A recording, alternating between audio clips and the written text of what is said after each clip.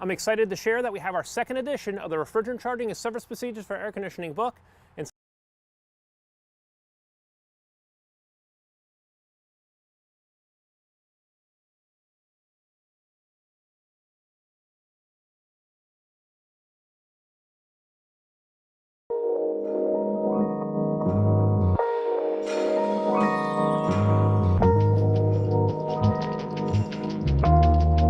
Do you know what we're here for? Equal parts. Oh my gosh. Illegal. Help! Help! I'm being repressed! That's too much, Dad! Come on! What? Not gonna do it. Wouldn't be prudent at this juncture. It's a bold strategy, Cotton. Let's see if it pays off for them. In the Ice Age, how much taxes did people pay? Follow the rich white man. I'm staying in the race.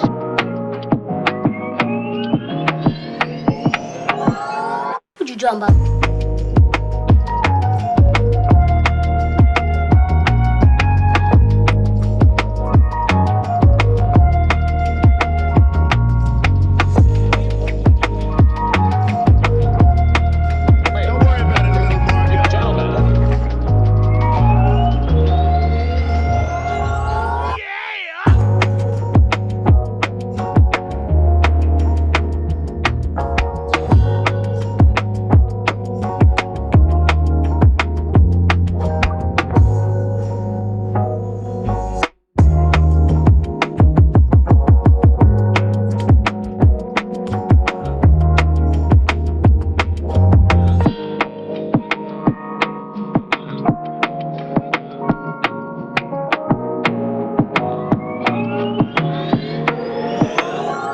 Spent a lot of quality time with my wife.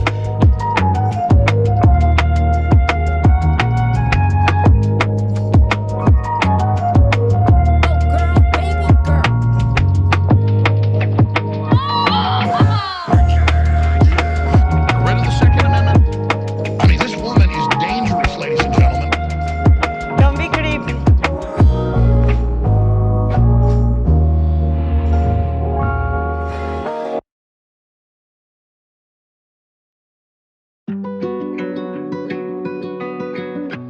There's no point in you betraying your future self to gratify your present self. It's a stupid game.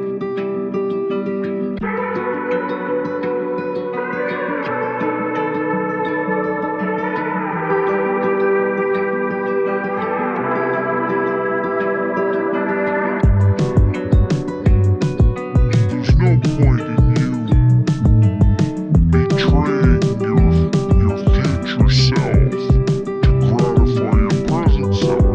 It's a stupid game.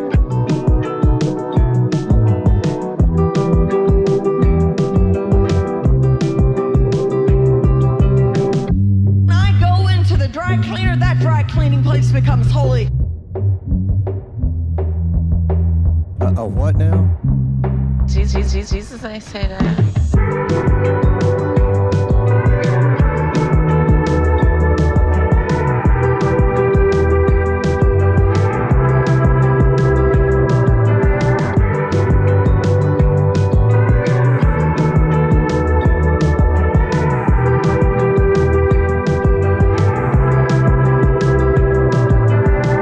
I cannot believe how people come for you already. I don't know if you know this,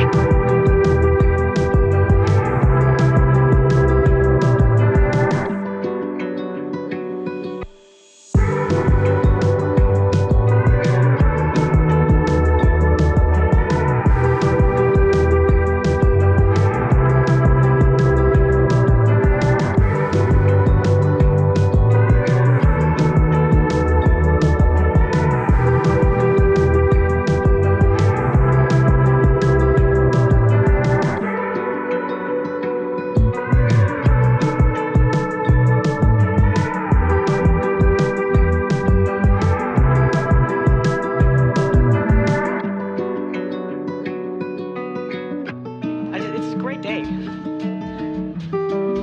for being sad.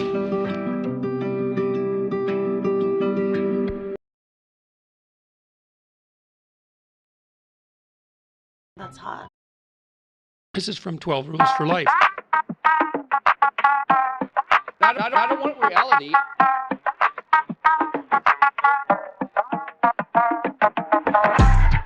Break now.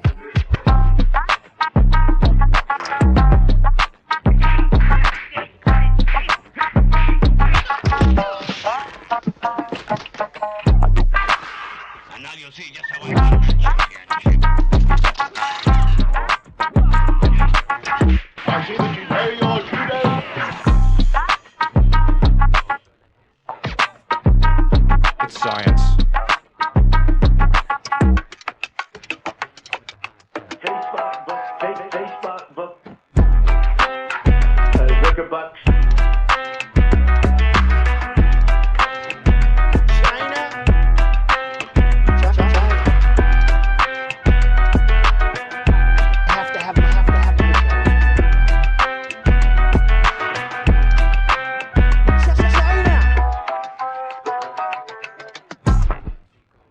Just like my wife's vagina.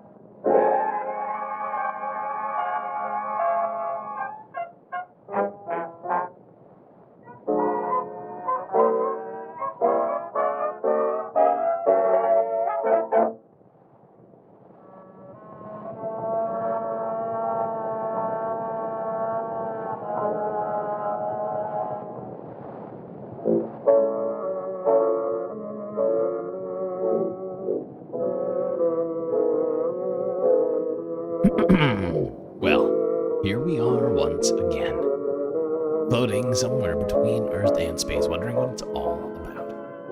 Got a hell of a lot to talk about here tonight, Space Fam, so I suppose we better get right to it. Don't forget to buckle up those seatbelts, as these here journeys through the abyss are often quite dangerous and filled with peril.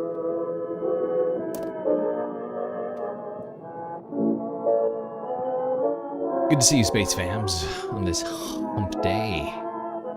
We had a little stream malfunction there at the beginning. Not sure what that was about, but we seem to be back functioning. Knock on Spacewood. Better do some shout-outs first. Hermit Horologist first. Aaron W. second, and Bob Carmody third. Sirius, a very, very close fourth. Joe 47771 is here. B-Cat. Sarah Layla. And Christopher DeBlante. Good to see you all. Hope your day and or night is going well. As I mentioned, we have a hell of a lot to talk about here tonight.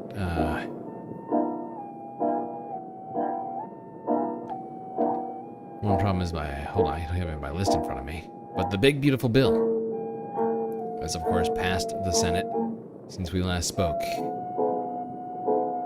and makes its way to the House. Best buddies broke up, Elon Musk and Trump on the outs. Donald Trump claiming that Zoran might be deported. Zoran Mandani responding earlier today. Alligator Alcatraz, a horrifying and medieval system, which is getting started as we speak, and much, much more. Anyway, Chad, I guess we better get to it. I know we're starting at a weird time, on a weird day, but I had a feeling that the way the week has already gone, if I didn't do a midweek stream, I'd be in serious trouble. When Thursday, Friday came around, whenever I stream next, probably Friday. But of course, Friday, speaking of Friday is Independence Day. That's right, 4th of July is just around the corner.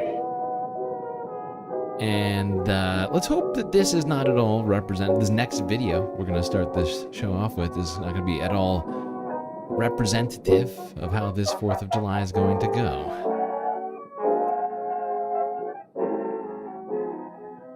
Let's go here.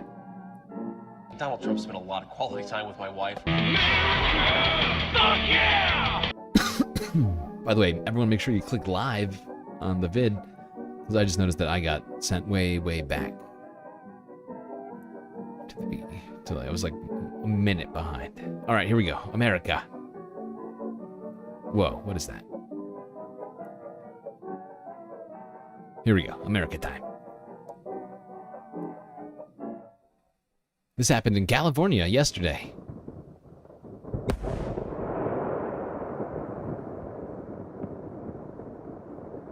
This was a fireworks warehouse which exploded. Officials say mandatory evacuations were ordered for a 1-mile area. There we go. An inauspicious beginnings here for July 4th weekend. An entire warehouse full of fireworks exploding. Thanks very much for joining me. Let me be very clear.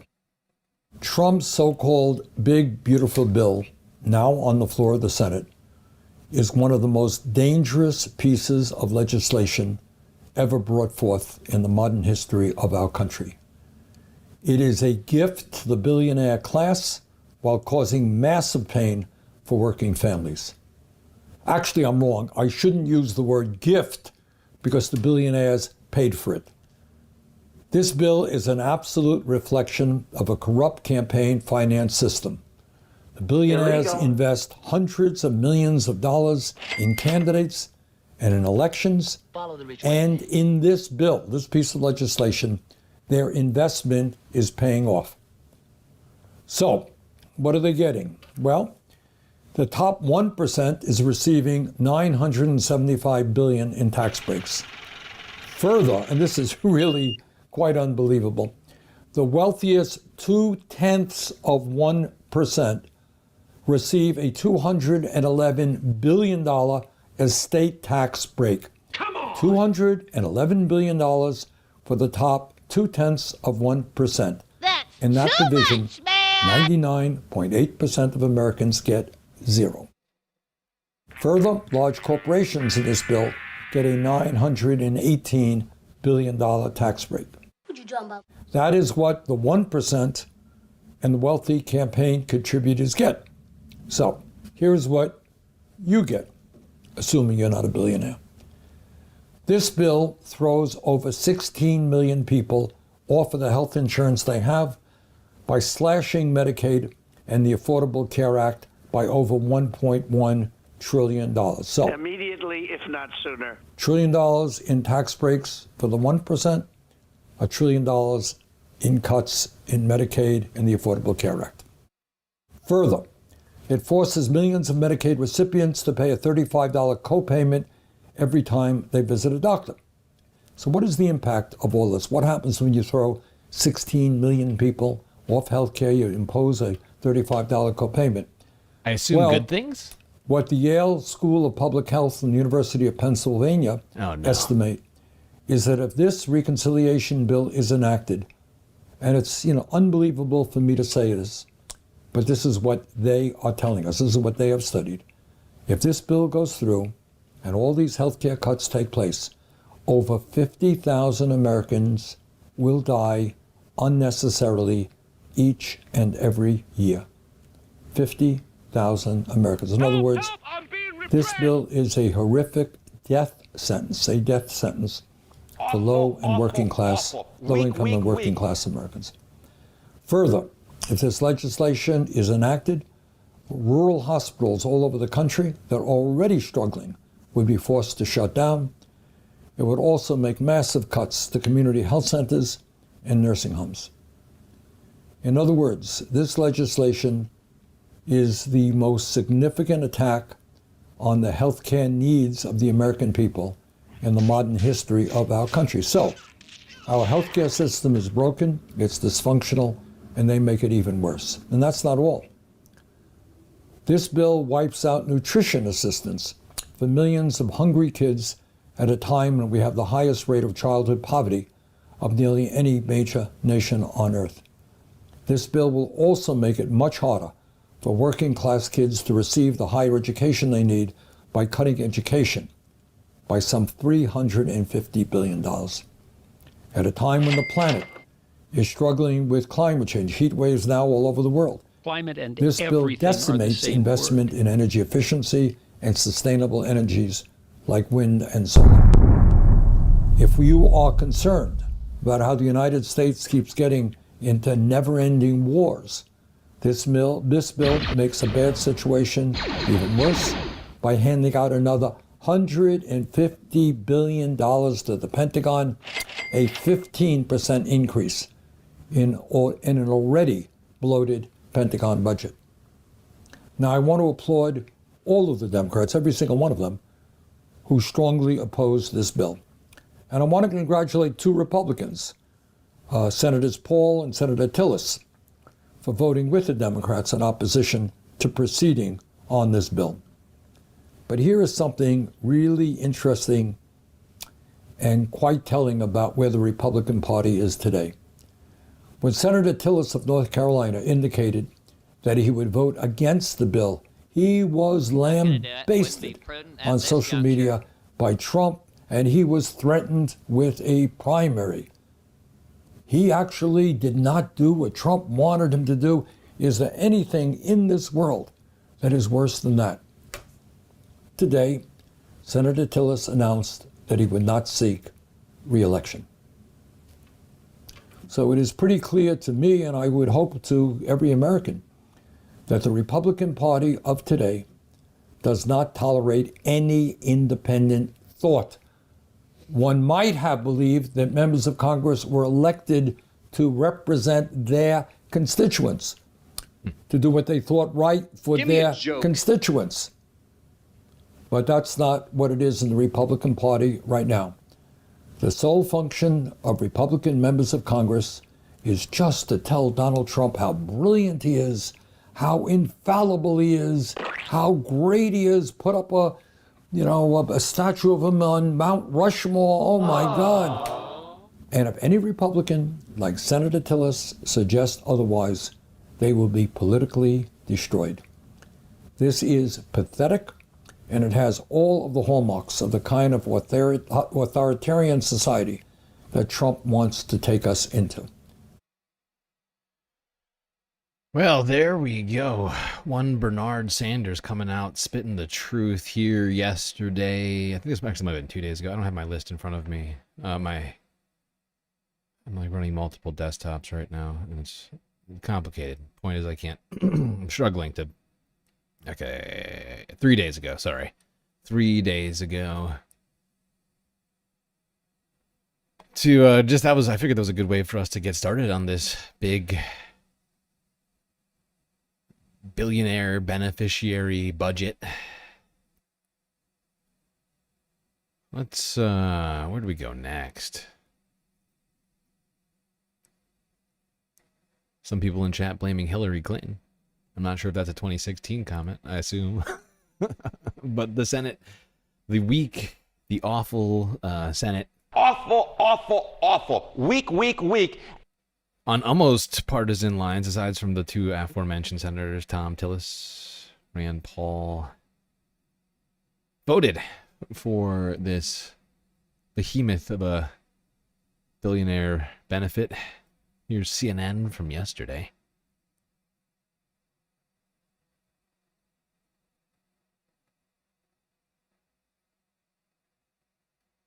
This is an important moment, a really important moment for President Trump's legislative agenda. So much of what he does with the stroke of a pen and hopes that it gets through the courts. This is different. This is really it when it comes to what he wants Congress to do. Actually, just hang on one second. Let's listen into the Senate.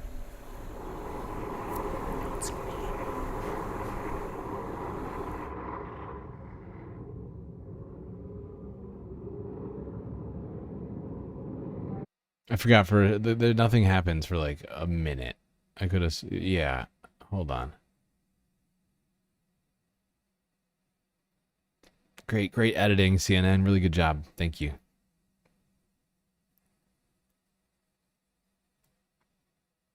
And deportations, a lot of money there. And it also lifts the debt ceiling.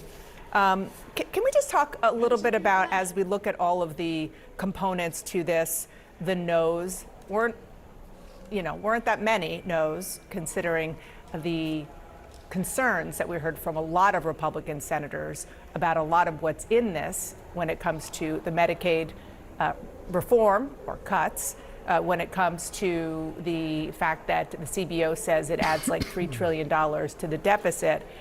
But at the end of the day, unless somebody changes their vote before it's finally gavelled, it was just, as you said, Rand Paul and Tom Tillis, who went out with a blaze of glory. He was so upset about this. He said, I'm not going to run for re-election. Yeah, and Dana, I just want to interrupt to say they have gavelled this vote now. It happened very quickly, but I want to just point out, as you were saying, you have these three... J.D. Vance. Look at him running out of the room. He's like, I'll gavel and I'm going to run away so nobody can even see me gavel.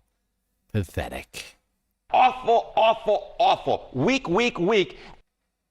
Now, J.D. Vance had to be the deciding vote in this, so nobody can ever let him live this down. When this guy goes, and he will, one would assume, so long as Trump doesn't try to run for a third term, J.D. Vance will try and run for president. And nobody can let him live this down. He was the deciding vote.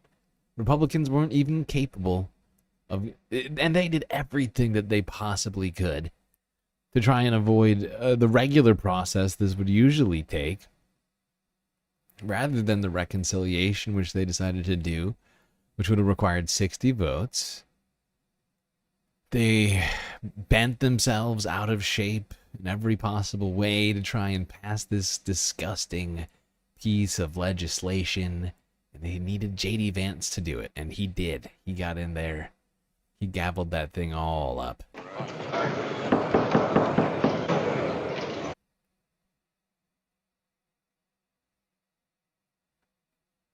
All right, we got more to talk, a lot more to talk about this terrible tragedy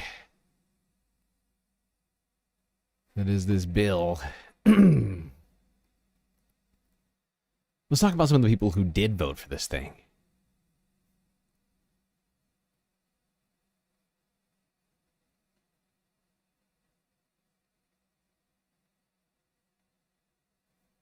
More senators talking about this behemoth of literally what could be the worst legislation in a generation, talking about this reconciliation bill, which cuts taxes dramatically for the wealthy. It distributes money upwards to the rich. It cuts millions upon millions of people off of health care. It cuts millions of people off of food assistance. It cuts all of the subsidies that we have passed during the Biden administration to help wind and solar energy get a toehold. It provides subsidies to actually, we're going to talk oil about companies. We are going to talk about some of those changes, and it's actually worse than what Salmon just described. I know what he just said sounds bad, but it's actually worse. It's not just the Biden stuff. No, it's really not good. It goes back like 20 years. Still allows for the threatening of withholding of federal funds if states pass any AI legislation. I mean, it goes on and on and on. Here's Josh Hawley, the famed Republican populist, who has been talking over and over and over again how he will not support a bill that would cut this many people off of Medicaid. Do it. Wouldn't be prudent His at own this voters juncture. are on Medicaid. He is not going to support this bill unless it's time to vote on it. Oh, we can't be cutting healthcare for working people and for poor people in order to constantly give special tax treatment to corporations and other entities. And we've delayed that in this bill. But it will, unless we take further changes or take further steps, it will happen in future years. And I'm opposed to this. If we're going to be a working class party, we've got to protect working people. And I just the Medicaid stuff in here, I think is bad. Okay. Oh, all right. It's bad. And I want you to know, this is not video from a year ago. It's not even video from 2 months ago. Yeah, and we've seen multiple videos of Mr. Josh Hawley going on to, CNN or MSNBC saying, I don't know, we're not going to cut Medicaid. That would be bad. That'd be really bad. And here we have, it's pretty wild. It's pretty crazy. What was I going to say, though? Something else I was about to say about Mr. Hawley here. Hold on. What did he say? That something was stuck in my head just now. Hold on. Constantly give special tax treatment to corporations. Oh, right. I was going to say, Josh could have been the deciding vote. If he hadn't voted, J.D. Vance couldn't have broken the tie, because there would have been no tie, and the bill would have failed. So if he cared about that, he could have very easily. And I want you to know, this is not video from a year ago. It's not even video from 2 months ago. This is video from yesterday after he voted for the bill. This is ridiculous. Emo populism. He's sad about it. He's not going to support it in an emotional way. Yeah, he's not emotionally available for it. He's not like, if the bill comes to me and says, I need to borrow $10, I'm going to say no. But I am going to vote to pass it into law and remind my colleagues that I am not emotionally supporting this bill. It's upsetting to me, this bill. It's upsetting to me that I had to vote for this bill. Makes me super sad. I should almost get credit for not voting for it. Like after I voted for that bill, I went home. I went into the bathroom and I cried. I cried one tear of American sadness. It's, I just want my constituents to know that it was that much harder for me to vote for this because I'm not in favor of it. I know all the bad things about it, and then I still voted for it. A lot of people can vote for bills they support. That's the easy way of doing it. But I'm voting for bills that I don't support. That's it what is it a lot needs to be, harder. mighty man of Exactly. valor. Exactly. You don't even have to play the audio sound anymore. You've basically adopted the voice. Josh Hawley just being a mighty man of valor. He found his spine and voted for something that's going to hurt his constituents. It's harder to hurt your constituents than it is to help them, you know? Emotionally speaking. He's broken up right now. He's probably curled up in a ball in his marble shower back at home, listening to, I don't know, Cyndi Lauper or something. I'm trying to think of what Josh Hawley listens to when he's sad. Maybe, no. John Denver.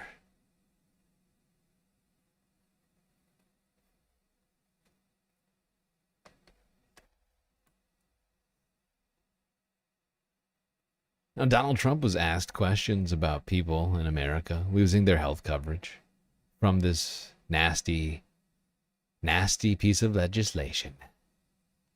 Let's see what he had to say. I'm sure he was concerned. President Trump's mega domestic agenda bill is one step closer to becoming law today. The U.S. Senate very narrowly passed the so-called One Big Beautiful Bill Act. 50 senators, all Republicans, voted for it. 50 senators voted against it, including every Democrat, 47, and 3 Senate Republicans. Those are Senator Susan Collins of Maine, Senator Rand Paul of Kentucky, and Senator Tom Tillis of North Carolina. This tie vote activated one of the few constitutionally assigned roles of the vice president. So, Ohio's own Vice President J.D. Vance presided over the Senate and delivered the tie-breaking vote in favor of the One Big Beautiful Bill Act. He also took to Twitter to extol its virtues, mainly, he said, for reducing illegal immigration, downplaying, quote, everything else, including, quote, the minutiae of the Medicaid policy is immaterial compared to the ICE money and immigration enforcement provisions, unquote, according to the vice president. This is the bill will leave more. Wow, I'm sorry. We got to go back to that. Wow. J.D. Vance has so much stuff to say here. It's immaterial. The CBO score, the fact that it's going to increase the budget by trillions of dollars over the next 10 years. The proper baseline, meaning the Republicans' decision to pretend that the tax cuts that definitely expired didn't expire and are somehow the baseline of congressional spending, which they're not. The minutia, as in the 17 million people who are going to lose health care coverage of the on Medicaid, is all immaterial. That is tiny. That is inconsequential in comparison to all the great money we're going to be sending to ICE, which, by the way, is going to be over $160 billion. Oh, good. Oh, I feel much better now. Thank God. At least we're going to get all that money to ICE. Oh God, that takes a load off my. In the U.S. without health insurance, according to CNN's analysis of previous Congressional Budget Office numbers and the updated bill text. So, what happens now? Since the Senate made changes to the House bill, it has to go back to the House for approval.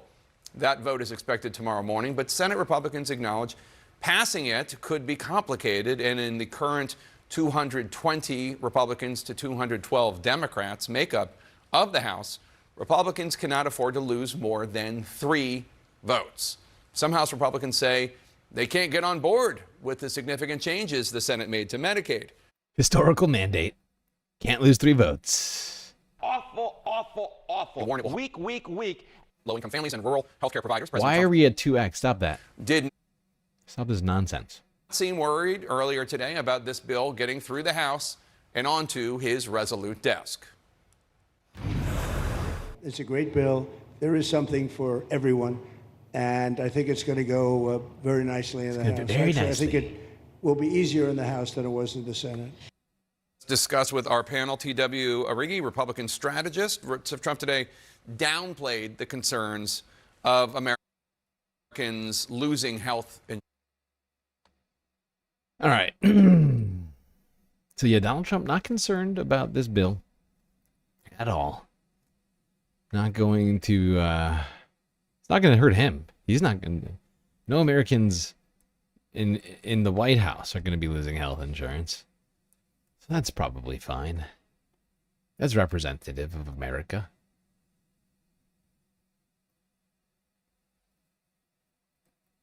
All right. Let's look at some of the impacts of this bill. We go to a couple places, starting in Colorado. I wonder if Colorado needs Medicaid money. They're probably fine.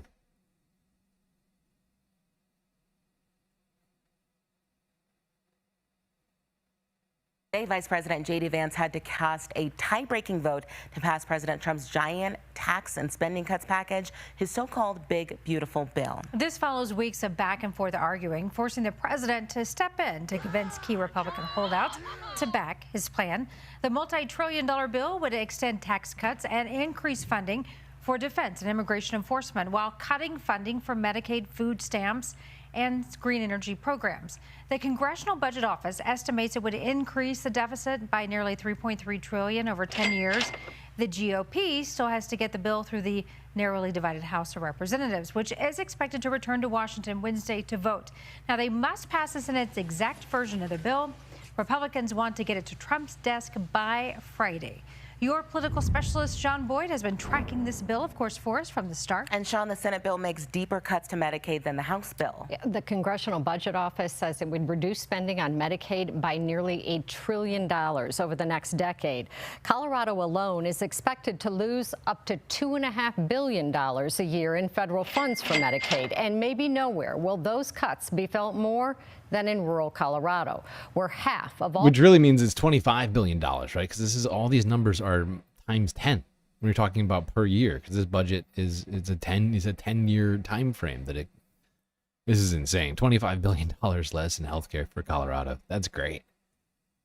That's great. Hospitals are already operating in the red. We are, on an island out here. Located in Hugo, Colorado, Lincoln Health is the only hospital on the I-70 corridor for 160 miles. The survival of those who live here depends on the survival of this hospital, which also operates family practice clinics, a nursing home, an assisted living center. All of Look at it. It's like a CEO barn. Kevin Stansberry says is at risk. It's a tiny hospital.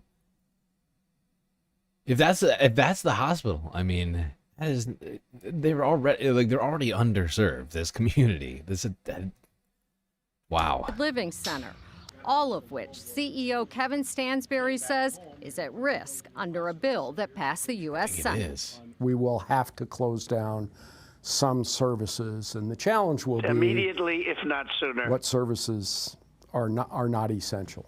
Stansberry says 80% of the patients here are on Medicaid or Medicare, both Wow. of which would take a hit under Wow. the bill. The Colorado Department Wow. 80% of this town is on Medicaid or Medicare. Oh my God. Oh, holy shit, look at that. or Medicare, both of which. That is fucked up. That's too much, man! That is fucked up. This community is screwed. take a hit under the bill. The Colorado Department of Healthcare Policy and Financing says the bill would mean a loss of between $900 million and $2.5 billion in Medicaid funds. And thousands of Coloradans, it says, could lose coverage due to red tape. The bill requires recipients to provide proof they're going to school or working every month and proof of income and citizenship every 6 months. Our patients have to travel to Fort Morgan for in-person revalidation of their Medicaid. You're cutting access to care, which ironically could drive up the cost of care and put more financial stress on hospitals. Stansberry says Lincoln Health would lose about 25% of its Medicaid reimbursement. Where you live shouldn't determine if you live. And most of the people who live here are Republican. I'm not sure that's what people out here voted for. I don't think they voted to have their hospital decimated. Wow. Wow. Republican voting district is going to lose its hospital in Colorado if this bill goes through.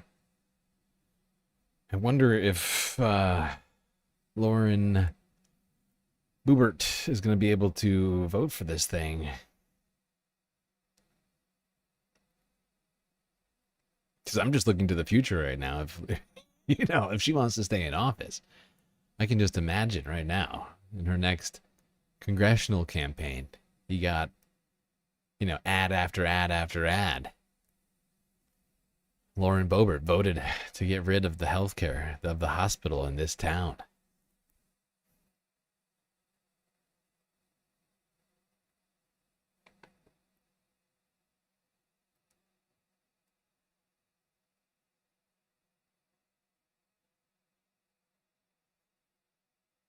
Sorry, chat. There we go. All right. I'm sorry. I'm navigating one mouse down. I usually have two. I'm having to do something weird to make this all work today.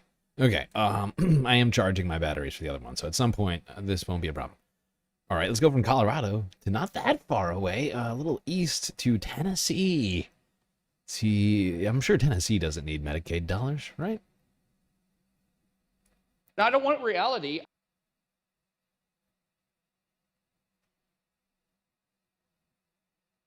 But here at home, some are worried that efforts to tackle the country's deficit means risking the lives of many who need health care. Some doctors say any cuts to Medicaid could mean the threat of closure for 9 already struggling rural hospitals here in Tennessee. Many of these facilities rely on Medicaid funding to stay open. News Channel 5's Kelsey Gibbs talked with one doctor who explains why she thinks it's truly a life or death issue. On this vote, the yeas are 50, the nays are 50. The Senate being evenly divided, the Vice President votes in the affirmative. The bill as amended is passed. With the Vice President casting the tie-breaking vote, President Trump's budget bill made it through the Senate. No taxes on tips or overtime, an expanded child tax credit, border security boost, and promises to slash waste and fraud. The bill passed, and I think it's going to do very well in the House. We'll see how that works out, but looks like it's ahead of schedule. Let's see what happens. The White House calls it historic, promising the biggest tax cut ever, more money in paychecks and higher wages. In Tennessee, that take-home pay could jump from $7,000. I love how he sees a bill that has not yet passed with 2 days until his self-imposed deadline as being ahead of schedule. I don't even know what that means. What is that supposed to mean? Does it mean like because we haven't hit the debt ceiling yet, which expires in September? It's unclear. To $11,700. But critics say the cost is steep. Whenever you take away health care from a patient, you're taking away economic security for that patient. And you're also harming a community by taking away employment opportunities. Dr. Amy Gordon-Bono, a Tennessee physician, says the bill doesn't just cut health care access, it cuts lifelines. We physicians are appalled at the attacks on truth, on science, on health care. 71 million Americans rely on Medicaid, and according to the Congressional Budget Office, this Senate bill could leave 12 million more without insurance by 2034. The House version doesn't fare much better. Nearly 11 million could lose coverage. This is a betrayal of every American, especially those in rural communities. Because of this Well, there's your map. And I am fairly certain many of these districts in Tennessee, these rural Tennessee districts, all vote Republican. So are every single one of these Republicans, representatives in Tennessee, going to vote for this thing? To vote to have their hospital in their district shut down? That is the question I ask you right now, chat. That is the question I am asking.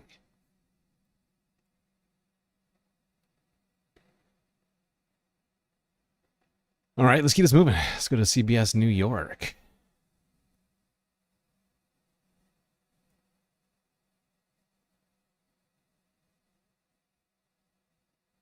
President Trump appears to be on the verge of his biggest legislative win. His budget bill now goes back to the House, but its ultimate passage is far from certain. Erica Brown is live from Capitol Hill. Erica, where they've been burning the midnight oil at least the last 24 hours. Good evening. Good evening, Dick. That's correct. And after weeks of tense negotiations and a marathon vote session lasting nearly 27 hours as they considered amendments to this bill, the Senate did pass the legislation that is key to the president's agenda. It includes trillions of dollars in tax cuts, more spending for border security, and deep cuts to Medicaid among some of the key provisions. But this bill is poised for a battle in the House. Touring an immigration facility in Florida Tuesday, President Trump found out the Senate passed his budget bill. The big, beautiful bill just passed in the Senate. Oh, thank you. Wow. Thank you. The vote was 50-50, forcing Vice President J.D. Vance to cast a tiebreaker. The vice president votes in the affirmative. The bill as amended is passed. Three Republican senators voted with Democrats against the bill. Susan Collins from Maine, Tom Tillis from North Carolina. I actually missed this. So Susan is the third vote. Because I could have sworn it was a 53 to 47 split right now. And so it was, because I was like, Tom Tillis, Rand Paul, they're missing one. When I was thinking, it was Susan Collins. And Rand Paul from Kentucky.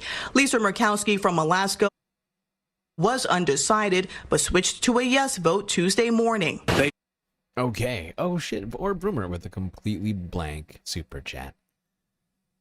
Oh, wait. I don't have this turned on OBS. No, don't do that. Is that working now? There we go. Or Broomer. Thank you. The sweet super chat, and for reminding me that right now is about the time that I should be actually turning on a goal. I wish somebody had just reminded me to start a goal. Because that should have counted. It should have counted. Now I feel bad. I made a huge tiny mistake. It's really my fault. I should have reminded myself. Although it's really not an hour yet. You kind of got ahead of me. All right.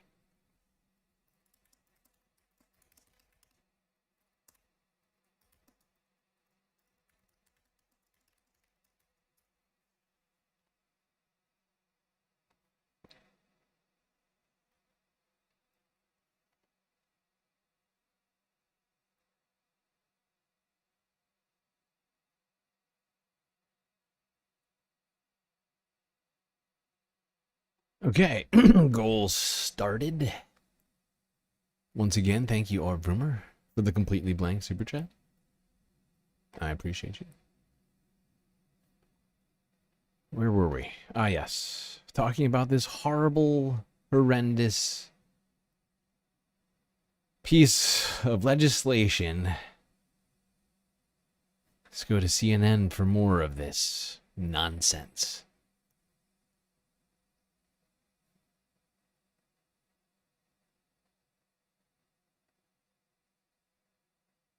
So what exactly do everyday Americans stand to lose or gain, and why is this unpopular bill so essential to this administration? Douglas Holtz-Eakin is president of the America Action Forum, having served as chief economist to President George W. Bush, and Jared Bernstein chaired President Biden's Council of Economic Affairs. They join me now. Thank you so much for joining us. Let me start with you, Doug, because if we were to take the CBO's projections of $3.3 trillion adding to the deficit over a 10-year period of time, do you believe what the administration is saying, that the economic stimulus from the tax cuts would offset this burden to the deficit? Or are we at risk for long-term fiscal instability, as many of its vocal opponents argue? Well, I certainly think it's closer to the latter. We're already in a dangerous fiscal position. This makes it worse. I look at this bill and I don't see much in the way of stimulus and pro-growth policy. There are some business investment provisions for expensing equipment investment, research and development costs, and some structures, but that's about it. The rest is extension of current law, which gives you nothing, and a whole bunch of political favors and handouts to particular classes. Not much there in the way of pro-growth. Wow, even a former George Bush advisor coming out and saying this is terrible. Shocking. Shocking. As well as lowering the deficit, as the administration has been saying all along. He also says that the CBO ignores a number of things, including the better growth in this bill for the economy, investments in new factories, that it completely ignores tariff revenue, which they claim will bring in $3 trillion over the next decade. And then he goes on. I love how they're trying to bring out both the Laffer curve and also the claim that the tariffs are going to make a ton of money for the United States. Because they're basically admitting that the tariffs aren't going to do what they've been touting them to do from the beginning, which was to bring jobs back. And then they're bringing up another completely debunked economic policy. So the tariffs are literally just a regressive tax, and that's how they're seeing it now. They no longer for incentivizing job growth here for some reason, and is their excuse to cut taxes. Basically, that's what it's become.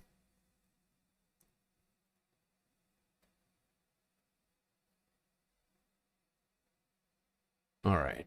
By the way, I'm going to count that orb rumor. Just so you know, I'm going to count that super chat towards the goal. So we're really at 1 of 10 right now. So just let everybody know. All right, where are we going next?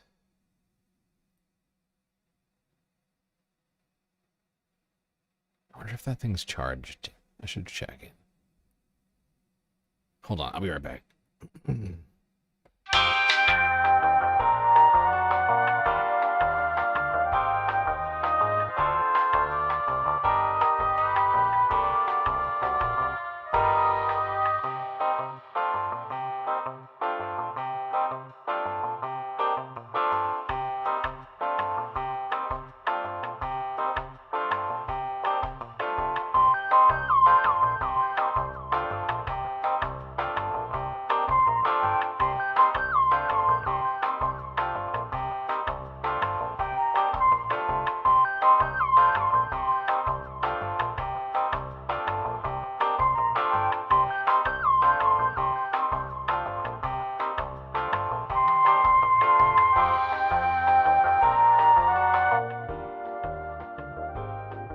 Okay, I'm back. This seems to be working okay. What the percentage is in that? I'll show you in a second. All right, sweet. Where were we?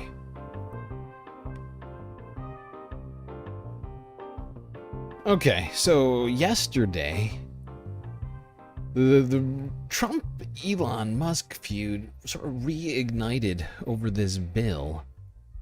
And it's certainly been a point of contention in the right-wingosphere.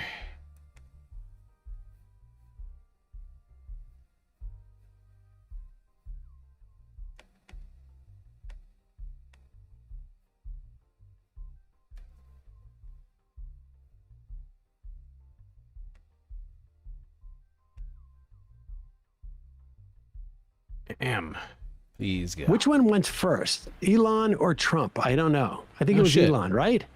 This is number 9. I just noticed that this space and their viewers just joined us in the chat. Welcome, this space viewers. Hope you're doing good. We're just talking the big billionaire beneficiary budget bill right now, which of course just passed the Senate, is in the U.S. House being deliberated over. Yeah, I was just realizing that. It's a good point. Pitchforks Dragon. Space people, welcome to the Space Fam. Yeah. The Galactic Elon News attacked Network. the bill first, I think. Okay, here is Elon on, this is on Twitter.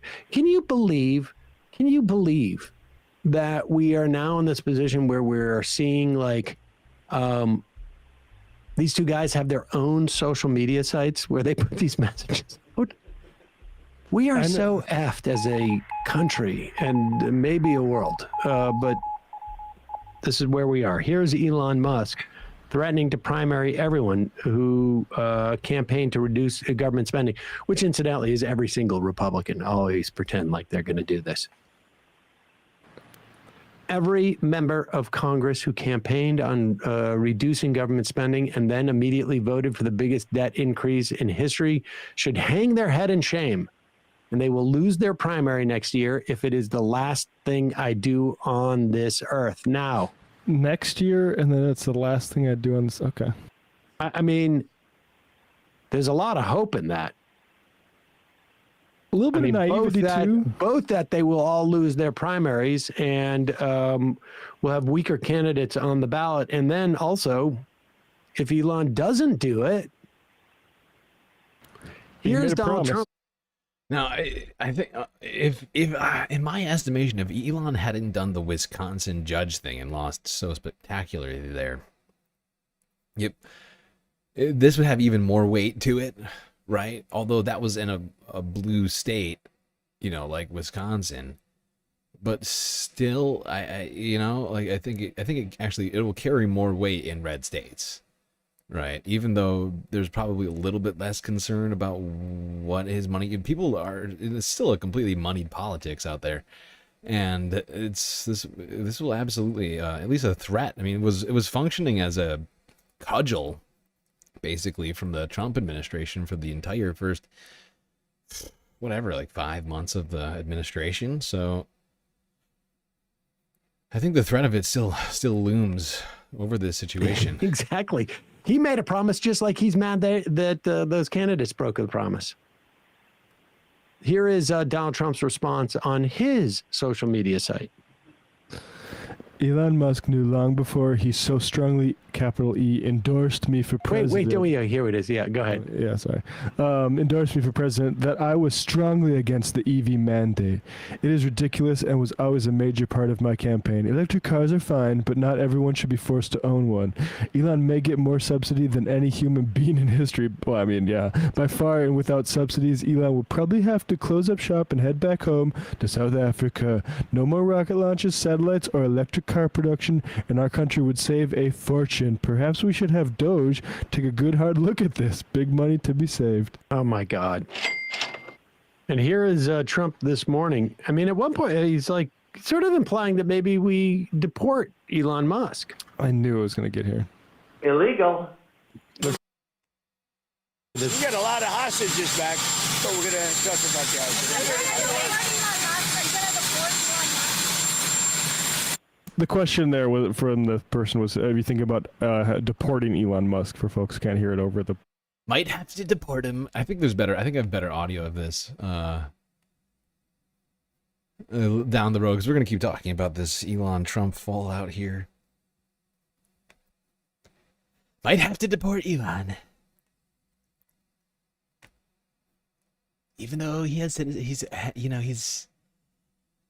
not a great guy. He's a great patriot, but maybe he shouldn't be in the country.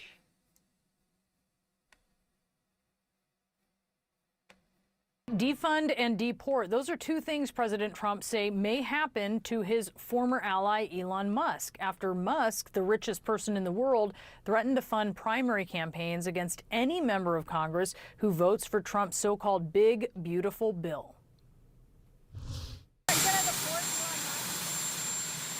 I don't know. I think we'll have to take a look. We might have to put Doge on Elon. Doge is the monster that might have to go back and eat Elon. Wouldn't that be terrible? He gets a lot of subsidies. It's a lot of subsidies. Trump referring to the billions in federal contracts that benefit Musk's companies. Do you know what I love most about this is that this is happening just a few, not even a few months, like a month. A little over a month after Elon left our government, having gone through literally anything he wants. I just want you to think about that. Elon Musk would now potentially be getting kicked out of the country. A man, a vindictive sort of shitty person, richest man on the planet, who now has all of our data and is also getting kicked out of the country. I'm just thinking about it. To me, it gives me chills. Just it's just the whole thing is fucked. The whole thing is and just months ago, Donald Trump was calling him a great patriot. Oh my God. Wow. It's almost like Donald Trump was just saying random shit once again that meant nothing. Now, Katie Drummond, global editorial director at Wired, and Ryan Mack, a New York Times reporter who covers Musk extensively. He also co-wrote the book Character Limit: How Elon Musk Destroyed Twitter. And Ryan, Musk posted on X, "So tempting to escalate this, so tempting, but I will refrain for now." What do you think? Is he going to escalate? You know, Elon has Twitter fingers. Like, we literally gave Elon New York Musk. Times reporter who covered. We literally gave Elon Musk all of the Social Security data, access to the Department of Education, the USAID, every single department that Doge touched. Elon was in, supposedly sucking data out of every system, and like, this is like, you know, not long after this, and all of a sudden, you know, this is lovely. To escalate this, so tempting, but I will refrain for now. What do you think? Is he going to escalate? You know, Elon has Twitter fingers, or X fingers now, and he tends to kind of say whatever he wants. So even though he's talking about restraint and refraining from speaking out, you know, I think in time, you know, he'll probably lash out again. He'll probably tweet. He'll probably say something that's going to anger the president. And, you know, we've gone through this cycle multiple times now. You know, this is the only the latest iteration. So, you know, I think we're going to see more for sure. Katie, who needs who more? Who does need who more? It's a good question. It's a good question. Honestly, though, this infighting between Elon Musk and Trump is both delicious and horrifying due to what we've given to Elon at this point. It's just, it is completely wild. I would kind of love to see him get deported. Not gonna lie, just a little bit. I think it would at least be cathartic in nature. That is for sure.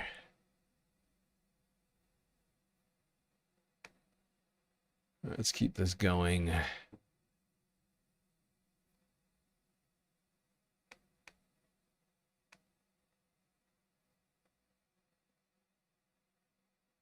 Meantime, the feud between former first buddies Donald Trump and Elon Musk reignited today. The US president has threatened to deport the South African-born billionaire and unleash the Department of Government Efficiency on its old boss to review his company's contracts.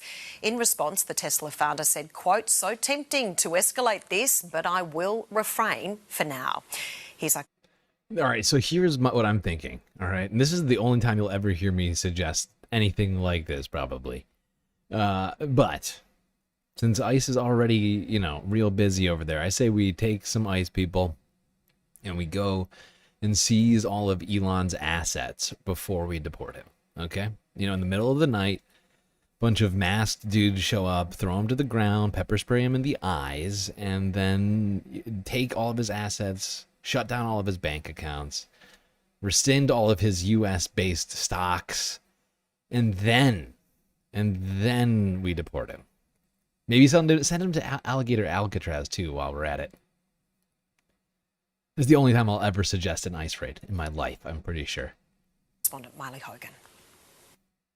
As Donald Trump toured a new detention centre, he'd earlier made remarks about looking into deporting his former best friend, Elon Musk. The US president touched down in Florida to see with his own eyes the new facility that has been dubbed Alligator Alcatraz. That was really meant as a joke, but a lot of people liked it, and a lot of people think we should do it. The migrant detention camp, built in the middle of a swamp, surrounded by snakes and alligators. The Trump administration harnessing that fearsome imagery to send a message to undocumented immigrants. If they escape prison, how to run away.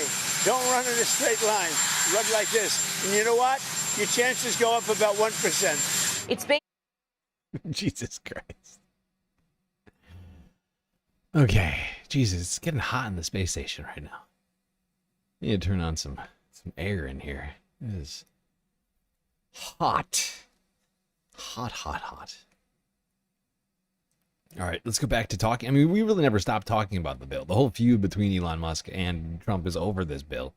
We talked earlier about how Elon doesn't seem to completely understand how the government works, because he seems to think that, well, basically, like, he seems to be confused about the spending aspect of all this. But let's continue talking about this terrible, dangerous, un-American piece of legislation.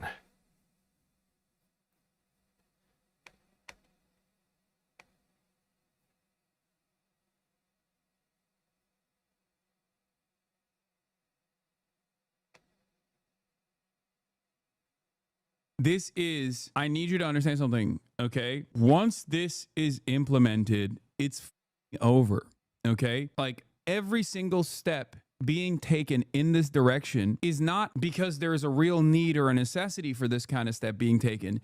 It's for a larger project. And the larger project is identical to what the Nazis did. We're going to get started, obviously, on the Big Booty Cheeks bill. I covered it extensively yesterday with David Dane, as you guys know. There was a vote-orama that took place yesterday where, you know, legislators were going up and down, figuring out whatever kind of like additional things that they wanted to add into the bill. They did that, and they officially passed it this morning. Obviously, this is devastating, as I warned yesterday. It is a completely psychotic wealth distribution bill. It is one of the worst bills. It is one of the most fascist bills. It is terrifying, and it's most likely going to pass in the House of Representatives too at this point. You know what I mean? Like, it's just, it is what it is. America winning. We're winning. You know, I don't think it is going to pass the House. I think that the House is going to be forced to make amendments and changes to this thing. I find it highly unlikely that they manage to pass it. You know, and on this particular issue, I think I disagree with Hazan. I think that they're going to have to amend the bill and send it back to the Senate, which probably means they're going to play ping pong for a little while, back and forth, sending this bill, you know, continuing to tweak this and that. It's gonna look like some sort of a Frankenstein's monster by the end of it.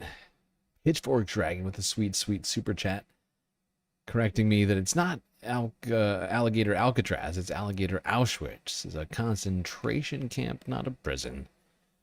Making strong point there, Pitchforks. I'll allow it.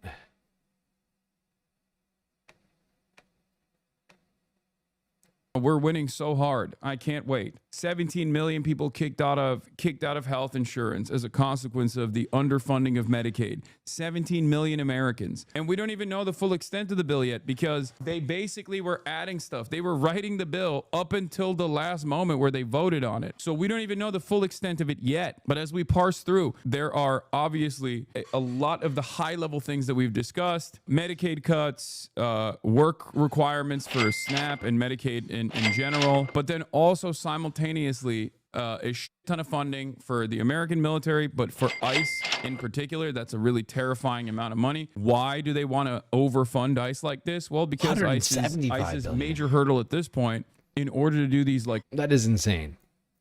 That's 1/5 of the military budget. We are spending 1/5 of what we spend on the military to occupy the United States. $175 billion. That's more money than most nations spend on their militaries. It's insane. It will make ICE like literally an occupying force. Disgusting. Truly disgusting.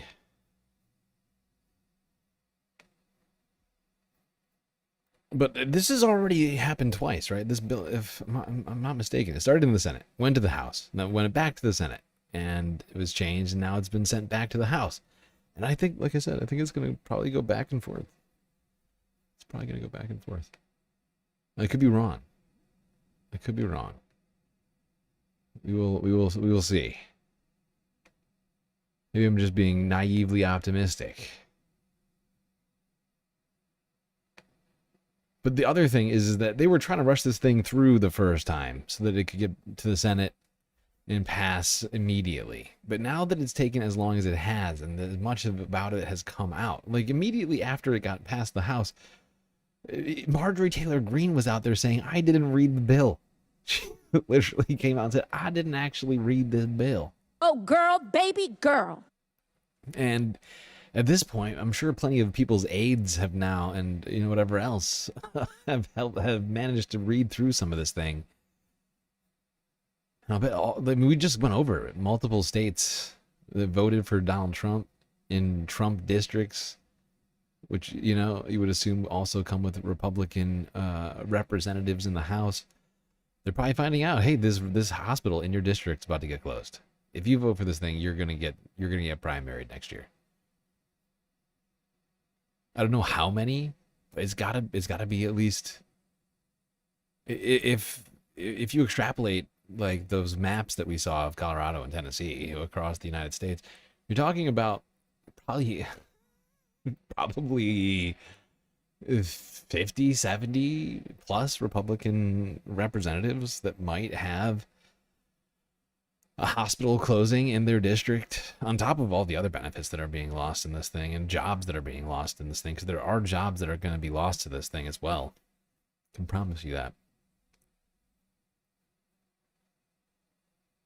Even in blue states, representatives are getting, in my understanding, they're getting a lot of calls. There are, of course, Republican representatives in blue states still. I think this was, I think it's more complicated. It's much more complicated in the House than it is in the Senate, honestly. President Trump is touting progress toward a possible ceasefire in Gaza and urging Hamas to accept the terms. What is this? In a post on social media tonight, Trump says We'll talk about this later. It's not time for that right now. It's back to the House. It includes major cuts to Medicaid, roughly $4 trillion in tax cuts for the wealthy, and is expected to add over $3 trillion to the national debt in a decade's time. Groups all across the country already concerned, including City Harvest in the Bronx. With more, here's Sonia Rincon. Hopefully people will join this fight because it's a fight for life. Out in the rain tonight, Brooklyn constituents of Congresswoman Nicole Malliotakis called on the only Republican member of the city's congressional delegation not to vote with her party on the president's budget bill because of its impact on millions of New Yorkers who rely on Medicaid and SNAP. She may vote for this bill, but it's not going to come without a price. Her constituents are going to be furious. The bill squeaked through the Senate. 3 Republicans rejecting it meant a 50-50 split, with the vice president breaking the tie. The bill as amended is passed. And now it's on to the House, where Democrats are gearing up for a fight. And we will do everything we can to kill this legislation and to fight for the food security, the food needs of the people of the Bronx. Congressman Richie Torres says his family once relied on SNAP. Okay, where is that? That is in Brooklyn. That is in Brooklyn. This is where that is, Nicole Malliotakis.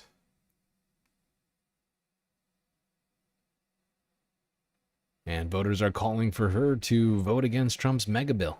And Republicans do not have a lot of votes to lose. 3 is the same. I think it's the same in the House as it is in the Senate. It's 3, I think. Very small, very thin majority. The first bill only passed by 1, and now it's completely, not completely, but it has a bunch of changes to it that weren't there in the vision that left the House.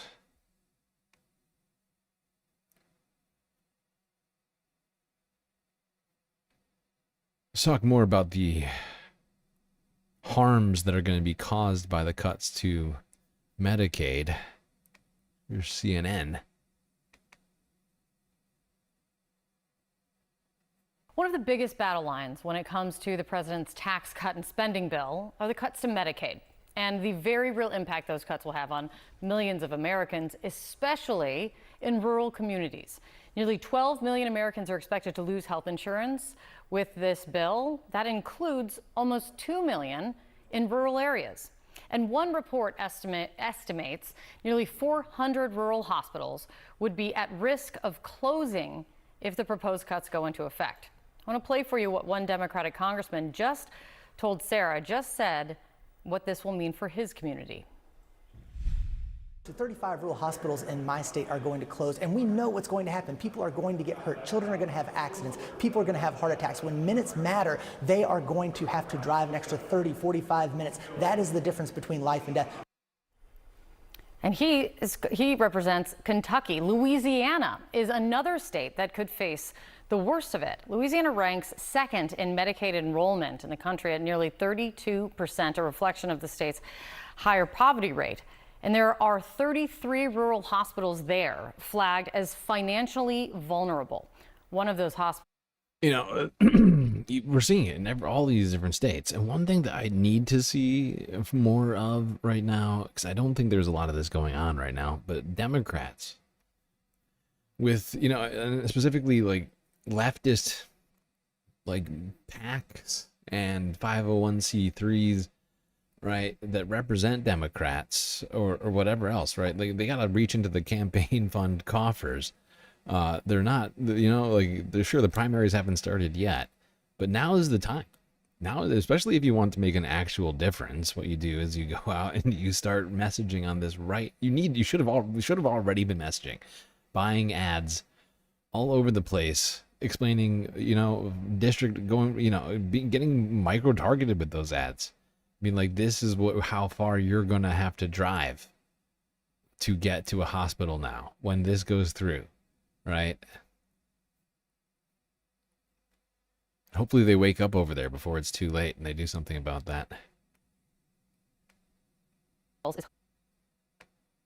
Memorial Hospital in Amy, Louisiana. And joining us right now is the CEO of Hood Memorial, Mike Whittington. Thank you, Mike. I really appreciate it. Talk to me first about your hospital. You also told me in the break that you're a nurse practitioner, so you know all facets of it. Who do you serve? What services do you offer? What does Hood Memorial mean to the community? I think everybody knows that I'm not like pro political action committee or anything. They exist and they have all of that money and they run ads all the time, right? Do you know what I'm saying? Like, they exist. If the money's going to be there, what's the point of it? Like, use it now. Immediately, if not sooner. So Hood Memorial is a 25-bed critical access hospital. We're located in northern rural Tangipahoa Parish, and we're founded in 1971 as a normal hospital, and then converted to critical access as reimbursement began to decline in the 90s, and ultimately forced a lot of rural hospitals into that status. So our primary service is primary and preventative care to our citizens. You know, we also have a large swing bed program as well, where we take patients from other hospitals who have who've had extended hospital stays and need extensive rehabilitation or antibiotics or wound care. So we focus. We don't do deliveries. We don't do surgeries. But we run an emergency room 24/7 and also operate a clinic that's open about 64 hours a week. And rural healthcare has already been in crisis for quite some time and is very vulnerable to small shifts in Medicaid policy because they're operating on smaller margins than bigger urban hospitals. So what do these Medicaid cuts that we're learning more about that's working its way through Washington, what do these Medicaid cuts mean for Hood Memorial? So ultimately, you know, I want to back up a little bit. Prior to 2016, we did not have Medicaid expansion in Louisiana. Governor Edwards, that was his first official act when he signed into executive order Medicaid expansion. That act alone saved a lot of rural hospitals. And since that time, since Medicaid expansion has been brought forward in Louisiana, we've not had any rural hospitals close. So that what this has done is has allowed us to invest in additional services for our communities, invest in additional new equipment, replace aging equipment. You know, most rural hospitals. You hear that? Ever since the Medicaid expansion, they've been able to keep hospitals from not closing in Louisiana here. And now this is going to absolutely do just that. It's going to decimate the medical system in Louisiana. 25% of rural adults in the United States covered by Medicaid. 25%. 1 in 4 people. You're in a room of 8 people, 2 of those people are on Medicaid. Crazy. Just crazy. We are shooting ourselves in the foot every single day. Watching it happen in slow motion over here is just, it's horrifying. What a terrible time to live in, chat. Truly the worst. The worst. All right, let's go here. Maxine Waters had some stuff to say about the big billionaire benefit. Thank you very much. Recognized for 1 minute. This big, ugly bill straps health care from 17 million Americans, shutters hospitals, and will starve 12 million people by taking away their food stamps. These cuts add up to $1.3 trillion, the exact cost of the tax cut Republicans are handing out to the richest 1% of Americans. But that's not all. The entire bill will add a whopping $3.3 trillion to our nation's $35 trillion debt. So much for Republicans being the party of fiscal responsibility. They're also gutting the Consumer Financial Protection Bureau, an agency that returned $21 billion to families cheated by mega banks.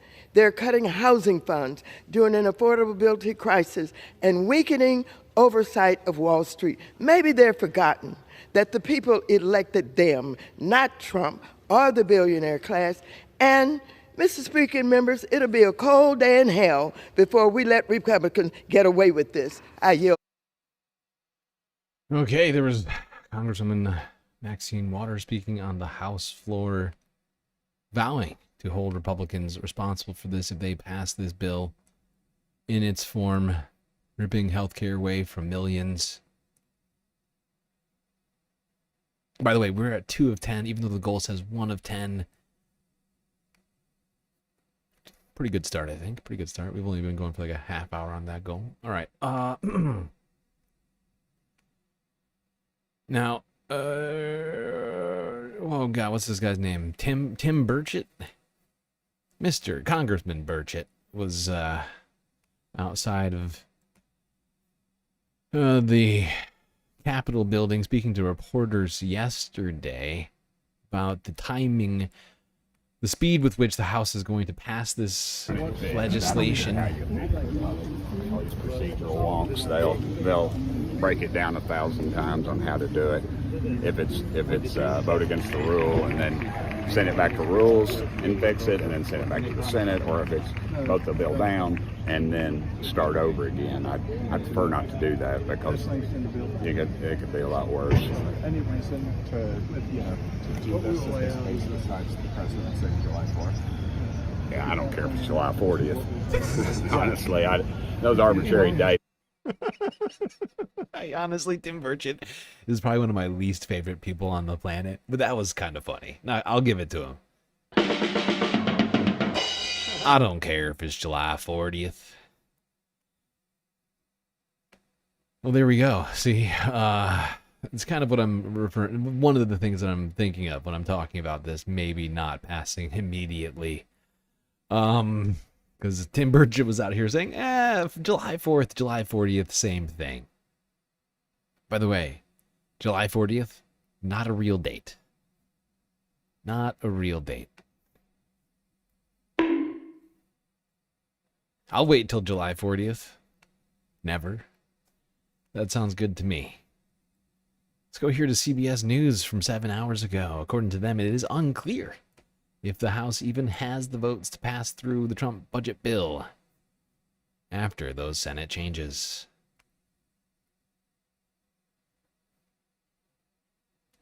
House Republican leaders are scrambling to rally the votes they need to pass President Trump's sweeping tax and policy bill ahead of the July 4th holiday weekend.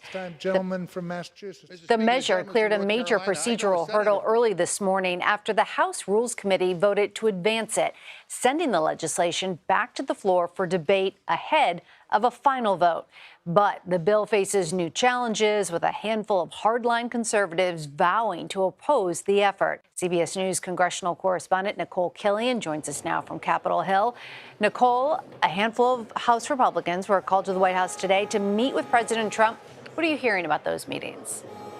Yeah, well, so far we're getting a little bit of a readout with some members saying they went well. We know that Dr. Oz was engaged in some of those discussions at the White House. But look, there are a number of holdouts that remain. We are currently in the midst of a procedural vote right now. And Speaker Mike Johnson, upon entering the chamber, stopped to speak to some of us. I asked him if he has the votes.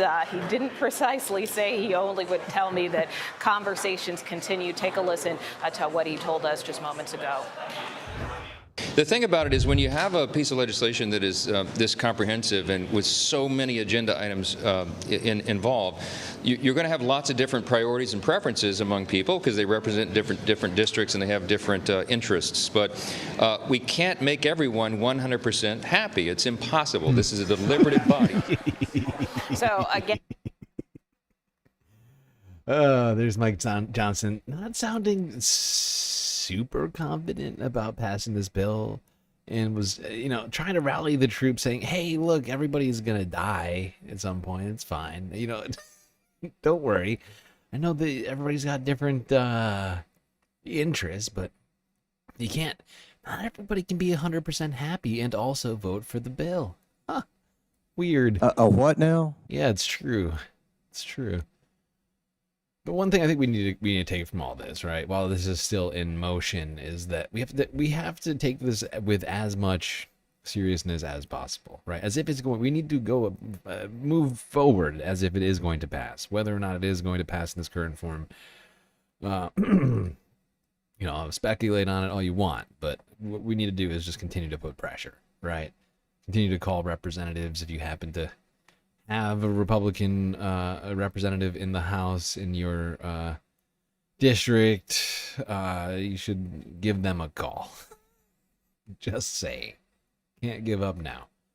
All right, let's go here. The CBC, the Congressional Black Caucus, spoke outside of the Capitol building earlier today. This was the live stream from that.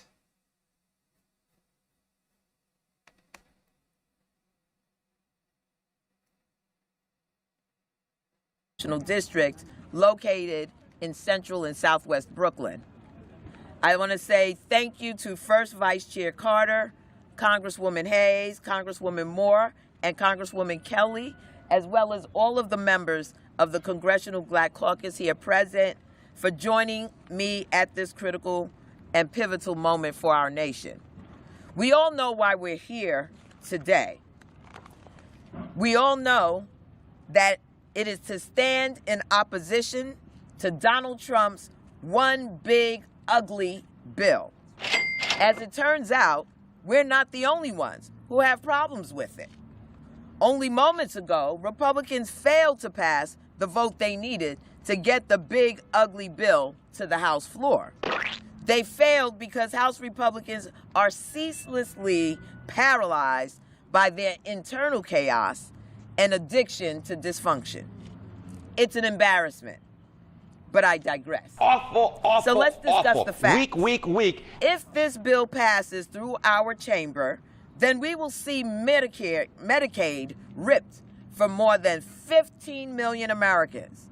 We will see food ripped out of the hands of children through nearly $200 billion in SNAP benefit cuts, which will impact as many as 6 million black children and teens across this nation. Come on! We will see the deficit balloon by $3.3 trillion.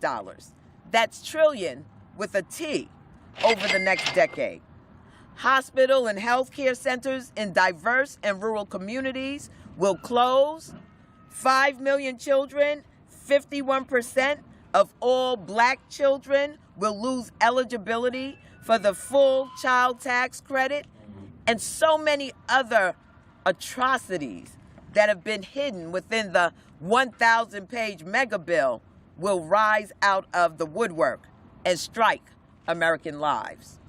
Make no mistake, Trump's bill is going to tear apart the social safety nets millions of Americans depend on just to live, and that pain will not discriminate.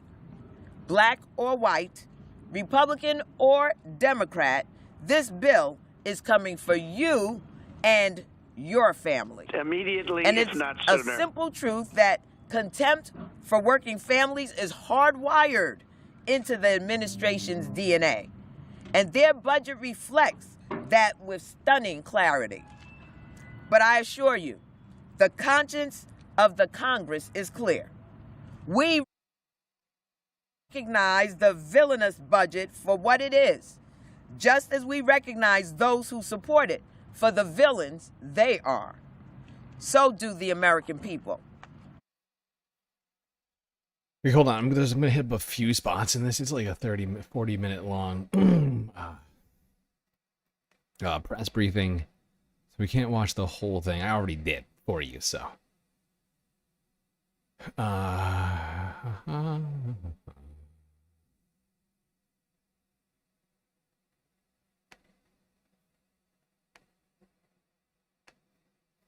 Good afternoon, everyone, and thank you so much for being here today. Thank you to Chairwoman Clark for organizing this press conference as the CBC speaks up and out against this bill. As my colleagues have already said, this bill is cruel and evil. It was ugly when it first passed the House, and then the Senate Republicans made it worse. The big, ugly bill will cost people their lives. That's the bottom line. As you've heard, 17 million Americans will be stripped of their health care. When people lose health care, yes, people die. That's not hyperbole, that's fact. And we know who will be most impacted: Black people. 13.3 million Black people rely on Medicaid. That includes 5.7 million children. And if that isn't bad enough, the consequences of this bill go beyond the individual person. It will impact hospitals, which in turn affect everyone, even if you aren't covered by Medicaid. Emergency rooms will be flooded, or more flooded, I should say. Wait times will increase. Life-saving care will be delayed. Hospitals and healthcare centers will be overwhelmed. This Republican bill will lead to $1.3 billion in uncompensated care costs for hospitals across my home state of Illinois, threatening 9 at-risk rural hospitals across the state. Over 330 hospitals across the country can close. It is never a good time for a hospital to close. But right now, our country is in the middle of a Black maternal mortality crisis. Medicaid covers 65% of the births to Black women. Where will Black women go if they don't have health insurance and there are no hospitals? Thanks, Jeff, for for the many question. Black women, the answer would be a local health clinic, like Planned Parenthood, that provides cancer screening, That's birth good. control, At least they'll have another STI option. testing, and more. At least people have another option. Planned Parenthood. Wait a second. Wait a second. Provides cancer screening, birth control, STI testing, and more. But Republicans have long sought to end Planned Parenthood, and they're using this bill to defund it. Ah, exactly. Yeah. So people would turn to a clinic, but Republicans are defunding the clinics too.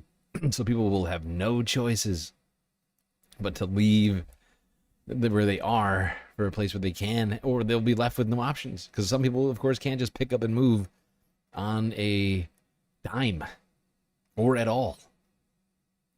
And so it's just going to hurt people all over the place, especially in Black and brown communities, rural communities as well. Because it's not just rural hospitals that'll be under threat. Inner city hospitals, it's the same situation. It's the same situation.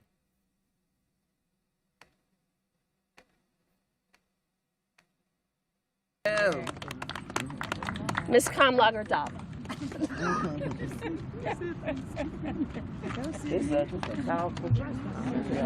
Hello, everybody. My name is Sydney Kamlager-Dove. I'm the Congresswoman for the 37th Congressional District. I am standing here with my colleagues from the Congressional Black Caucus We are the Congressional Black Receipts Caucus because we are bringing receipts about what is in this bill. Let me tell you something. There is no Republican Party bus coming up here to the Capitol because they know that they are being charged with selling snake oil that's coming out of the White House. Illegal. We have a president that is more committed to selling fragrances than he is to telling the truth. And they are negotiating with this person about bending the knee to him rather than bending the knee to the constituents. And in our district, in every single district across this country, 85% of voters in every single district want Medicaid, want SNAP, want these programs that they are cutting. And these Republicans should be listening to their constituents. Exactly. Couldn't have said it any better. The vast majority of Americans just want these programs to exist, not to do what Republicans are doing. And, they need to grow a spine and vote against this garbage. PB, my God, with the beautiful super sticker, you are amazing. No, you, PB, you're amazing for helping us with the goal and being so generous with your super stickers. That gets us to 6 of 10 people. We still got like 2 hours to go, if I'm not mistaken, on the 2 hours and 11 minutes. We still got quite a ways to go to complete the goal. And I know that you don't see it up there. It still says 1 of 10. It's a lie. YouTube is lying to you. Illegal. Really, it's 6 of 10, which is great. That is great. We are well on our way to completing that goal. And don't forget, we also count memberships too. So if you get one for yourself or you gift them to the community, those also get added to the goal, regardless of what YouTube says. I have my own checklist over here of how many donos we actually have. I find it to be much better, because people like to donate in different ways, and I can appreciate that. All right. Am I missing something? Oh, I'll also take PayPal and Cash App donuts too. I'll count those in there. I'll count those in there today. It's the first stream of the month, actually, now I'm thinking about it. Right? Yeah, okay. All right, moving on. Let's go inside the Capitol building here, where Jim McGovern had some stuff to say about this terrible, tragic, trillionaire trust fund.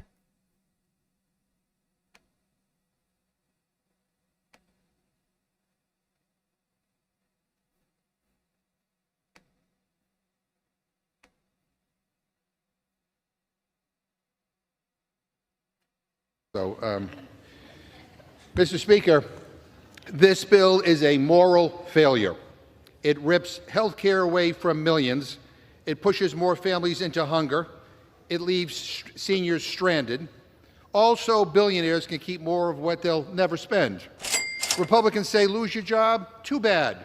Hospitals shut down? Good luck. Can't afford groceries or insulin? Figure it out. But if you're a big oil, a CEO, or a trust fund baby, don't worry, we've got you covered. Follow the This bill is about who matters and who doesn't. And guess what? Working people didn't make the cut. But I want my Republican colleagues to know they don't have to do this. They don't have to sell out their own communities. They don't have to vote for a bill that goes against fundamental things they claim to believe in. Crazy as it sounds, they don't have to hurt people to keep Trump happy. Find a spine. Find a conscience, for God's sake. Because the American people are watching. They know the difference between real leadership and bootlicking. A vote for this bill is a vote for cruelty. It's a vote for fiscal irresponsibility and a vote to screw over your constituents to give more to the ultra-wealthy. This bill is a middle finger to working people. Now, we can still stop this. We can still do the right thing. Vote no. Go back to the table. Work with us on tax relief for people who are not making millions and billions of dollars. Don't let this be your legacy.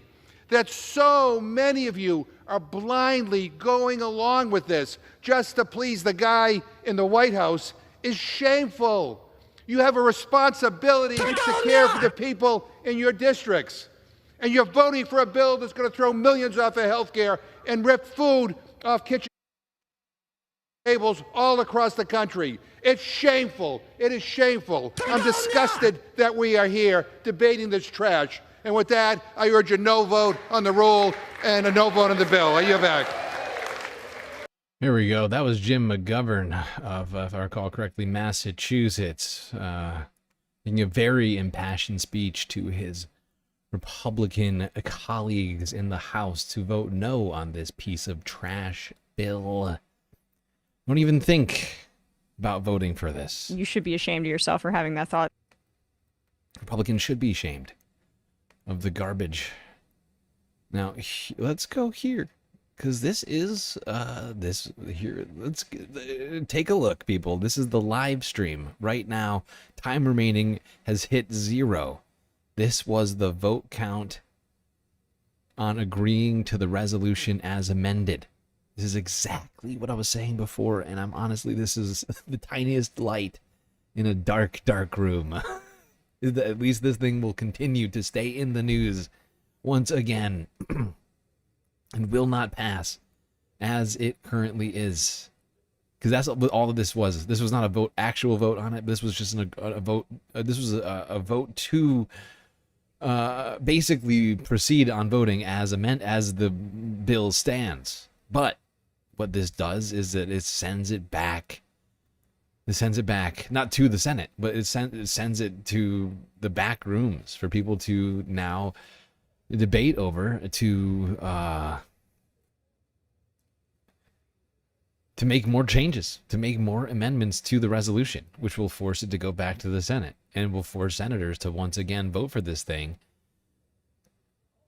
And we just gotta keep shouting this shit from the rooftops, from the mountaintops, so that everyone knows between now and then how terrible this bill is going to be for them and their communities. Until it becomes so toxic, they have to remove all the worst elements of this fucking bill.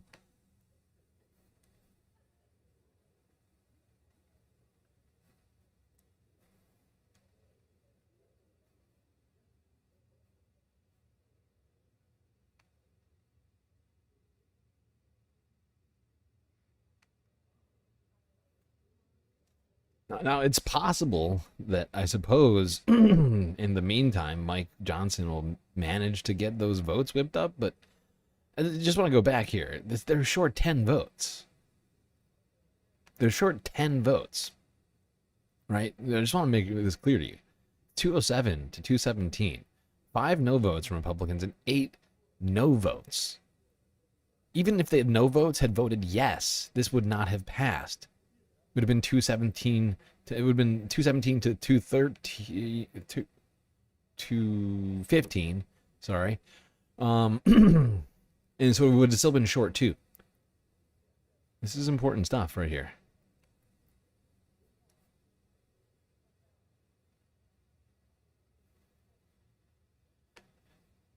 Yeah, people like Rich P and Chad are right. This should be rewritten into oblivion. Most of the stuff that they've put in here should be taken out.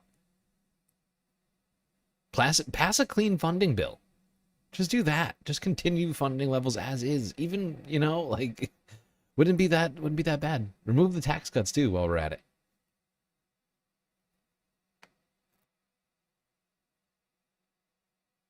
All right. How are we doing on time? I think now would probably be a good moment for us to take a quick break, because we're going to switch topics, and we're like an hour and 45 minutes in, it looks like. But don't worry, we'll be right back. We have a whole lot of stuff to talk about today. But first, some brief space messages.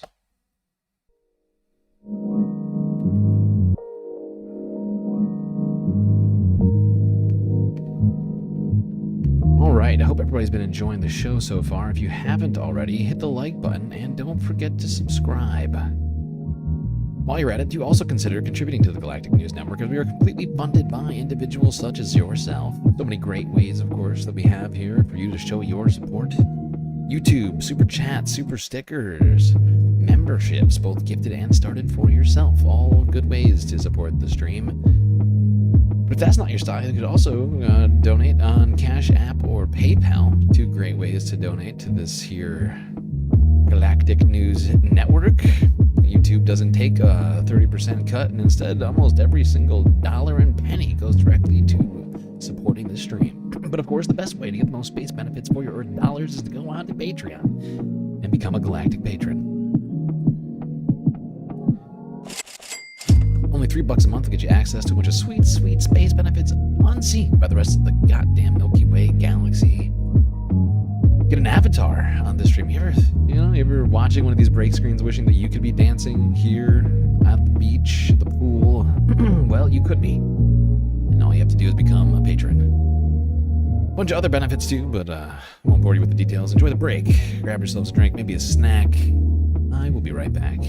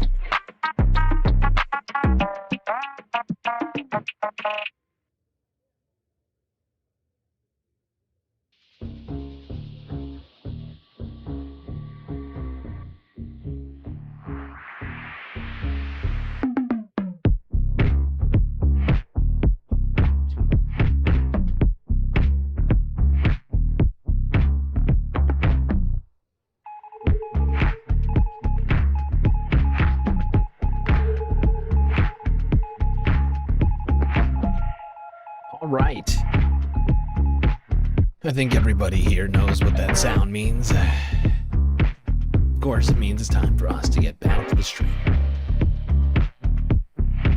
So, get in those seats, Space fams. Unless you want to miss what's coming next.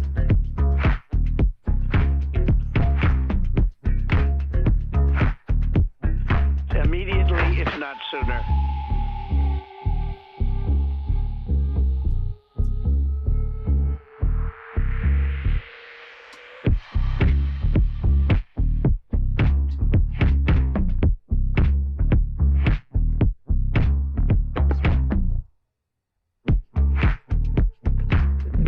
Okay.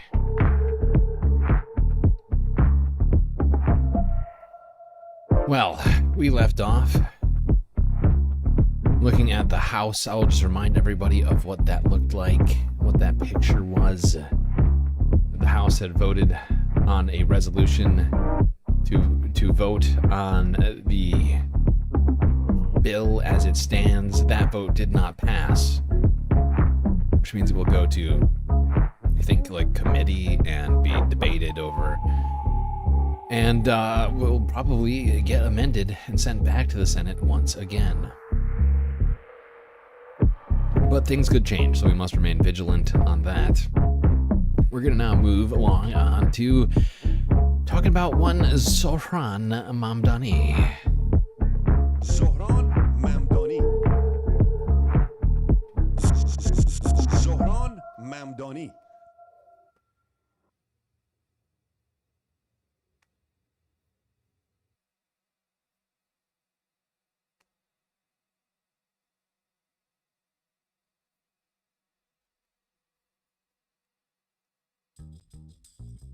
One week ago, we shocked the establishment and redrew the political map with a campaign relentlessly focused on the needs of working people. Since then, a lot of people have asked me if I was surprised by the results. In some ways, I was. We always thought our victory would come after multiple rounds of ranked choice voting. So when we got more first-round votes than Eric Adams got in 7 rounds in the last election, it was astonishing. But in other ways, this was always the plan. We wanted to rebuild a coalition that had frayed over years of disappointment and neglect, to win people back to a Democratic Party that puts working people first. So let's break it down. Last November, New York City saw some of the biggest shifts towards Donald Trump of anywhere in the country. Much of it took place in working class and immigrant neighborhoods. A few days after the election, we went to Hillside Avenue in Queens and Fordham Road in the Bronx, not to lecture, but to listen. And what we heard was a desire to bring down the cost of living. That was our Immediately, focus, and if many of not those voters sooner. came back. Brighton Beach went for Trump by 44 points. Last week, we won it by 16. College Point was a plus 11 Trump neighborhood. We took it by 8 points. We saw similar or even bigger swings at Bath Beach, Astoria Heights, and the North Shore of Staten Island. The headline is clear. We can win back voters many have written off if we give them something to vote for, not just tell them what to be against. When Eric Adams eked out a win by 7,000 votes 4 years ago, he called it a mandate and pronounced himself the new face of the Democratic Party. Even then, it was a little ridiculous. But in some neighborhoods, he did put up impressive margins. Take Flatbush, for example. Eric Adams dominated there, double digits ahead of his next rival. On Tuesday, there was also a double-digit victory, except it was for us, over Andrew Cuomo. We flipped Crown Heights by 45 points, North Corona by 33, and Jamaica by a staggering 57 points. These are the outer borough voters that Eric Adams said he'd bring with him to City Hall. He served as donors instead. Whether we're talking about young voters, older voters, or just plain disaffected New Yorkers, no campaign in recent history has been as successful at driving new voter registrations, especially in the 100 days before the election. Just take a look at this graph. According to the Times, in the 14 days before the registration deadline, about 37,000 people registered to vote. That's over 10 times the number of new registrations over the same period of time in the 2021 mayoral primary. As a result, we won big with zero prime voters, New Yorkers who had not voted in any recent mayoral primary.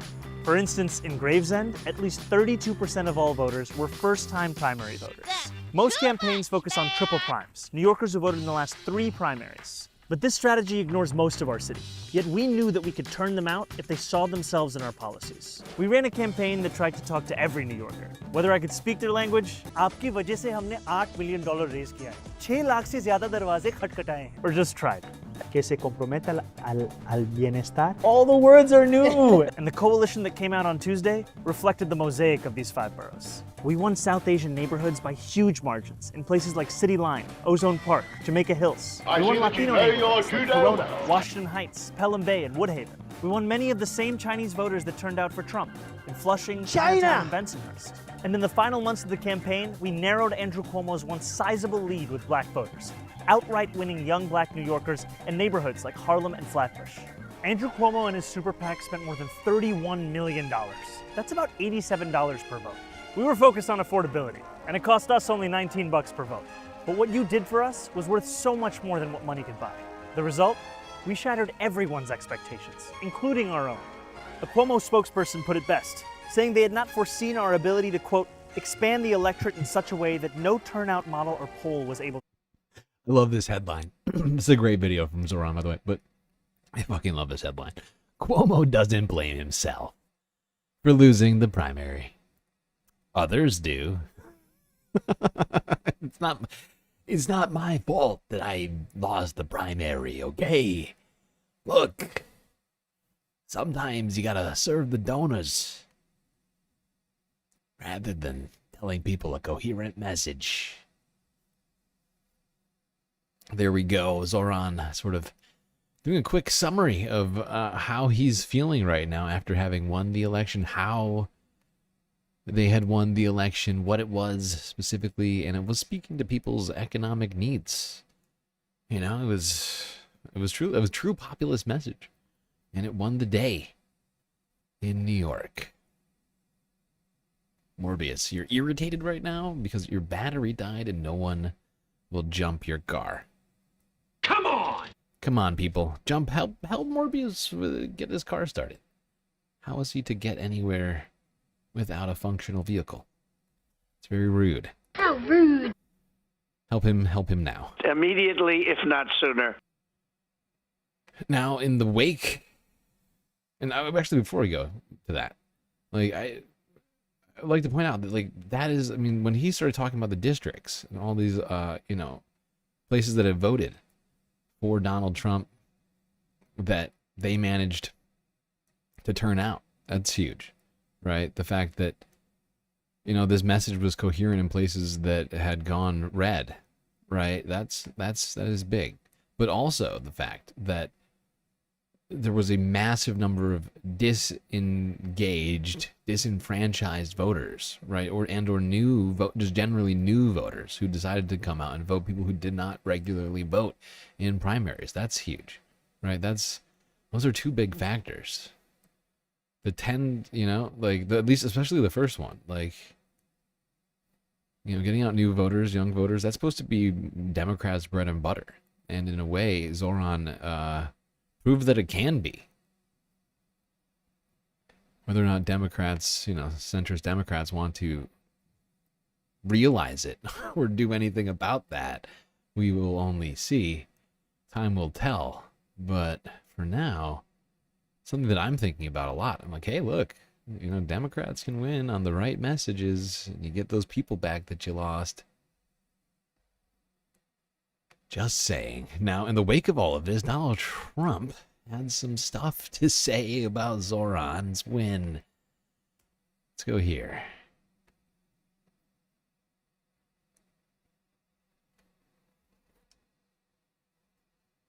Mr. President, your beloved New York City may well be led by a communist soon, Zoran Mandani, who in his nomination speech said he will defy ICE and will not allow ICE to arrest criminal aliens in New York City. I'm sorry, I got to hear that one more time. What did you call him?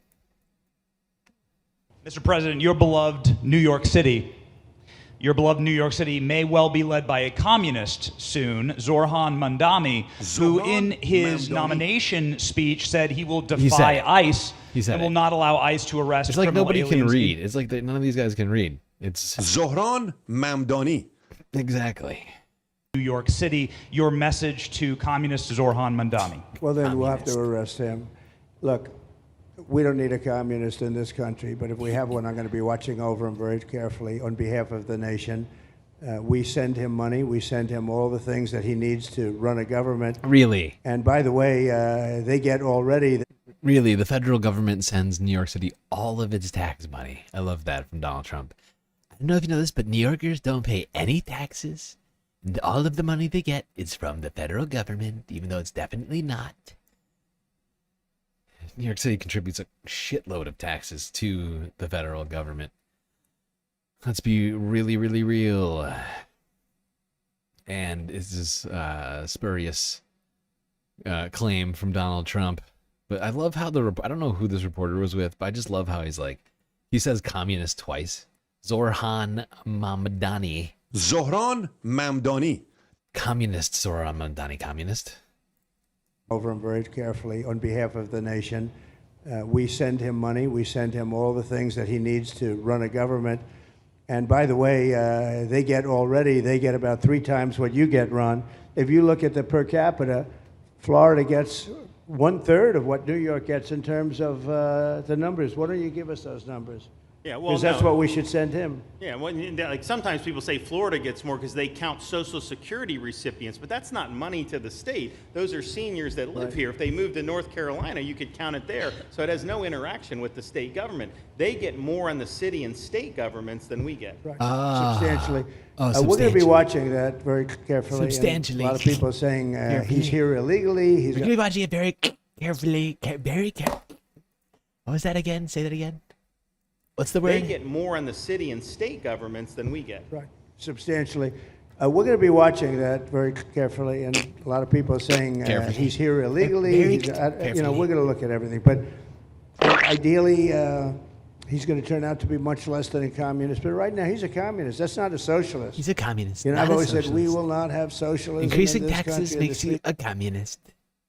That's communism, folks. You don't know, but I am a communist. I'm a Marxist scholar. Leninist, and I know a lot about this. He's a communist.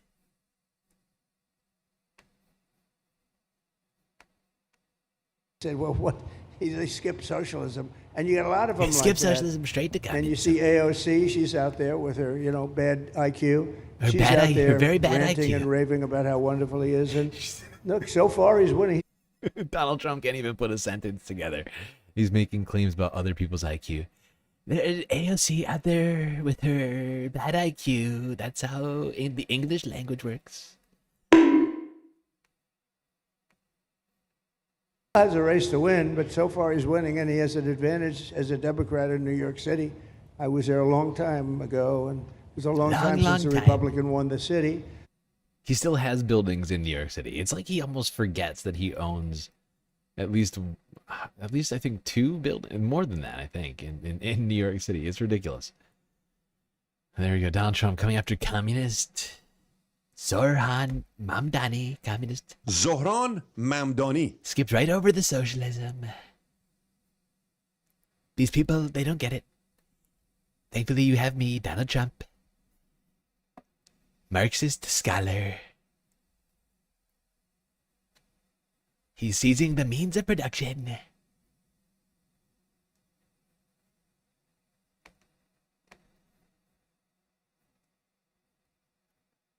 Let's go here. We don't go to these guys too often. I try.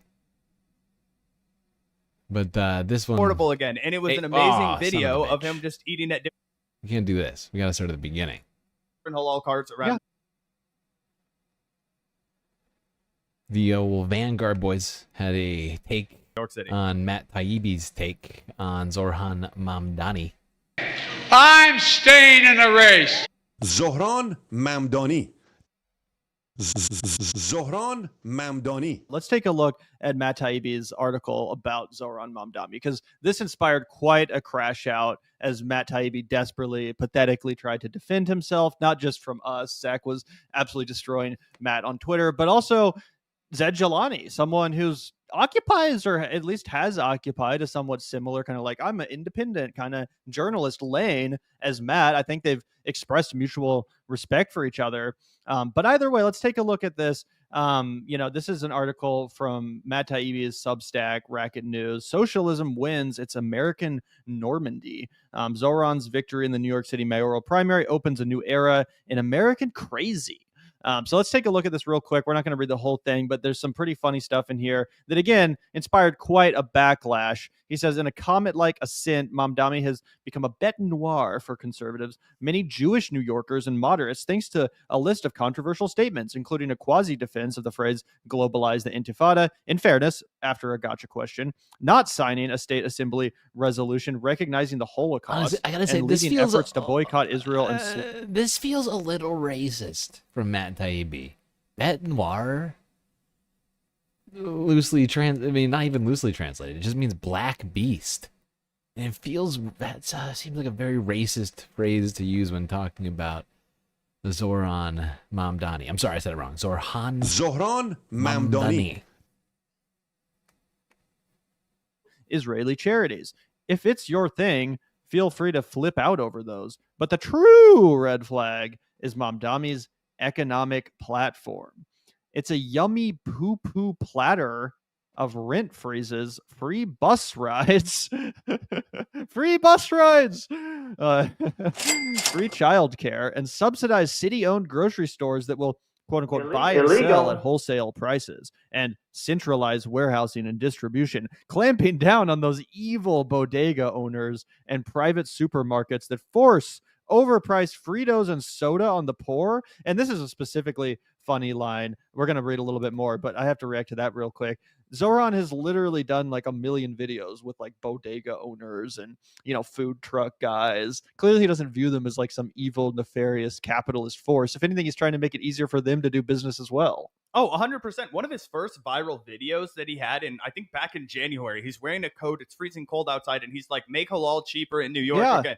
He was like, I can make halal $2 cheaper. Watch, I'll go and interview all of these halal trucks. I'll be like, if I got rid of this stupid fucking permitting hang up, would you be able to sell halal for less? They were like, oh yeah, I could sell it for probably like $1.50, $2 less. And he was like, make halal cheap again. Make halal affordable again. And it was an amazing video of him just eating at different halal carts around New York City. And again, it proves that even in a city like New York, Zoran's not, like, those guys are capitalists. Technically, you're the fucking entrepreneur on the side of the street selling halal or whatever. Like, that guy's technically engaging in capitalism. Zoran's not against those people. He's trying to make it easier for them to do what they're doing. He's trying to make it easier for them to make money too. In addition to exactly. I mean, he's trying to make it. He's trying to make it a better place for everyone, not just the ultra rich, right? The ultra rich, like Donald Trump. I mean, I just looked it up just to check, but where did it go? Donald Trump. The Trump Organization manages both Trump Tower, Trump Park East, Trump Plaza, and Trump International Hotel and Tower, and are involved in the development of 610 Park Avenue right now. So he's got like six buildings basically in New York. He's exactly the guy that Zoran's trying to go after. Is people like Trump, billionaire, landlords.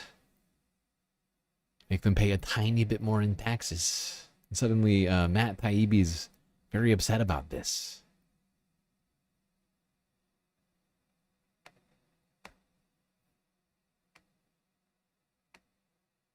Successful socialist mayorships of the past. We talked about the sewer socialists and how back in like the 20s and 30s and shit, like it actually wasn't uncommon for people like Zoran who identified as socialists, who had an actual socialist agenda. It wasn't uncommon for them to be not only elected as mayors and governors and stuff like that, but to succeed in those roles and be really good, public officials, right? So it's nothing crazy. It's nothing new. But even though Zoran, again, is a very serious person who has served the last 4 years in public office doing serious things, not making TikToks or whatever the fuck, because I guess he's young, because he's like 33 or something, Matt Taibbi's going to call him a dingbat campus socialist or a TikToker or something. Like, just the most lazy, low effort fucking smear. Again, at least actually take issue with one of his policies if you're going to write this kind of article. This is just like boomer condescension. Oh, 100%. That's all Matt has left. He understands that his audience absolutely hates Zoran, and he's willing to, do a complete 180 on all of the writing that he's done in the past, which we can, lay out for anyone. It's obvious to people who watched Matt devolve in real time as we did. We watched him grow from, butthurt and scorned boomer to whatever the hell Elon sycophant he was, and now he's just on this like scorched earth path to strike in every direction, right, besides the right. And he's got this tweet where he starts defending himself. And this is where I really just I lost it. I was like, you're fucking crazy, dude. I read you every single day when I was young. And he says, if I'm not a socialist means being right wing and a sellout, I'm not the one who's changed, folks. And again, everybody get ready. Gavin just read you the article he wrote about Zoran, right? We understand the Mamdani mandate was lost on Matt Taibbi. But look at this article from 2015, a decade ago. This is what Matt Taibbi was writing. I said, bro, your articles are all public. Nobody says you have to be a socialist. Your coverage of Zoran is a giant departure from how you covered Sanders a decade ago. I know because I read you constantly, and I immediately thought of this article. One of the very first Rolling Stone articles I read as a young person. Okay, why? Because I was looking for shit about Bernie Sanders. And I think I read it a few weeks after it came out. I don't think I got there in April. I think I read about it maybe in August or September when I was a senior in high school in Mr. Stern's AP government class. Okay, Matt, I've been a reader a long time. He said, give them hell, Bernie. Bernie Sanders is more serious than you think. Bernie Sanders' entrance into the 2016 presidential race isn't a footnote to the inevitable coronation of Hillary Clinton as the Democratic nominee. He stuck his neck out for Bernie and wrote that piece, and I was stoked to see it. And I believed in Matt Taibbi for a long fucking time, guys. He was my dude. I remember when I opened up Fear and Loathing. Wow. Wait, Zach? I always forget which one's Zach and Gavin. Zach getting real heated over there over Matt Taibbi, who he used to respect and look up to as a young man with aspirations in journalism or politics, generally speaking. Stood up for Bernie Sanders in the middle of the primary, the Democratic primary for the 2016 election, when Bernie Sanders was saying basically all the same stuff that Zoran is saying now. And suddenly, Zoran says it, and Matt Taibbi's got a problem with it. It's a little weird. People in chat have a problem with the Vanguard. Why? Why? Because of the TYT stuff they do all the time? Because of Aaron Monte? A lot of people have gone after Aaron Monte. Some of we've talked about him in the past. I mean, honestly. I don't know.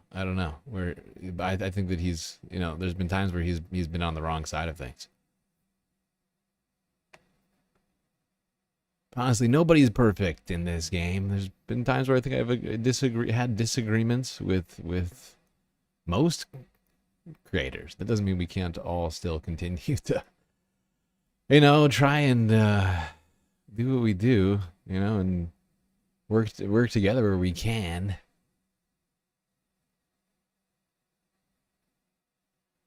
Now, earlier today, Zoran Mandani came out and responded to all of the threats from Donald Trump to deport him from the country.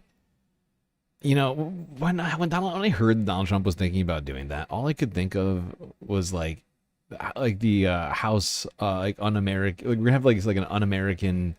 We're gonna have another full-on McCarthyist anytime now within the next 6 months. We're just gonna have a full-on House un-American committee. It's coming.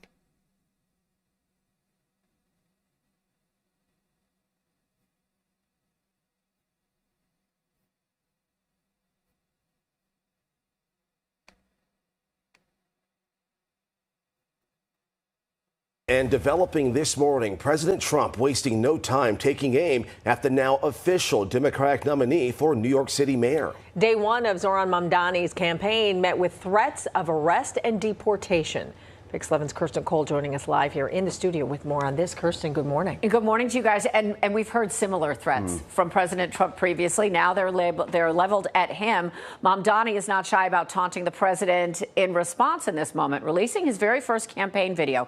He's talking about how people who voted for Trump in the recent election now voted for him in the Democratic primary, a shift in support as the president now threatening to withhold even more money in New York City. All right. There we go. That's right. Zoran reminding Donald Trump that his voters are now voting for him. So something must be, he must be doing something right. Yeah, and the fact is yeah, I trust Zoran about 10,000 times more to come through on his promises than I would go trusting Donald Trump to come through on any of the economic promises that he had made to voters during. I mean, he's done anything but up to this point, and I'll be shocked to see if he comes through with a single one.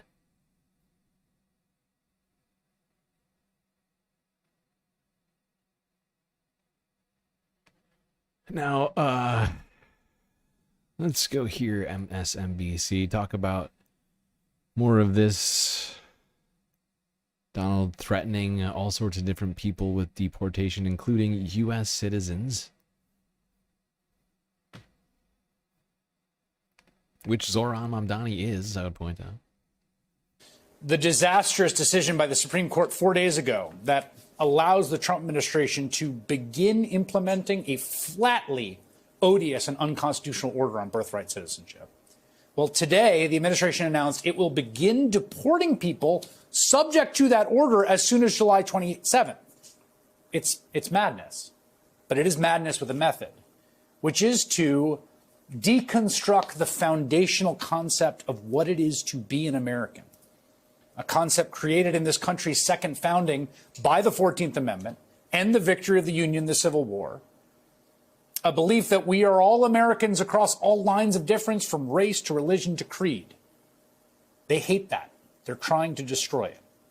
Sherilyn Ifill is the founding director of the 14th Amendment Center for Law and Democracy at Howard University. She was previously president and director counsel for the NAACP Legal Defense Fund. She has a new piece out this week titled A Court Without the Range, the Reconstruction Court 2.0, and she joins me now. Sherilyn, we are seeing a sustained attack on some of the foundational ideas of the Reconstruction Amendments. None more foundational, I think, than this question of who belongs and who's a citizen. What do you make of what we are seeing now that the Supreme Court has paved the way to begin some kind of patchwork implementation of this executive order? Thanks so much, Chris. This is a danger of the highest order, a danger to our republic as we know it. The conservatives on this court and conservatives in general have long pushed back against the promise and the power of the 14th Amendment to our Constitution, which was ratified in 1868 after the Civil War. The purpose of the 14th Amendment was to ensure that black people, formerly enslaved and free, would be full citizens, but also was to reset our country and to center the principles of equality and justice in our country. And that's the project that they are pushing back against. They have decided to go for that first sentence of the 14th Amendment: all persons born or naturalized in the United States and subject to the jurisdiction thereof are citizens of the United States and of the state in which they reside, what we call birthright citizenship. Except it's very explicit. It's very explicit language in the Constitution. You can't pretend you don't know what they mean, anyone born here.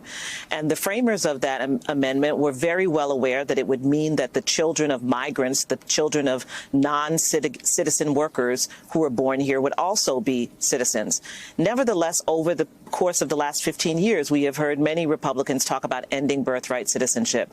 And President Trump now has come up with a way, with the aid of the United States Supreme Court, to skirt around the plain language of the 14th Amendment to try and implement something that looks like a carve-out from this most important and most vital constitutional protection. Yep, there it is. It's all laid out in the Constitution. And the Trump administration is trying to undo birthright citizenship and kick people out of the country who basically retrograde, removing people who are citizens from this country.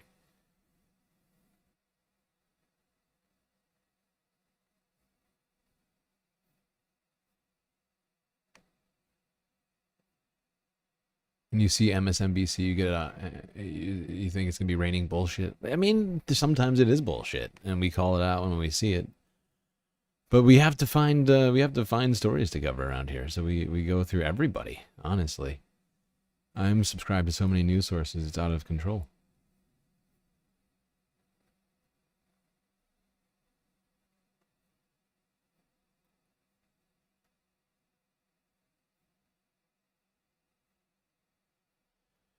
And honestly, sometimes I set these up to just what do you call it? Just sort of set up a conversation around things, right? And or to continue talking about a particular narrative, or to segue between one narrative and another. And there's like little tidbits of these things that I want, and other parts I'm like, I don't need that, right? It's a cornucopia. The entire spectrum, I feel like we hit up around here.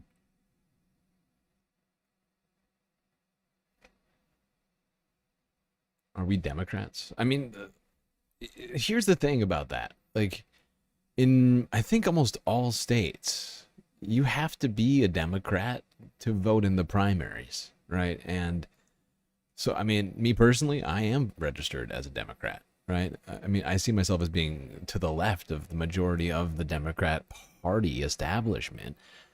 But I would prefer to have a voice in that party than I would to have one in the Republican Party.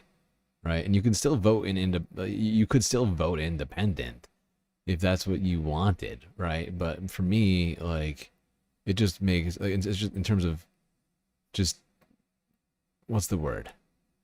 Like productivity and participation, I think that I you know, don't get me wrong, I think it's sort of perverse that they don't allow anybody to vote in the party if they're or in the primaries without being a member. But you know, it is what it is, and I can't personally change that. Just try to be pragmatic about it, honestly. All right, let's keep talking about immigration. And people who are in this country that are now under threat of being sent out.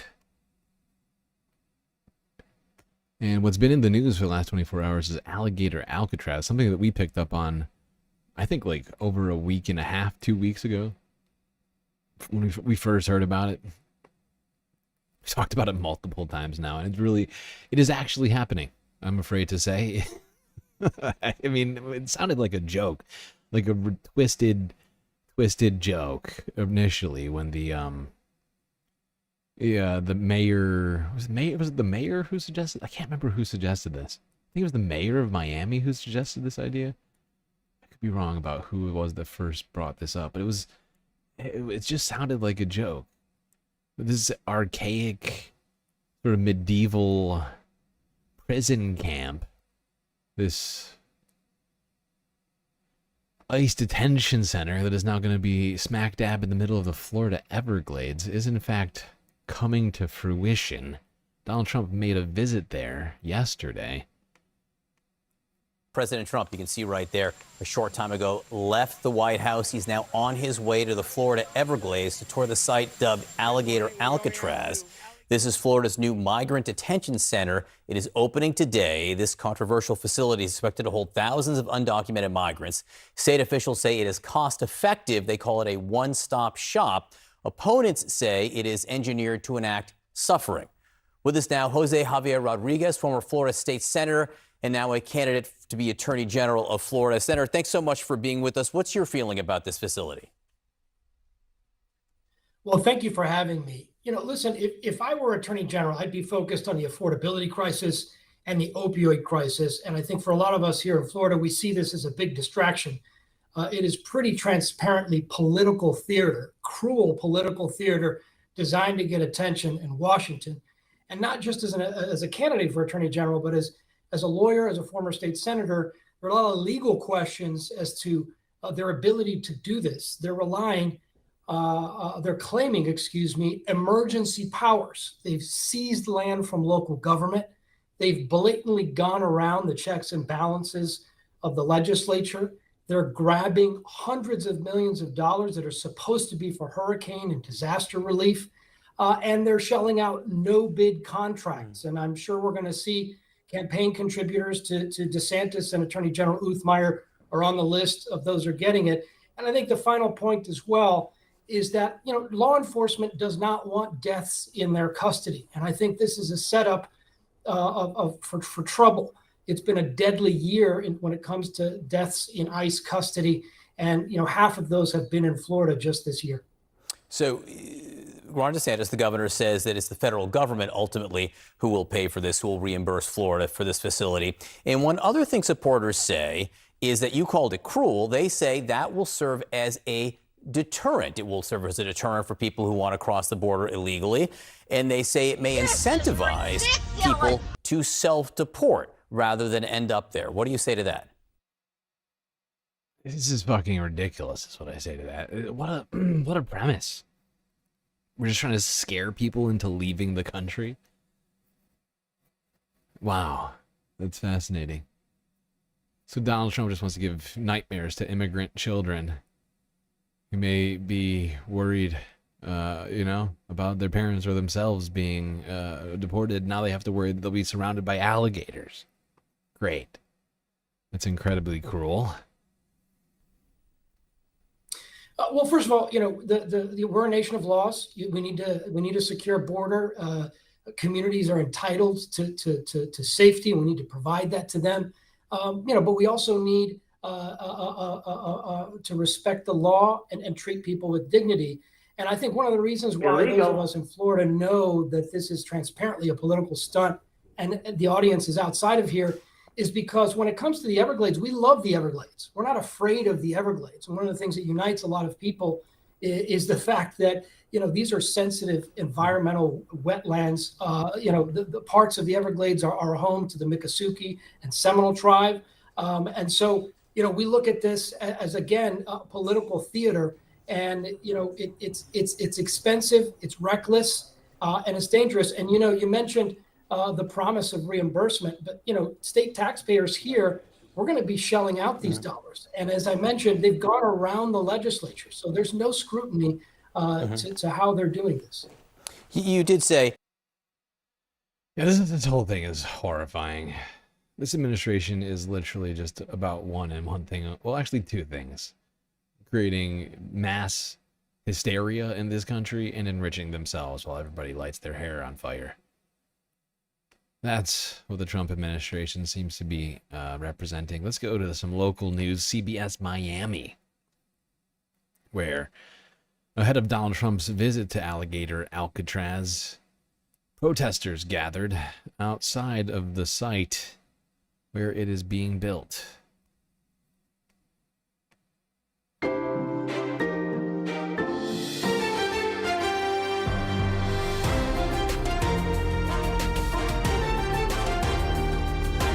This is CBS News Miami. Good afternoon, and thank you for joining us. I'm Naja Sherman, and welcome to CBS News Miami's 4 p.m. Quickcast. The Florida Everglades was ground zero today for President Trump's immigration crackdown. President Trump and other federal officials were joined by Governor Ron DeSantis and state officials on a tour of what is being called Alligator Alcatraz. The controversial migrant detention center could start filling beds as soon as today. CBS News Miami's Morgan Reiner reports. Right now, there are protesters lined up by the entrance to Alligator Alcatraz over there. Our photographer, Brian, is going to zoom in for you so you can see some of them. They're holding up signs over there. And actually, recently, one of the founding members of the Proud Boys, Enrique Tarrio, and his group showed up here to the scene, and you just heard people protesting out here, running up and down the crowd with a megaphone, telling everyone not to engage with the counter protesters, aka Enrique Tarrio and his group. Do not engage with them.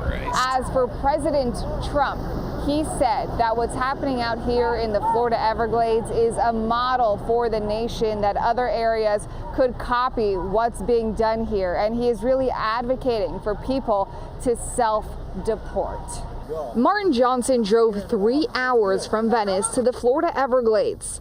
I think it's wrong. He came to protest Alligator Alcatraz, the detention facility opening up Tuesday in the heart of the Everglades, aimed at holding up to 5,000 migrants before they are deported. I think it's ridiculous, and it's an environmental disaster. This is ridiculous! And a lot of innocent people are in there, are going to end up in there. I think colonizers are the real immigrants.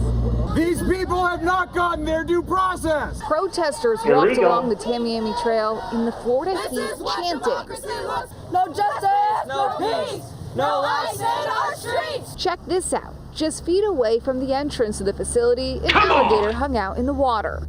Florida Governor Ron DeSantis calls it security.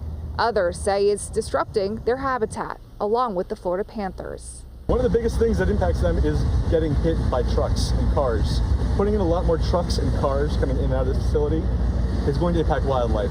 And then think about the disruption from the flights themselves that are going to try to be ramping up more and more. Environmentalists are suing, trying to put a stop to it, but Governor DeSantis does not believe it'll get in the way. President Donald Trump left Washington, D.C. Tuesday morning to see it for himself. The job they've done is fantastic, and this is what you need. And Ron worked beautifully with Christi and all of the people at Homeland Security. He toured the facility with Governor DeSantis, Florida Attorney General James Uthmire, and Republican Congressman Byron Donalds. So this is one example of the state operating this. The feds are approving it, supporting it. We're also going to have 2,000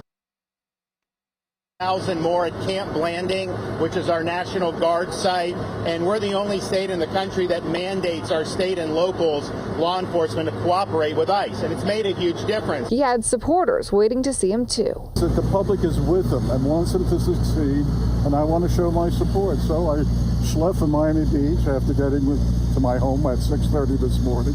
And happening today, the environmentalists that are suing the Trump administration, they're holding a virtual press conference. They said while they have not heard back from the court system yet, they are not giving up. Well, there we go.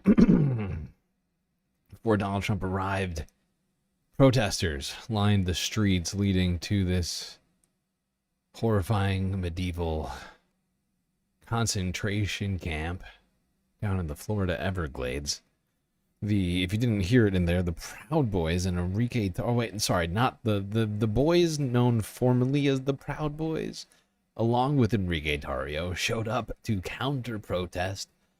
There were also environmentalists, environmental protesters, rightly, also protesting that this was going to disrupt the wildlife in the area as well, where the almost endangered, not quite, Florida panther happens to live.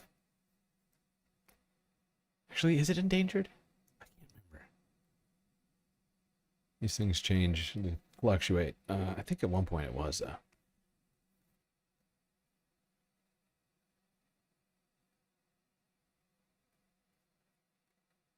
All right. We got the footage now of Donald Trump's visit to Alligator Alcatraz. I hate that. I hate the name. It's terrible.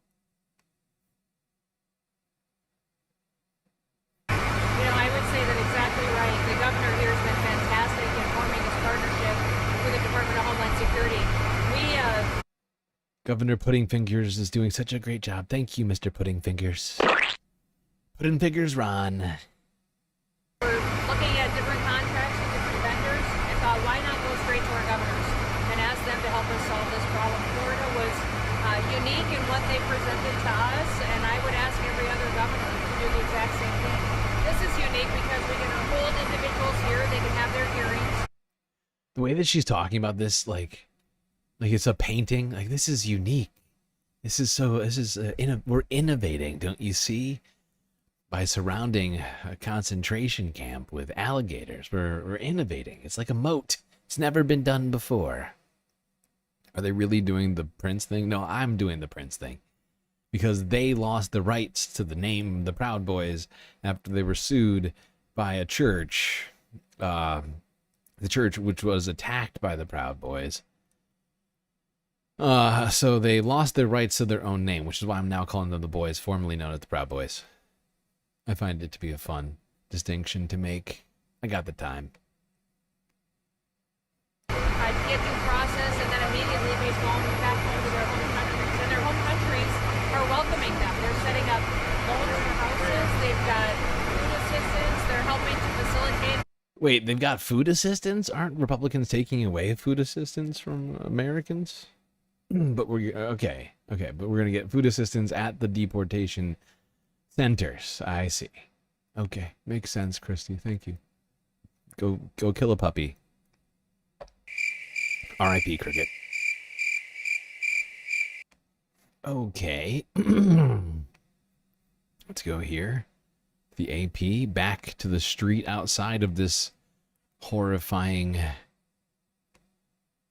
place. I am Adriana Gomez-Sicon with the Associated Press. I'm standing here in the heart of the Everglades in a place called Okeechobee, Florida.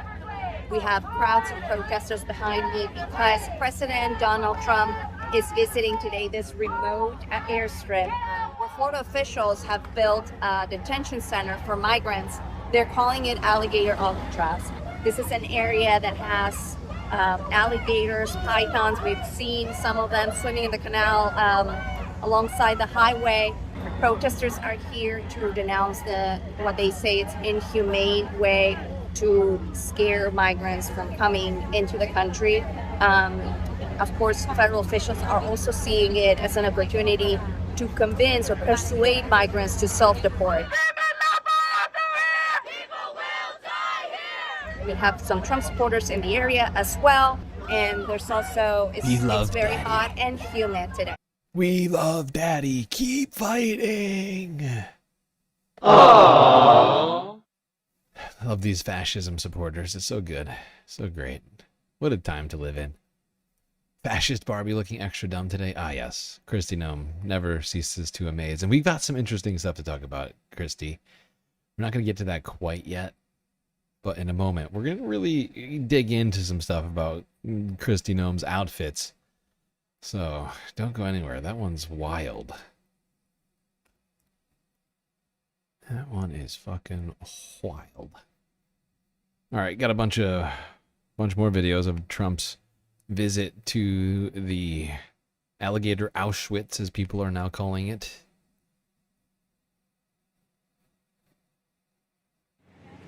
U.S. President Donald Trump toured the Alligator Alcatraz Migrant Detention Center in the Florida Everglades on Tuesday, as his Republican allies in Congress advanced a sweeping spending bill that could ramp up deportations.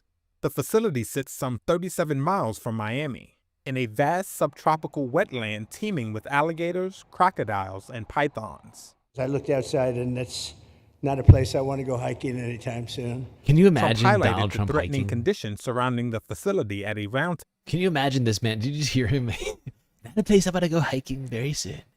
Can you imagine Donald Trump hiking through the wilderness? 1 foot at a time. Wearing little shorts, hiking boots, wool socks, like a Panama Jack safari hat. I could not imagine Donald Trump walking anywhere in nature. The closest place to nature Donald Trump ever gets to is the golf course. Following his tour. Very soon, this facility will house some of the most menacing migrants, some of the most vicious people on the planet. We're surrounded by miles of treacherous swampland, and the only way out is really deportation. Officials estimate the cost of the complex to be $450 million annually and could house some 5,000 people. Donald Trump has got to go! Hey, hey! Ho, ho! Some local leaders have objected to the facility's construction, noting the area's sensitive environment, and protesters gathered during Trump's tour of the facility. I live 4 miles away from where Alligator Alcatraz is happening. I think it's important for me to be here because I want my voice to be heard. I want my kids to look up to me when they get older and be like, my mom fought for my land. Florida Governor Ron DeSantis has said he will send 100 National Guard troops there, and that people could start arriving to the facility as soon as Wednesday. Soon as Wednesday. Yeah, so they're already arriving. Rhonda sanctimonious. Rhonda being very sanctimonious once again. Sending the National Guard for whatever reason. Why they need to be there, I don't know. Because I guess protesters exist somewhere.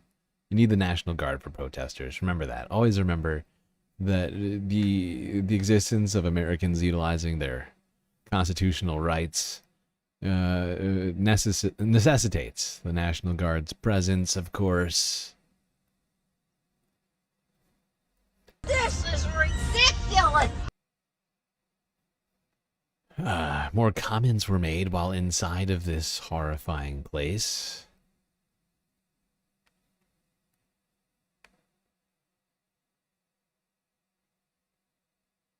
But listen, people don't have to come here.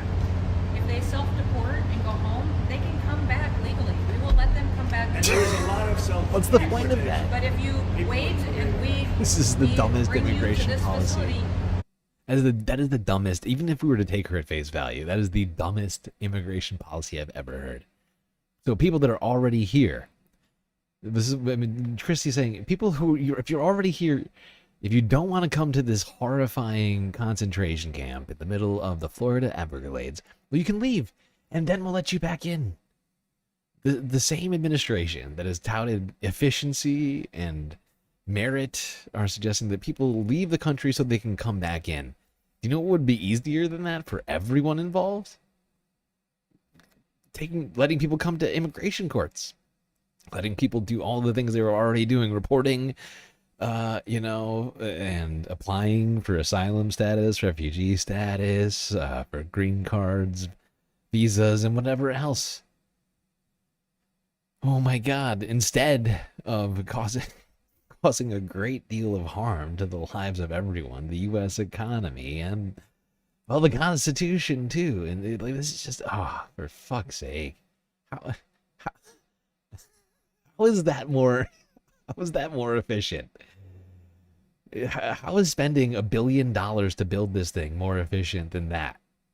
Or all the deportation flights that we've been spending money on? Or all the new ICE outfits and stuff? We're spending all this money, and instead, if we're going to let them back in, then why the hell would we not just let them go through the process that already exists? It just doesn't make any goddamn sense. I feel like I'm taking crazy pills! I feel like I'm taking crazy pills. Is this just me or what? I'm like on the verge right now. Look, I'm losing my goddamn mind.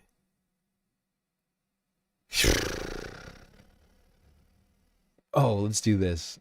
Let's go here to Air Force One. Hold on, I should get this ready. I mean, I'm floored. I gotta get this article out here.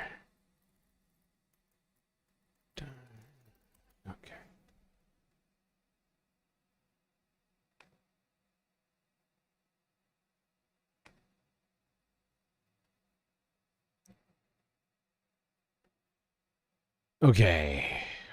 Perfect. Okay, let's go here. Let's get to that thing that I sort of hinted at a little while ago. I was talking about Christi Noem and her fancy outfits, as we call her sometimes, fascism Barbie, ice Barbie, puppy killer, but that's just me. R.I.P. Cricket. Donald Trump was asked about something here which has broken from ProPublica in the last like 48 hours, I think.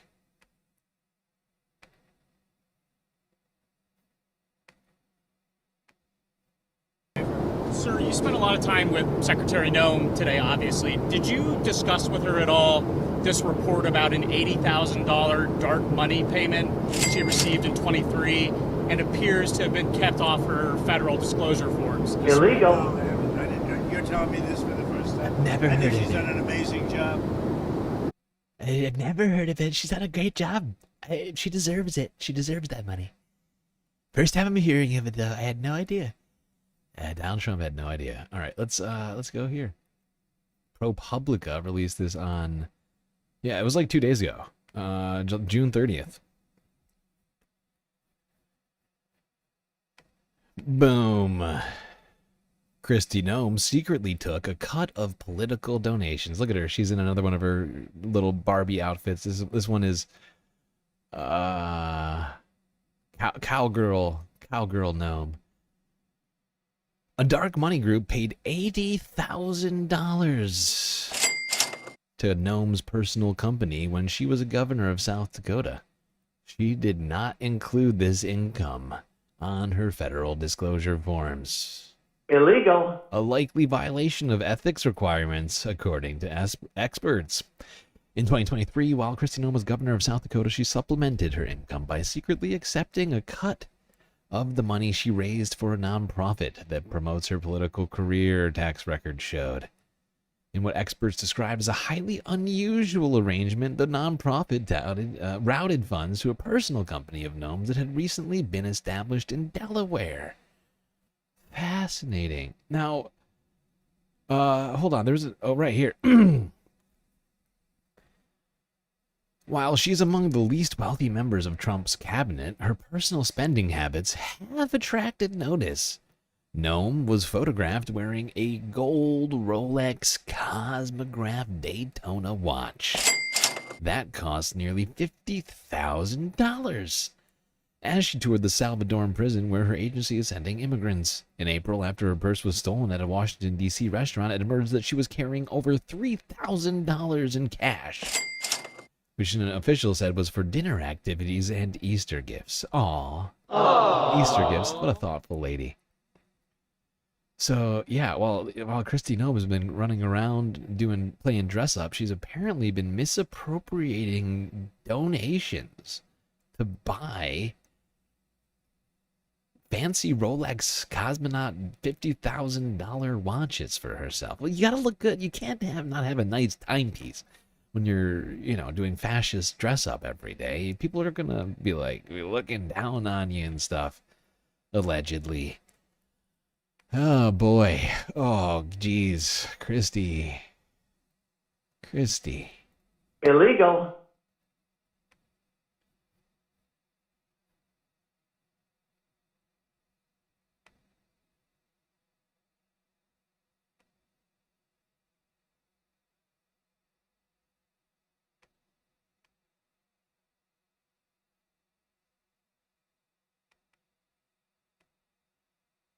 Didn't she wear an Hermes belt to an ICE detention facility recently?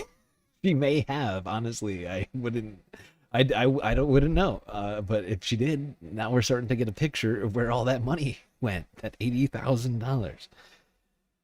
She had $30,000 left. I'm sure that's enough for an Hermes belt. Can't be more. How much does an Hermes belt cost? Like $500 or something? I honestly have no clue. Follow the ridgeway.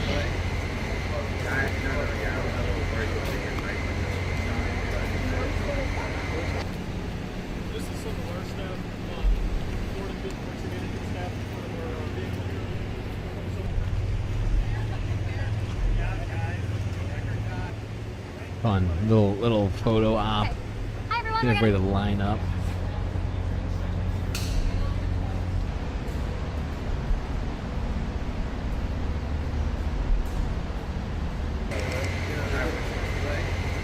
Oh my god. I thought I was overshooting it with the $500. Jesus Christ, this one's $1,200. $1,200 for a belt.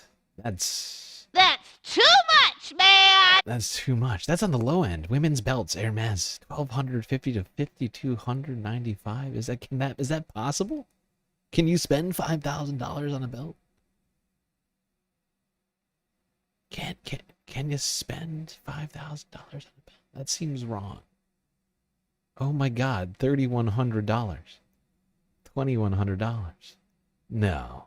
What? Huh? A what now?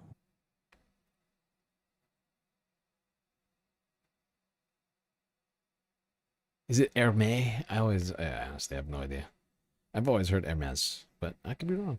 I'm okay with being. I know that I'm wrong sometimes. I talk about everything around here.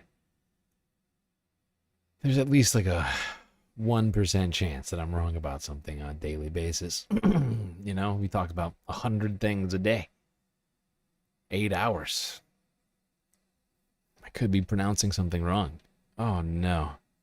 The batteries just die on this son of a bitch. Hold on, chat. Oh god damn it. You're killing me. Whoa, what just happened to my Bluetooth? My Bluetooth just fucking died. Oh my god. Oh my god. Please hold.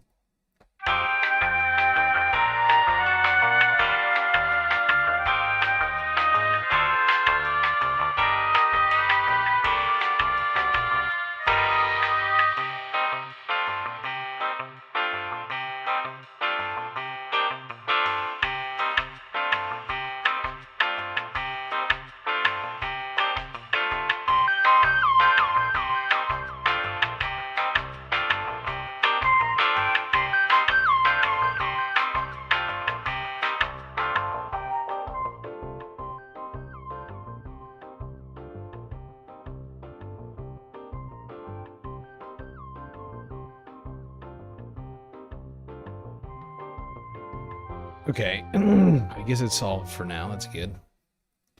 All right, let's keep doing this Alligator Auschwitz tour with Donald Trump. Back to CBS Miami from yesterday.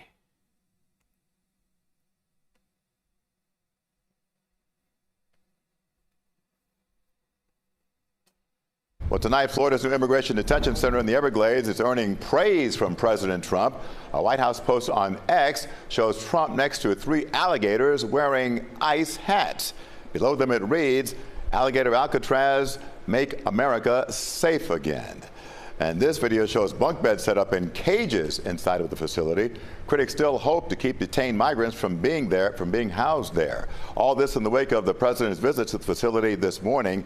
CBS News Miami's Larry Seward is live there tonight. And Larry, how soon could we see the first group of detainees actually show up there? Jim, Governor Ron DeSantis expects that first flight of migrants to land here at that facility behind me across the street sometime tomorrow. He did not give a specific time, but an aviation expert that we talked with today says what happened here today proves that planes will have no trouble getting people in or out. On that Everglades runway with his presidential plane and helicopter, President Donald Trump cheered Florida's new 5,000-bed immigration detention center, a controversial project with built-in convenience for flying detainees in and out. The airfield itself can handle all of that.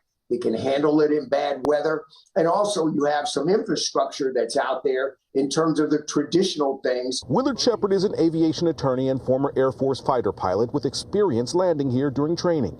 He says the runway is longer than some at Miami International Airport and able to hold any military cargo or charter commercial plane.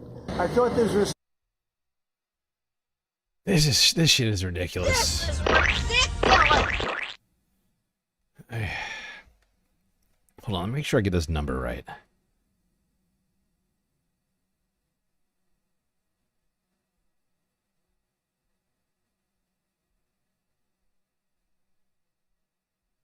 How much is this going to cost? Just trying to figure this out. $500 million. This is going to cost $500 million. That is what is being budgeted for this fucking thing.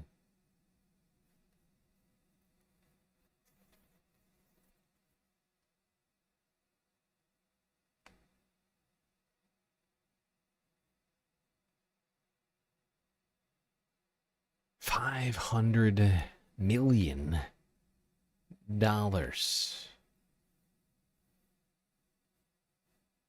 For what feels like a violation of human rights. I guess that's a steal considering how much it costs us to fund Israel.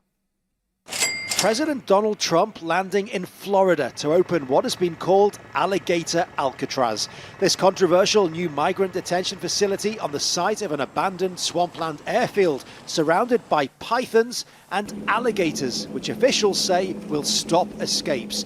Touring the site with his Homeland Security Secretary, Christi Noem, and the man behind it all, Florida's Governor Ron DeSantis. We have a lot of bodyguards and a lot of cops that are in the form of alligators. You don't have to pay them so much. But I wouldn't want to run through the Everglades for long. It will keep people where they're supposed to be. This is a very important thing. Undocumented migrants. When's the last time Donald Trump ran anywhere? I'll bet you this man has not run for like a decade. Multiple decades. Detentions are up 56,000 in custody in June compared to 39,000 when Trump took office in January. But as migrants, or the administration calls them illegal immigrants, have been scooped up nationally, there has been a shortage of places to hold them. Even sites like the infamous Guantanamo Bay in Cuba being used. And now this one in the Everglades, which can hold 5,000 detainees, constructed in little more than a week. Jesus this facility Christ. is being described as a one. Look at those trailers. This Detainees constructed. Horrifying. This is fucking horrifying. And remember, this is in the Florida Everglades, a place that is not only incredibly hot and humid, it is also a place where, and pay attention to your calendar, this is where a vast majority of tropical storms happen to pass through. The very tip of Florida. Little more than a week. This facility is being described as a one-stop shop. Those are the governor's own words. The idea being that migrants will be driven down this road, in through those gates down there, and then that's it. They're in. They are held there, they're processed there, they are deported from there because planes will leave from this site. Of course, before all of that, you've got to have immigration hearings, which need immigration judges. But the governor says if they run out, no problem. He's got a plan. They're going to use the National Guard. Someone has a notice to appear, Biden would tell them to come back in 3 years and appear. Now you'll be able to appear in like a day or two, so they're not going to be detained, hopefully, for all long. For these men, it was a return to friends, at least for the cameras. They're not even being allowed to... What is he talking about? What is he talking about? There's going to be a judge at this Alligator Alcatraz place. I don't even know what Pudding Fingers is talking about right now. By the way, we're only 4 super chats or super stickers away from completing the goal. Even though it says 1, we're actually at 6. But now we're under an hour. We got like 45 minutes left to complete that thing. So just want to remind everybody that's still going. We'll also take Cash Apps. PayPal's memberships also count towards the goals.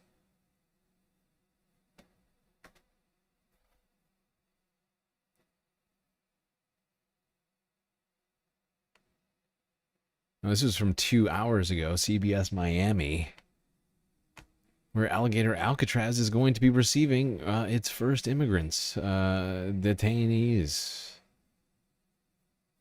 Great.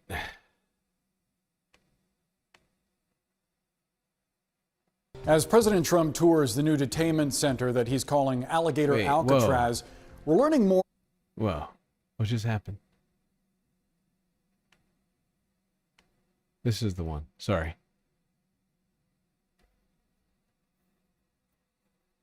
The newly opened Alligator Alcatraz tonight is set to receive its first immigrant detainees. Now, earlier today, Florida's emergency management director gave a tour and said 1,000 migrants were expected there today. It's not clear if they have arrived yet tonight.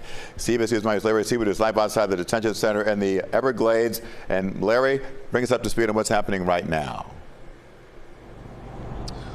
Jim, we saw 4 vans, white, tinted windows, unmarked, drive in. They have not left. Not sure if those contained anyone, detainees or not. But what has happened here, a new sign right in front of the gates there. You can see the crew just hanging it. It is blue and white. It says Alligator Alcatraz. Earlier today, the emergency management director for the state there giving a news crew a tour, saying that they were weather ready when it comes to potential hurricane evacuations. He minced no words. Below the clouds beyond, new signs pointing the way to Alligator Alcatraz, and it's tense for migrants detained by immigration enforcement. Kevin Guthrie, Florida Emergency Management Director, waded through questions from a Fort Myers news crew allowed inside. We are prepared for that. He says contractors tightened seams where water got in, and wow, it's already leaking. This is ridiculous. This is ridiculous. There's not even a fucking hurricane coming through right now, but it's already leaking. That's how good the construction was. We're spending we paid $500 million for this thing, and it's already underwater. We talked about this before. It was like, dude, why would you put it there? It's a terrible place. None of it makes sense. Here we go. More waste, fraud, and abuse. Illegal. Staff is hurricane ready. Because this is a jail facility at the end of the day, a detainee facility, much like our state prisons, much like our local jails. I'm not going to tell you where we're sending people because that is a law enforcement sensitive issue. We are not going to ask Collier County or Miami-Dade County to evacuate this facility. That is not going to happen. This comes with Florida's Attorney General posting on social media that hundreds of detainees will arrive before the next sunrise. By the way, this guy right here, this turd right here, this guy, this is the one that came up with this dumb fucking idea. Florida's Attorney General posting on social media that hundreds of detainees will arrive before the next sunrise. He says Florida stands ready to support federal operations as needed. I'm concerned. So people are literally arriving there as we speak then. That's basically what that means. People are arriving there as we speak. This is from 2 hours ago. And the next sunrise is in Florida like 4 hours from now. If we take them at their all word. of these animals in this species, there have been panthers sighted on the runway. Miccosukee tribe leader James Osceola worries about the impact on the environment and wildlife. He says the center lies close to sacred land in an area prone to flood. They're in the process of sacred land in an area prone to flood. Yeah, they're just doing all of the dumbest things all at once. What a waste. What a waste of money. All just to be cruel. All just to be cruel and, to instill... they're the real terrorists, okay? They're trying to instill terror in immigrants to force them to flee the country. They've expressed that exact desire. They want everyone to leave.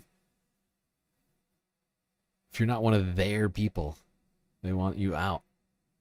And they're trying to scare you out of the country right now. That's the explicit plan expressed by Christi Puppy Killer Noem herself. R.I.P. Cricket. Let's go here. Talk about a man. Actually, I can't remember if it was a man or a woman. 75-year-old immigrant has died in ICE custody. This is a story from CNN from yesterday. As President Trump tours the new detainment center that he's calling Alligator Alcatraz, we're learning more about one migrant recently held at a nearby South Florida facility. This is 75-year-old Isidro Perez. He's pictured here with his family, the guy with the beard in the background. He's a Cuban immigrant who came to the United States nearly 6 decades ago, likely allowed entry under parole programs for Cubans fleeing Fidel Castro's communist regime. He came to the United States back when he was 16 years old, reportedly working as a mechanic and fisherman. But in June, Perez was arrested by ICE when his family says that he was sitting at a community center. You can see him here in this photo. This is so fucked. A man who has been in this country for 60 years, who was minding his own business, got a family, he was just sitting on a bench in a park, doing no harm to anyone, detained, and then died in custody. Horrible. Horrifying. How anybody could justify that to themselves, I do not know. Here's my question. What is the end goal of getting rid of all the immigrants? What is the perceived end goal? No one's been completely explicit with that, right? I think we all know it has racist motivations and not a whole lot of other ones. It's really just that. It's not to bring jobs back to the, it's not to get, people working, white people working on the farms. I don't think. Maybe I'm wrong. But it just, just none of it makes any sense to me at all. None of this is sensible. None of this is okay.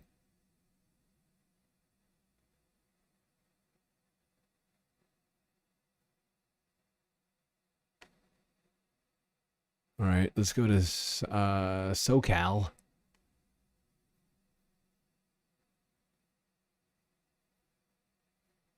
Actually, let's do this. Let's do this in a different way. I take it back. Let's go to this story first. Yeah.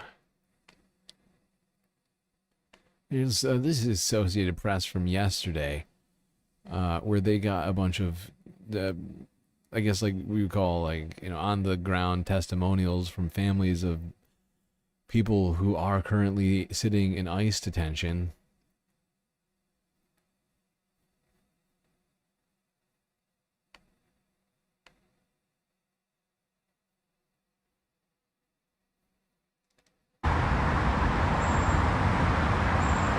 I'm currently standing in downtown Los Angeles in front of the ICE staging facility, where many undocumented immigrants are taken to be processed after they are taken by either ICE or Border Patrol agents. We've talked to family members, some who waited the entire day for a chance to speak to their loved ones, only to get 5 or 10 minutes with them and unable to give them any clothing, food, or medicine unless it's a prescription medication. 45 minutes. I came here to visit him, and I want him to be out here to stay with me, I hope they send him back to my country so that I be able to go visit him there.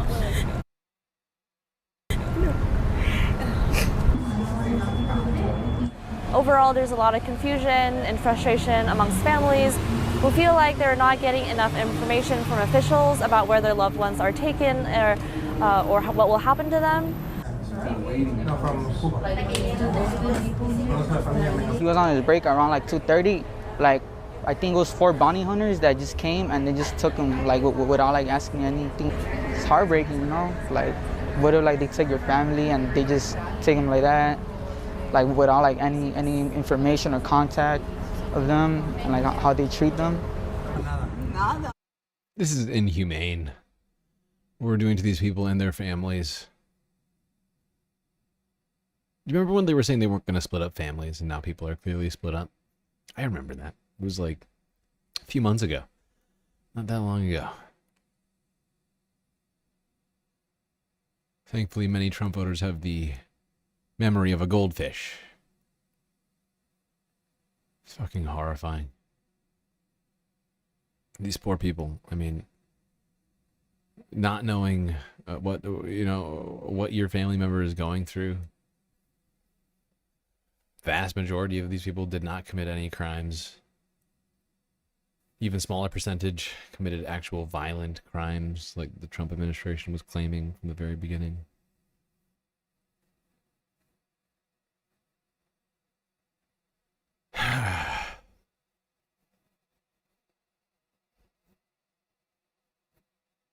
Now, since we've been running out of space in these detention centers and these concentration camps, the Trump administration is turning to illegal much of what they're doing is pretty illegal, but they are returning to an illegal option for detainment, sending people to Guantanamo Bay. Illegal. Which technically takes them off of U.S. soil. The United States is holding migrant detainees from Asia, Africa, Europe, and the Caribbean at immigration facilities on the Guantanamo Bay naval base. This is according to internal U.S. government records obtained by CBS News.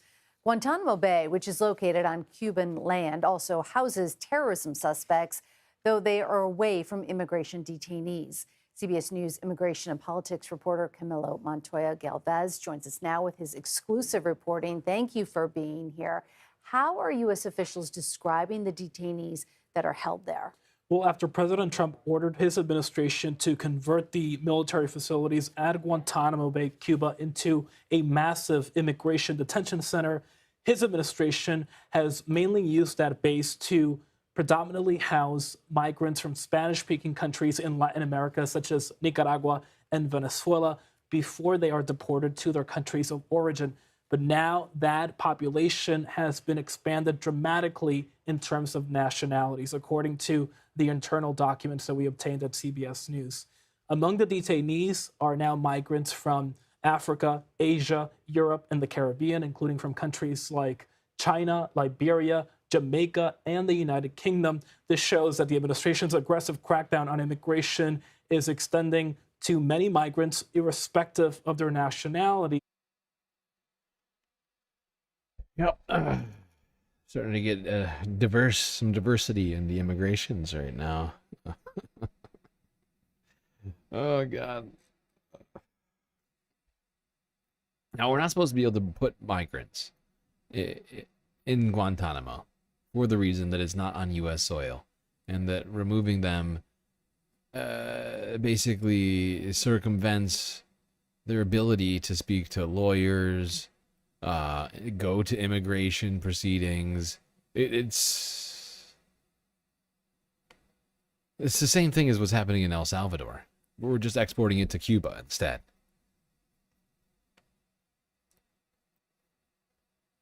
Now, let's quickly go here to one man who's made a complete 180 transformation.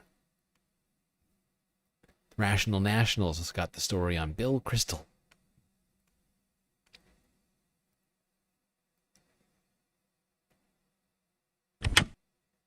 I sort of had come around to defunding ICE about a month or two ago, but now I'm just on the defund DHS thing. And the president does have to send a message, you can't come here. Former Republican strategist and Iraq war neocon Bill Kristol is now calling to defund the Department of Homeland Security. So in this video, I want to go over this clip and some Bill Kristol history, because I want to be clear up front here. I'm not gatekeeping. I think it's important to ensure or accept people like this into a grander movement against fascism, against, in this case, Donald Trump, while at the same time recognizing that the media is full of these conservatives who are anti-left that help lead us into a scenario, into the worst case scenario. And then when the worst case scenario happens, they simply react to the environment of it. Now, Bill Kristol has been anti-Trump the entire time. I'm talking, back in 2016. But his sort of politics is what led directly to Donald Trump emerging. So first, I'm going to play this clip. This is on, I guess, his podcast, one of his podcasts, The Bulwark, where he is sharing his thoughts on ICE and DHS. Police, we're arresting a woman who's minding her own business and has lived here for almost 50 years. Darling, yeah. So 47 years. She came in school. So Pam Bondi can strut around. I mean, the DHS, it should all be Christi defunded. Noem. It should all be, oh yeah, I'm sorry, Christi Noem. That was bad. Yeah, that was, They they're both bad. strut. Pam Bondi's bad too. But just Bad in different departments. And they both strut, I think. Yeah, DHS really, I sort of had come around to defunding ICE about a month or two ago, but now I'm just on the defund DHS thing. Would this country ultimately be safer if there were no DHS? Maybe there should be TSA. All right, I got a few thoughts. Again, I'm trying to be nice here. It's important for whatever audience that Bill Kristol has, whatever conservatives that exist who are anti-Trump, whatever audience that is, it's good that Bill Kristol is getting that message out to that audience. But otherwise, this is not someone that anybody should be listening to, considering his history, considering the clips that I'm going to get to here. The stuff that he did, that he advocated for, that led society directly into Donald Trump. First, I want to note the news story that he was referencing there at the beginning of the clip. It was cut off in the video, but it is an Iranian woman who has lived in the U.S. for 47 years who was taken by ICE while gardening, a 64-year-old. Hold on, I'll be right back, chat. I gotta use the Galactic facilities. I think I can trust you here with David momentarily. As stories like this continue to come out, I think people are getting the real idea of what is happening here, if they aren't already aware. And it's worth noting, Bill Kristol has been very vocal in his anti-Trump stance and his approach to immigration. This is quoting a piece from the Bulwark here. The island American presidents once touted wasn't Alcatraz. It's on the other coast. It's home to a statue.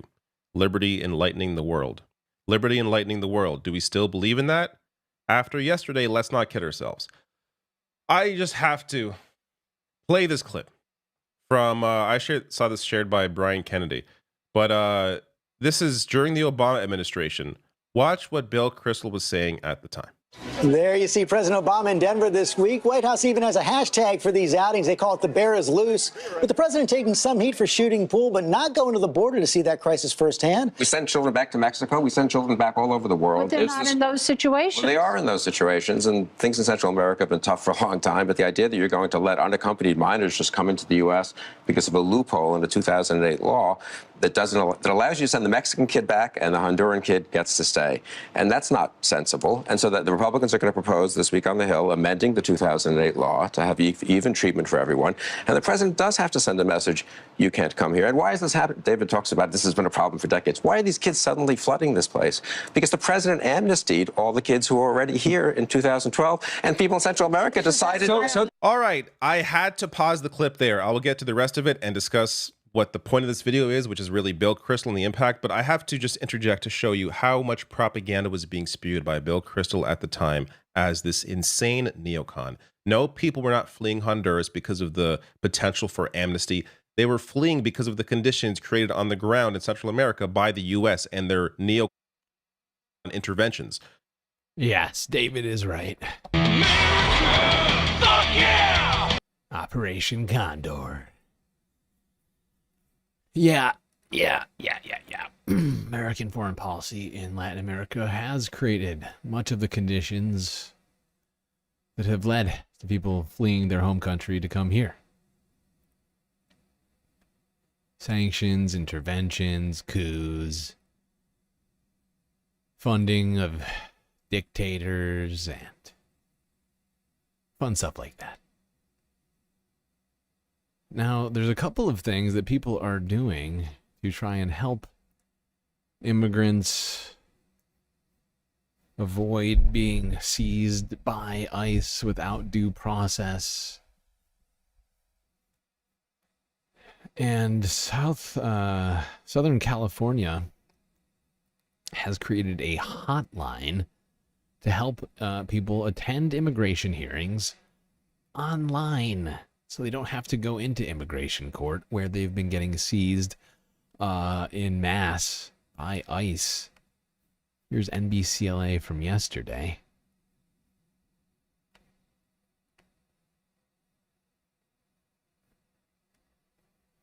New Hotline is helping people with upcoming immigration hearings fill out the necessary paperwork to move their scheduled hearings online. Yes, students and alumni from universities all across Southern California are behind it. NBC4's Amber Frias spoke with some of the volunteers about how it all works. Since the hotline got started 2 weeks ago, the people behind it tell me it's gone viral. Now, to be clear, they're not offering any legal advice, and they can only help you fill out that specific form to request your immigration court hearing move from in-person to virtual. Still, they tell me the demand has been high. When you're calling someone, the phone lines open at 8 a.m. sharp. And within seconds, volunteers' phones are buzzing. We've been getting 10 calls every minute of every day. Olu Orange, a civil rights attorney and USC professor, launched the hotline for people facing immigration court. It's not legal advice, but it's a lifeline. What they do is help people with an upcoming immigration hearing file a motion to request their hearing be moved online. Orange says many people fear going to their hearing in person could get them detained. We've reported on dozens of people arrested just outside courtrooms immediately after their cases were dismissed. Immediately, the free service if is not run sooner. through USC's Dornsife Agents of Change, a civil rights advocacy group founded by Orange. The hotline is not affiliated with USC. Most volunteers are either students or alumni from universities across Southern California. It's really easy to post on. There we go. People doing what they can to help individuals file for online hearings, which may make it easier for them not to be apprehended by ICE when they have the right to due process and to all of the things afforded to immigrants in this country, or at least that used to be afforded to immigrants in this country, like the ability to apply for asylum, whatever else, without being removed until then. Now, this app I found to be very interesting. It just came out.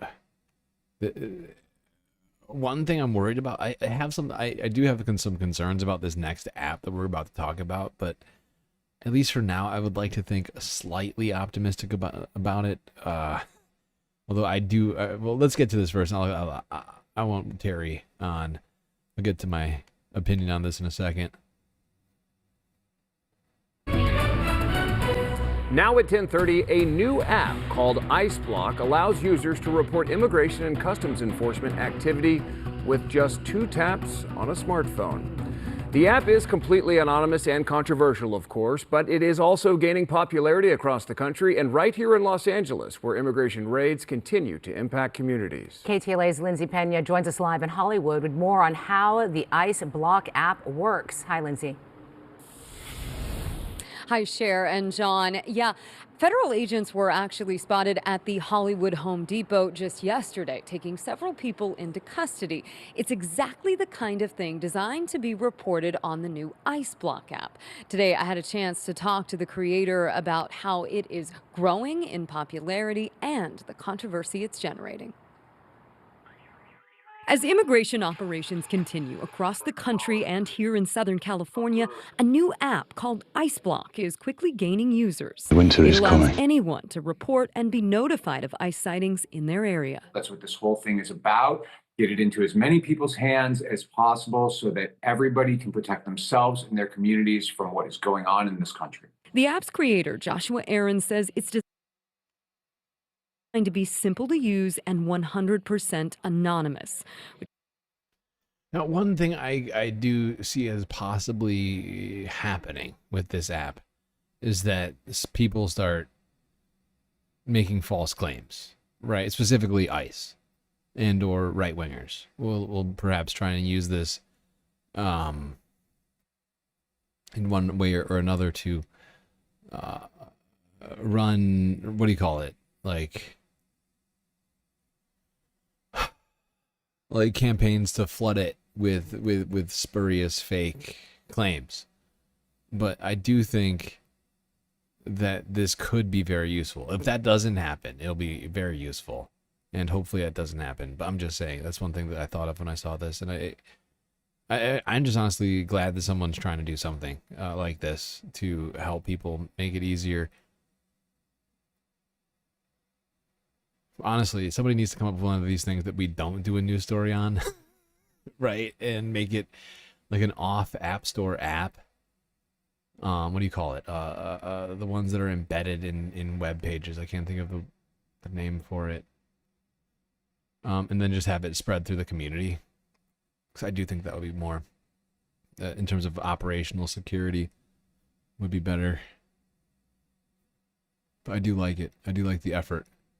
I think it's something that we got to try in multiple ways.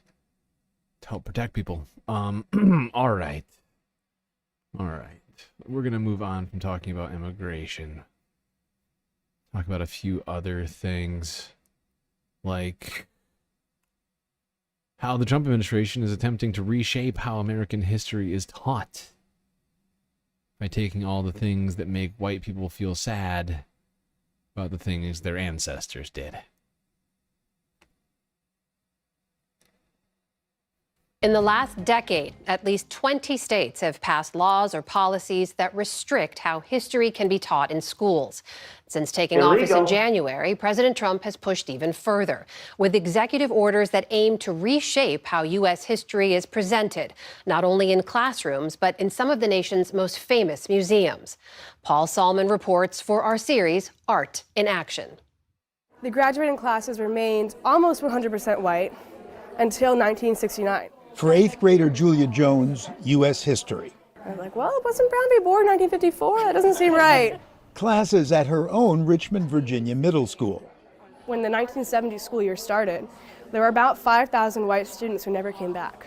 Jones was competing in National History Day in College Park, Maryland, one of some 3,000 students from around the country. In school, we often learned that, after 1954, now schools were integrated. Now black and white students could learn together, and it's a big victory. But then, give me a joke. When you learn this history, you realize that really wasn't the case. Students picked their own topics, drafting the Declaration of Independence, the evolution of labor unions, Japanese internment camps during World War II. We are telling the kids that you have to look at all the angles, and you have to back up what you're saying with evidence. Kathy Gorn runs National History Day, held every year since 1974. I don't know what that is. You guys pick me a winner? But this year's Not a fan of evidence. After federal cuts, we should make history great again by making it up and actually saying white people from Europe did nothing wrong. They were great. At home in April. We had 2 grants, and the total amount we lost was $336,000, right in the middle of everything. The grants were among more than 1,000 terminated at the National Endowment for the Humanities. Private donors bailed out this year's competition, but the cloud hovers. Our teachers in some areas are being told that they can't teach certain subject areas. Some teachers have left the classroom because they've thought, if I can't teach truth, then I'm not going to stay here. So what's driving the cuts? So I think we've ended up with really the wrong approach to historical education. It's way worse than that. Wokeness has become the new curriculum. We have wokeness is the new curriculum. The fact that they think wokeness is the new curriculum just tells you just where history lies. History is I mean, if you want to call it woke, I mean, history is really not, it's not wokeness to recognize the atrocities of the past. But the fact is history leans left, as in facts. Facts. If you pay attention to the facts and the context of things, much of that leans to the left. Science, since they're so really, I mean, it's just because it doesn't lean to the left. It's just that Republicans have rejected facts. They have rejected history that's inconvenient to them, rejected science, and critical thinking, and instead replace it with the Bible and racism. That's what we have. That is our leadership. Is it lag? Is the stream lagging for anybody? I just noticed it lagging. Maybe it's just me. Education system teaches our children to be ashamed of themselves in many cases, to hate our country despite... In January, the president signed an executive order promoting patriotic, as opposed to supposedly woke, education. Americans should not be felt that they have to live in shame or that there is a collective guilt to be carried. Mike Gonzalez, who fled Fidel Castro's Cuba as a child in the 70s, works for the Heritage Foundation and helped write Project 2025, the conservative blueprint for President Trump's second term. Do you think America has or has had a racism problem? Yeah. I mean, we had systemic racism. If you were a black couple in Alabama in 1950, you couldn't go to the lunch counter and get a sandwich. Yeah, I would call that a racism problem. Do we still have it? I think there are individual racists. I think they're.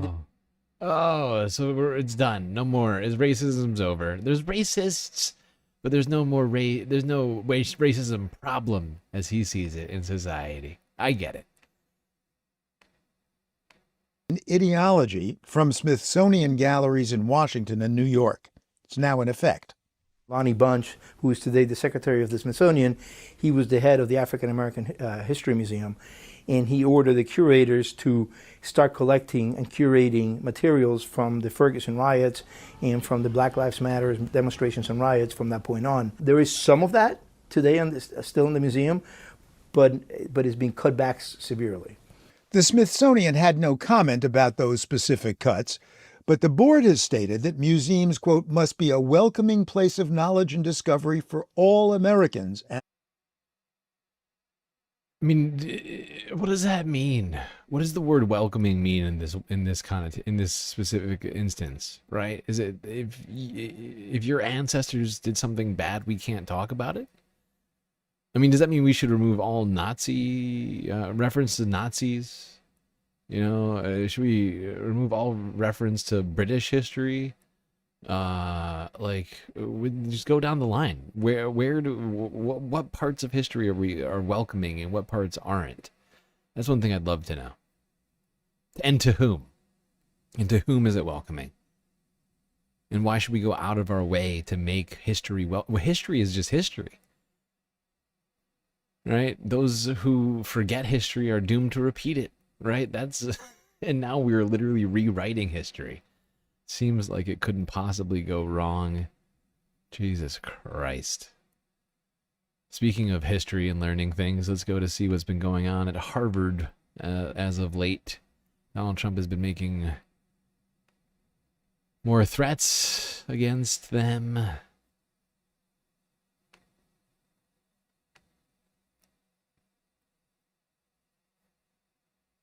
A new twist in the battle between the Trump administration and Harvard University today.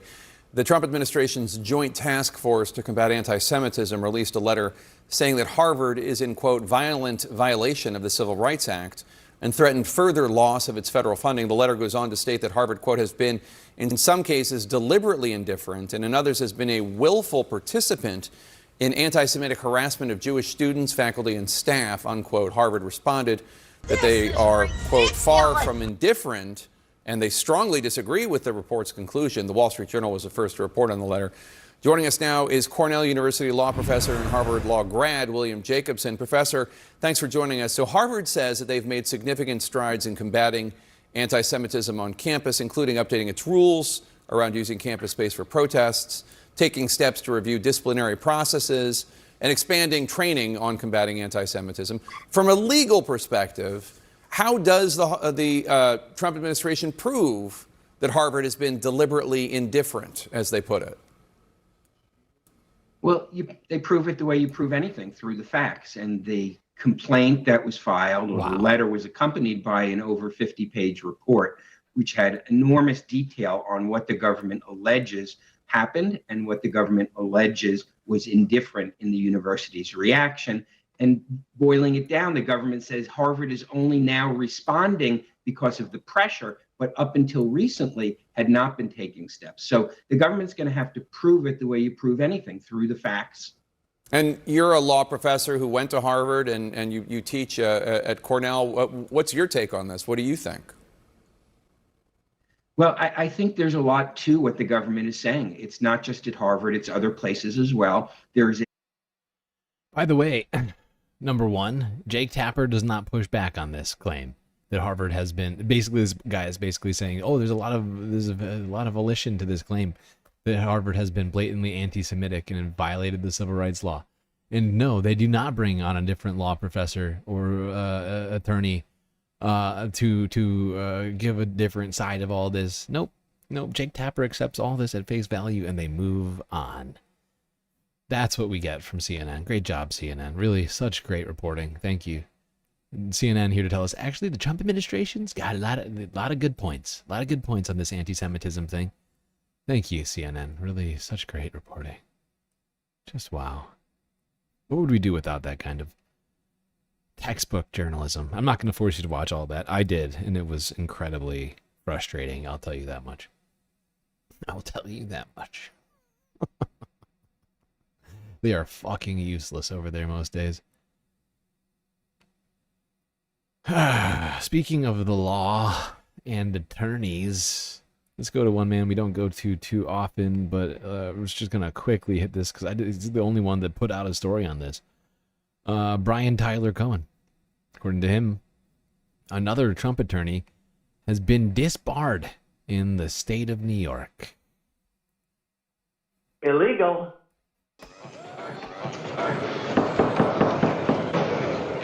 You're watching The Legal Breakdown. Glenn, does not happen often, but we finally got some justice for those closest to Trump. Can you explain what just happened to one of his attorneys?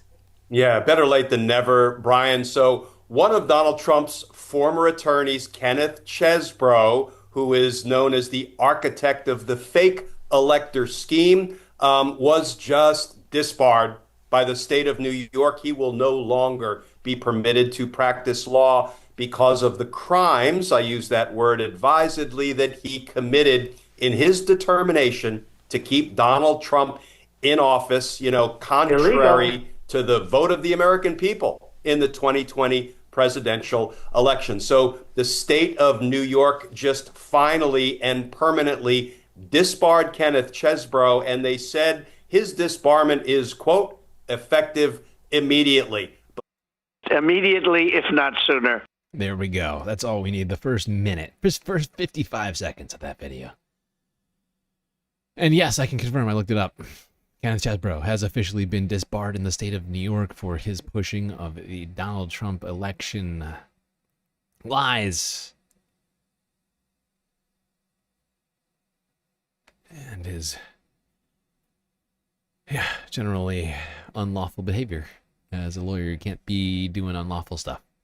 That's illegal. Illegal. All right. Let's go to trade policy and economics real quick. Start with trade. Here's Reuters from yesterday. According to them, U.S. prices for China-made goods are rising.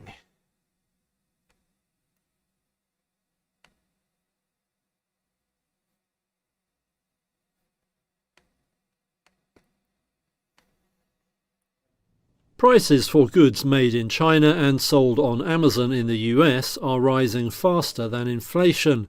That's according to a study done for Reuters by analytics firm DataWeave. It shows that the median price for a basket of such goods rose 2.6% between January and mid-June. Over roughly the same period, the core consumer prices index rose at an annualized rate of about 2%. DataWeave focused on 1,407 items sold on Amazon, where China is clearly listed as the country of origin. Products rising in price at the fastest pace included school and office supplies, electronic items like printers, and home goods like furnishings and cookware. The increase naturally varied from product to product, with some even seeing decreases. Well, there we go. Who could have guessed that Donald Trump's trade war and tariffs on China would lead to there being inflationary pressures on goods coming from China? Oh, that's right. Everyone said it, including myself, that there was literally no mathematical way possible that adding massive tariffs on a country would not lead to the goods coming from that country being more expensive, because that's how math works. It's science. All right. Now, let's talk about internal U.S., not trade policy, but fiscal policy. Jerome Powell was in the House, I think, earlier this week, answering questions. And then, in fact, I think the Fed, did they have a meeting this week, too? I can't remember. I think they released last week numbers, I think, but came out and, yeah, I think he was in the, actually, now that I think about it, he was in the Senate. He was in the Senate answering questions earlier this week. And he made it pretty clear what the reason for his not having lowered interest rates was Federal Reserve Chairman Jerome Powell is speaking in front of a panel just one day after receiving a handwritten letter from President Trump blasting the Fed chair for not lowering interest rates. President Trump has made his views on Powell very clear over the past few weeks. Nasty, nasty man, that Powell. You were criticizing the Federal Reserve Chair before coming to this summit. Yeah, I think he's terrible. He's an average mentally person. Average mentally I'd say person. low in terms of what he does. Low. Average mentally person. A what now? Let's hear that one more time. I might need to clip this one. An average mentally person. What's a mentally person? Anybody speak whatever language Donald Trump is speaking? Criticizing the Federal Reserve Chair before coming to this summit. Yeah, I think he's terrible. He's an average mentally person. Average mentally I'd say person. low in terms of what he does. Low. Low in terms of what he does. Average mentally person. A mentally. He's that Jerome-ly man. I don't know. I'm having a senior moment right now. I can't think of words. There's a lot of words to think of. Mentally person. Average mentally person. I'd say low in terms of what he does. Low in terms of what he does. Low IQ for what he does, okay? We're doing well and as a country. If the Fed would ever lower rates, we'd buy debt for a lot less. It's a shame. This guy, do you ever have a guy that's not a smart person and you're dealing with him and you have to deal? He's not a smart guy. A stupid person, frankly, at the Fed. The only thing is we have a Fed chairman that is, he doesn't get it. I'd love him to resign if he wanted to. He's done a lousy job. He should resign. All right, let's go live now to CNN business and politics correspondent Vanessa Yurkevich in New York. What is Powell saying, Vanessa? Well, Jerome Powell is currently speaking at the Central Banking Forum in Europe, and he's with other leaders of central banks from around the world. And this comes just a day after the president sent a letter to Jerome Powell, essentially calling on him to once again lower interest rates to what he said should be 1%. And he sent this handwritten letter.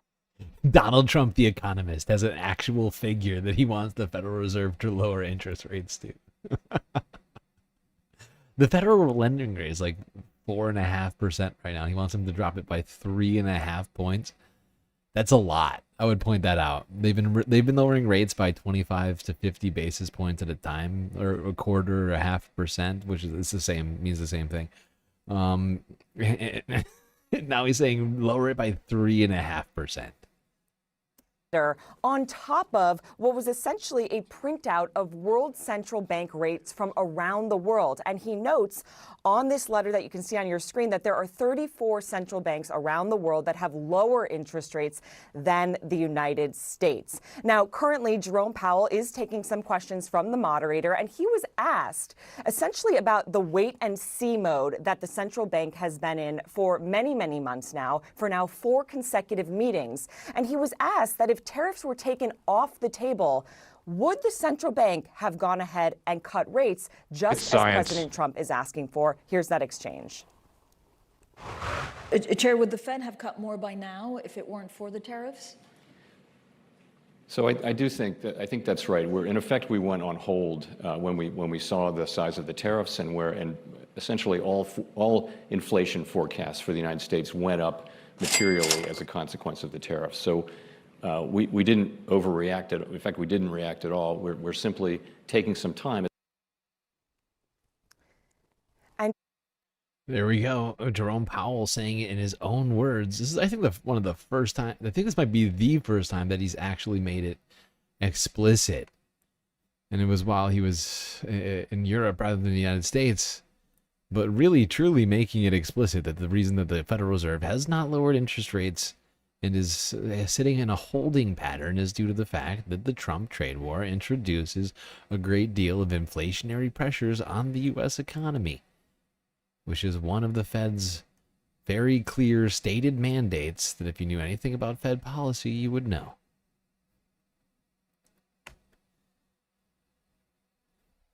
Donald Trump cannot just dictate rates to the Fed. Can't do it.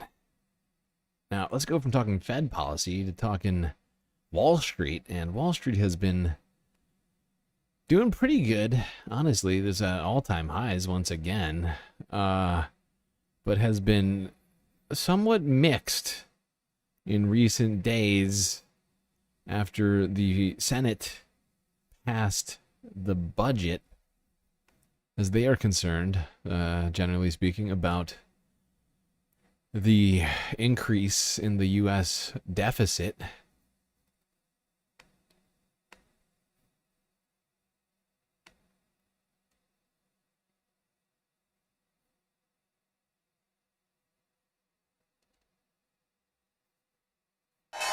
U.S. stocks ended mixed on Tuesday, with the Dow gaining just under 1%, the S&P 500 edging down marginally, and the Nasdaq shedding more than 0.8%. The Senate's passage of President Donald Trump's tax and spending package had investors weighing the bill's stimulative effects against its multi-trillion-dollar cost, said Alexander Morris, CEO and Chief Investment Officer of FM Investments. Today, I think we're really seeing the impact of Washington on Wall Street, which is domestic stocks, big name stocks are moving up, some fear of what's going to happen into higher volatility technology names, but a realistic understanding that the government is going to spend heavily so, and it's going to spend in the names you know and love. But if you look at names that are moving, tech names aren't going down, they're just coming off record highs. And it's okay for us to have a day or two of reprieve off of what otherwise is not the macro backdrop for. Now, I've been hearing some things out there, but what people are going on right now in the stock market, supposedly, people don't seem to think the Re-Liberation Day is in fact coming, which is, of course, 1 week from today on next Wednesday. Right. A lot of traders are supposedly suggesting that Trump is going to once again chicken out. Something that I've been warning against. I think that that's not true, that I think Donald Trump is absolutely going for this thing. I mean, much of the rhetoric that he's been putting out there suggests that he is not interested in... He wants Liberation Day 2.0, you know? He thought he was going to get 200 deals in 90 days. It's been 83 days now, and we've had no full deals. And I think this is only economic weapon that he sees as being some sort of bargaining chip, right? Is just the threat of tariffs and or actually putting the tariffs on. Whether or not that actually happens next Wednesday, I don't know. I could be completely wrong about that. You know, but... I think in some way people are sort of in a phase of denial almost. Now, here's some slightly troubling news in the U.S. economy. Yesterday, was this yesterday? I think this was actually earlier on Wednesday. Economic numbers came out. U.S. private payrolls posted their first drop in more than 2 years.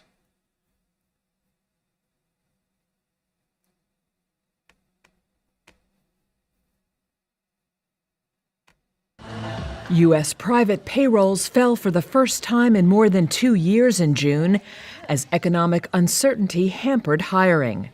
The ADP National Employment Report, released Wednesday, showed private payrolls dropped by 33,000 jobs last month.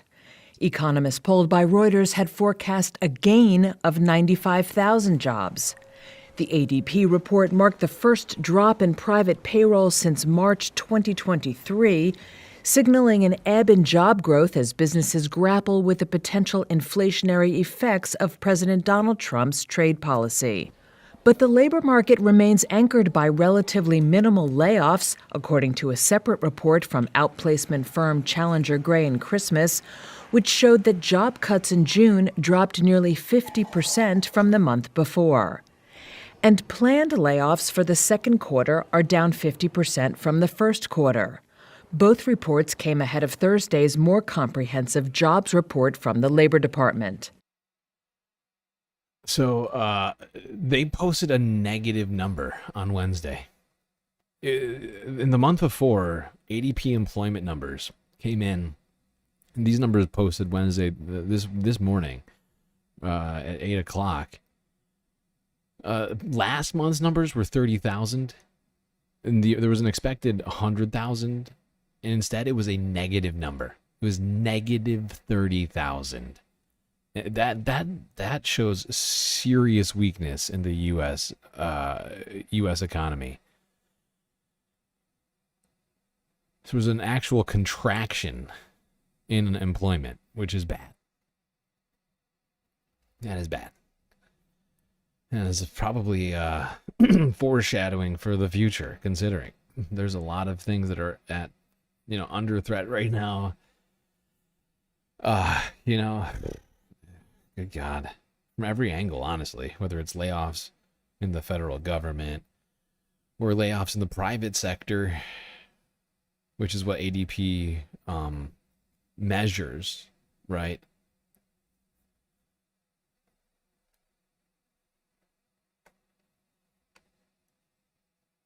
Yeah, number of jobs in the United States has now decreased as of basically the last month.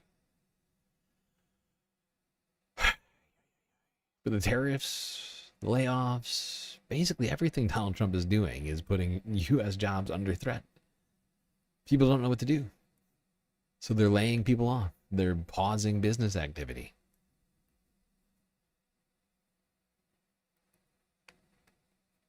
How are we doing on time? Oh, this is probably a good break time. Oh, no. The goal has ended. I'll give us some more time. I'll give us a little bit more time. I'm not tired yet. But right now we are still 4 away from the goal. So, if anybody wants to contribute, Cash App, PayPal, YouTube, all the ways. All right.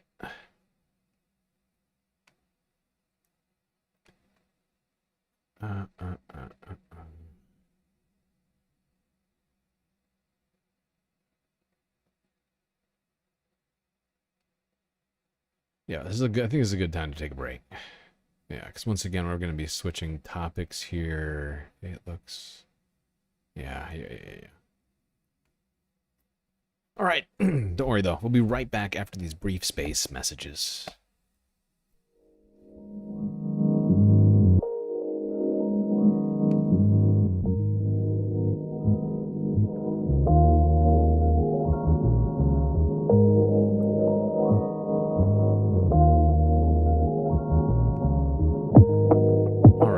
Everybody's been enjoying the stream so far. If you haven't already, hit the like button and don't forget to subscribe. Hit that bell icon too so you don't miss a single episode of this spacecast. While you're at it, do also consider contributing to the Galactic News Network, as we would cease to exist without the contributions of viewers such as yourself. So many great ways, of course, for you to show your support. YouTube, super chats, super stickers, and memberships are always a great way to show how much you love the Galactic News Network. But if you're sick of those, or it's not your thing, we got other ways. Cash App, PayPal, of course, good ways to help produce the show. But the best way to get the most space benefits for your Earth dollars is to go on to Patreon and become a Galactic Patron. Just $3 a month will get you access to a bunch of sweet, sweet space benefits unseen by the rest of the goddamn Milky Way galaxy. All right, chat, I won't bore you with any more. Enjoy the break. Grab yourselves a drink, maybe a snack, and I will be right back.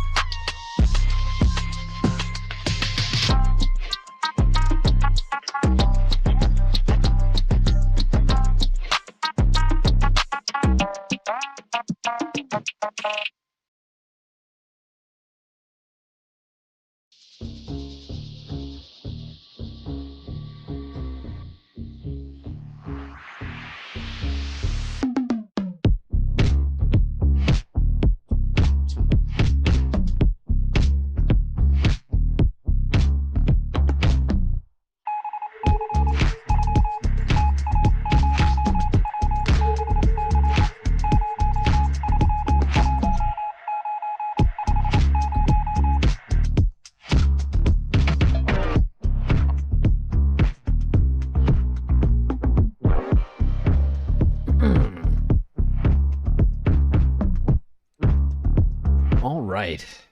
I do believe everyone knows what that beeping sound in your ears means. Of course, it means it's time for us to get back to the stream.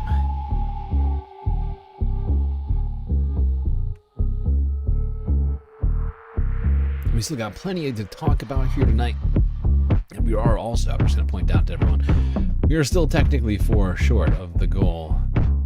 I know it says 1 of 10 and uncompleted, but we were really at 6 of 10 before it ended. I'm going to continue to bring you all the content, hoping that somehow we wind up completing it in spirit, even though it technically ended before we got anywhere close.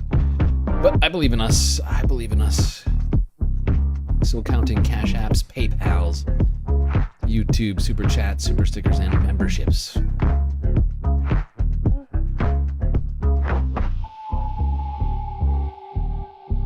All right. We left off talking about the state of U.S. economics, trade policy, and beyond. Let's go here to segue into talking about the environment. Let's see what Donald Trump had to say about his predecessors.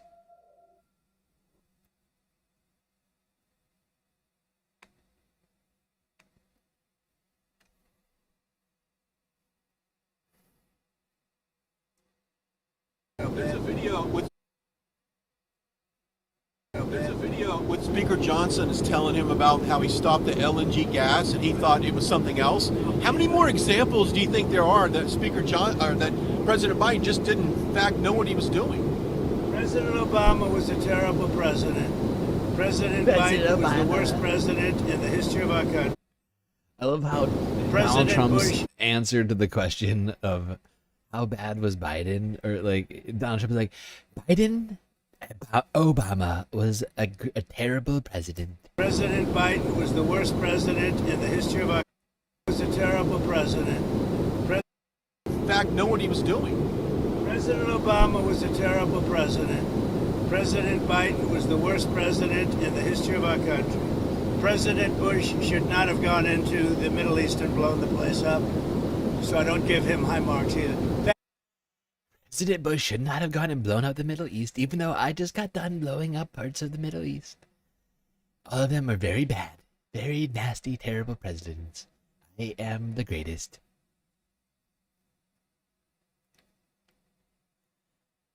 Very, very modest man, our president. Speaking of right-wing crazy people, let's go back to talking about what the fuck happened in Idaho recently. If you did not hear about it, an unhinged individual started a fire with the intention of having firefighters show up to the location and then opened fire on those firefighters with multiple guns, I believe. Not sure 100% on that part of it, but one man tried to dive deep on who this young man terrorist was. Who targets firefighters? Nazis. Nazis with a bone to pick.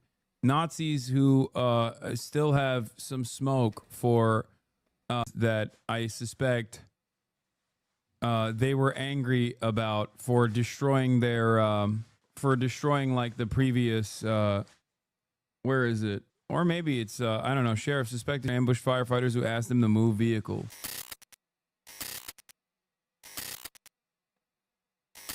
Anyway, now let's get to the firefighter ambush in Coeur d'Alene, Idaho, which is a famous location for actual anti-Semitism, not like the fake, like, oh, I don't like Israel conversation. Was the head of operation for Atomwaffen. I mean, it's like a neo-Nazi, white supremacist, white nationalist breeding ground. Breaking developments, Idaho authorities have identified they're accused of ambush. Yeah, I live in Idaho and I've been to Coeur d'Alene, and there are literal Nazis, like proud Nazis with swastika flags. Yeah. I'm not saying like, oh, they're Nazis because they're like fascist Republicans or racist. I'm saying like actual straight up swastika wearing Nazis. Illegal. And killing those 2 firefighters in the mountains by Coeur d'Alene on Sunday. A 3rd firefighter who was also shot is now fighting for his life after surgery. The local sheriff says they believe that the who was later found dead set a brush fire to lure the crew to the site and then opened fire on them. Here's dispatch audio as the attack unfolded. Some law enforcement right now, there's an active zone. There's a 3's down, BC1's down. Everybody shot up here. Law enforcement, code 3 now up here. CNN's Mark Morales is here now with breaking details on this. Mark, what are you learning about the suspect? Well, Brianna, we now know who law enforcement thinks did this shooting, and they've identified Wes Raleigh, 20 years old. He's from the Idaho area. And as you know, the identification in this kind of a situation is very, very important, because now investigators can take that full court press and really try to figure out what the motive here was. They could do search warrants on his home or places of business. I mean, my instant speculation when I heard where this happened was that, oh, this is 100% not like an Iranian sleeper cell or anything like that the media can even present, and very much the type of person that does engage in the anti-Semitic violence, the neo-Nazis. But it turns out, and I thought initially, there's no way that this is like a 20-year-old, given where this happened and the significance of the area. I thought it wouldn't be like a 20-year-old, but like a 45-year-old, you know, former military, because that's usually the profile of this type of activity. This is like old school white supremacist, Aryan nation type activity. Turns out it is a 20-year-old. Business, or they could even talk to loved ones, people that he knew, anything that can help them really dig into why he did this. Now, law enforcement was able to. The reason why I want this question, because you keep asking this question, okay? Because once again, process of the ceasefire talks is going well is bullshit. So if you answered this question before, I'm sorry, but if you want to answer this, the situation keeps getting worse. What are the other options to stop this genocide? The reason why you keep asking this question is because I feel like you're doing Fed bait. Like you're asking this to, I don't know, entrap someone or something. Okay, just keep up the pressure. That's it. Just keep up the pressure. Okay, what is the answer that you want from someone like myself in front of 30,000 people? What is the answer? What do you think I should say here? Keep up the pressure, participate in boycott divestments, keep educating people. That's it. Call your politicians and keep protests, okay? Comrade of the worker, like 3 minutes away from being like, here's the location of Tenorite and a stash of weapons that I hid. Come on, comrade. Illegal. Pick up the arms. Can you please not do a direct call to sir? Hello, fellow comrade of the workers of the world, unite. Literally hasn't stopped too. He just hold on. I forgot about over this. And over again. Hold on. What happens when the phone call doesn't work? What happens when the one phone call away doesn't work? What happens when it doesn't work? Because it seems like I forgot that a part of this ceasefire is not imminent. You're supposed to lube it up. I forgot that part of this was just Hassan yelling at his chat about some shit. Oh, come on. Don't be a dick.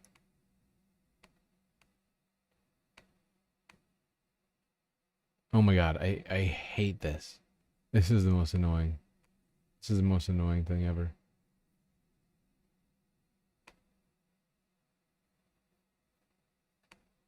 A little bit before you put it in, dude. What is this? I got the federal. Two unresponsive battalion chiefs, gunshot wounds, multiple gunshot wounds. 2 Coeur d'Alene firefighters are down. We need law enforcement to get up here. We could possibly get the 2 wounded out. I'm pinned down behind Battalion 1's rig. It's clear to me that this fire was set intentionally to draw. Now, Raleigh was found dead with a firearm near him, and we're still waiting for more details on this. But as we know, investigators and law enforcement are really pushing to figure out what happened here. Brianna? Have they gotten a hold on that brush fire that they... Who targets firefighters? Nazis. Nazis with a bone to pick. Nazis who still have some smoke for that I suspect they were angry about for destroying their like the previous where is it? Or maybe it's I don't know, sheriff suspected ambush firefighters who asked them to move vehicle. I don't know. Something about this doesn't add up. Something about this does not add up. Jason wrote, like, everything adds up. The only thing that everything that adds up, but the only thing that doesn't add up is the profile to being 20 years old. That's the one thing that is confusing to me. And I suspect we'll find out more about his family and whether or not they were involved in the upcoming days. Jason Rowley, the alleged far-right Wes Rowley's dad, who he was allegedly living and working with, seems to be a veteran who's a Nazi biker. Wes Rowley's father appears to be Jason Rowley, a former Army Cavalry scout and biker gang member who Wes likely was living working with in Idaho. Yeah. His father fits the profile of the type of person that would be more willing to do something like this. This is what he posted, by the way. Jason Rowley. Find your first name. First letter of the name, Ahmed. Second letter of your last name, go. Like, no irony here, you know? I don't know if it's relevant, but yeah, today's the anniversary of the Aryan Inferno when firefighters burned down the Aryan Nation security house as a training exercise. I don't know. I don't know if this is related to that, though. But that does set up a motive. Oh, Jesus Christ. They say he set, Mark? Well, that's a really interesting part of this whole situation as well, because that fire increased to 26 acres overnight. And when you think back to how this all... Please shut up. I do think that's very interesting detail that Hassan brings up, is that the day that this happened was the anniversary of the burning down of an Aryan Brotherhood compound by the U.S. government. Help! Help! I'm being repressed! Started with Raleigh setting this fire.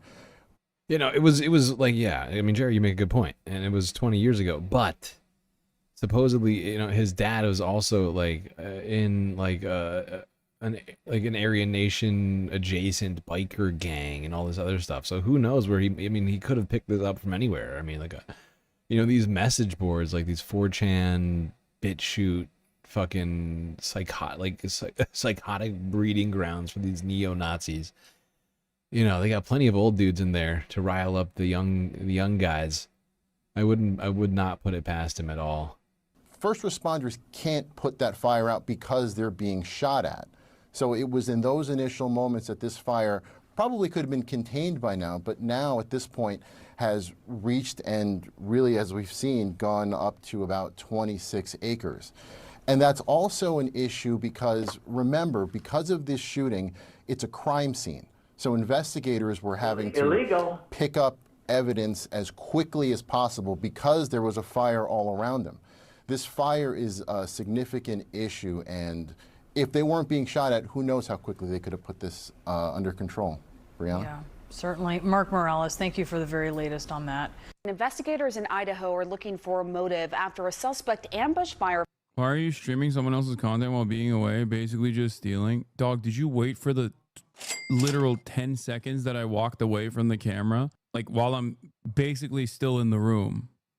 Like, I was just away from the camera. To say this, that is insane. Like, it is shocking. Also, stealing what? CNN? Like, what are you talking about? They don't give a shit. I can't believe how haters are. It's actually shocking. Hassan is giving CNN views they would have otherwise not gotten. A third is in the hospital in stable condition. Police say They were lured by a deliberately set brush fire that's still burning. The suspect was found dead hours later with a gun nearby. No, the tattoo doesn't say MS-13 also, chatters. It's 1488. He's a Nazi. Steve Moore is with us right now. He's a former supervisory special agent with the FBI and a CNN law. Okay, that's good enough, I think, on this. The 20-year-old started the fire. Yeah, no, yeah. Did you think I was saying something other than that? No, that's not what I was. If I misled you on that, no, yes, of course, he's the one who set the fire. I'm just saying that later on, Hassan digs into it further, and his dad is in some neo-Nazi biker gang, and I'm saying that these guys are possibly influences on this kid. That's all I'm saying, is that this kid had plenty of opportunity to be influenced. You can clearly see his online activity was filled with all sorts of insane shit. And I was just merely saying that I was looking into this for the motives, right? Not to try and figure out whether or not somebody else actually had done that. I think it's pretty cut and dry that he was the one who started the fire. He was the one who shot these firefighters.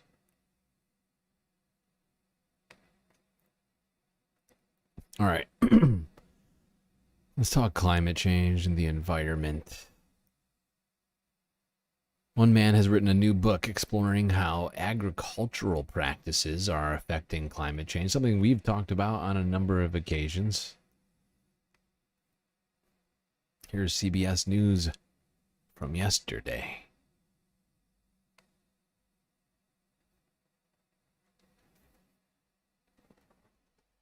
The United Nations says fossil fuels like coal, oil, and gas are by far the largest contributors to global climate change. But a new book is taking a look at another culprit, food. We Are Eating the Earth by Michael Grunwald argues that the land we use to grow our food is actually one of the biggest contributors to global climate change, and that we will need to expand agricultural production by about 50% if we want to feed the world's population by the year 2050. Michael joins us now. Thanks for being here. Thanks so much for having me. So what does it mean exactly, we are eating the earth? Well, really, agriculture is eating the earth. Right now, 2 of every 5 acres of habitable land on this planet are either cropped or grazed, right? We are losing a soccer field worth of tropical forest every 6 seconds, and we're losing it to agriculture. And why aren't the solutions that are currently in place enough to fix this? Well, look, on energy, at least we kind of know what we need to do, right? We need to have an electrified global economy and clean electricity. And we're even starting to do it, despite what's happening in Washington right now. But food, we barely know what we're supposed to do, and we haven't made any progress. It's about 1/3 of the climate problem, but it's 3% of climate finance, and it's like 1% of climate conversations. That's really why I wrote the book. How can we fix this growing food issue? You know, I hate to say this on July 4th, but one of the big answers is we need to eat less beef. Beef is like 10 times worse than chicken or pork. It is the major source of deforestation. It's a huge part, it's a huge part of our water problems, whether it's pollution or water shortages. But we also need to waste less food because that wastes the farmland and the fertilizer and the water we use to grow the food that we waste. So far, government really hasn't done much about it. So unlike with energy, there's not a lot of progress to roll back, but we need to start researching these solutions. Any other solutions that you include in the book that are worth mentioning? Sure. Well, what gets people upset is that I talk about how we're going to need to make more more food with less land. Right. We need to make more food per acre so that we can use fewer acres to make food. Mm-hmm. And sometimes that means the kind of, heavily intensive industrial agriculture that a lot of people don't like. But these, kind of nice, twee, organic, sort of kinder and gentler farms, if they make less food, they're going to use more land, and that means more deforestation. And if we're serious... Honestly, I think this is a good point. We need to stop, specifically, he makes a strong point, and this is one thing that is, I think, been a struggle for people. But environmentalists for a long time, climate activists for a long time, have been talking about this now. The problems with industrial animal agriculture. But the most detrimental form of animal agriculture is the cow, is the production of beef, right? And it's destroying rainforests. They need a ton of space. They need a ton of food.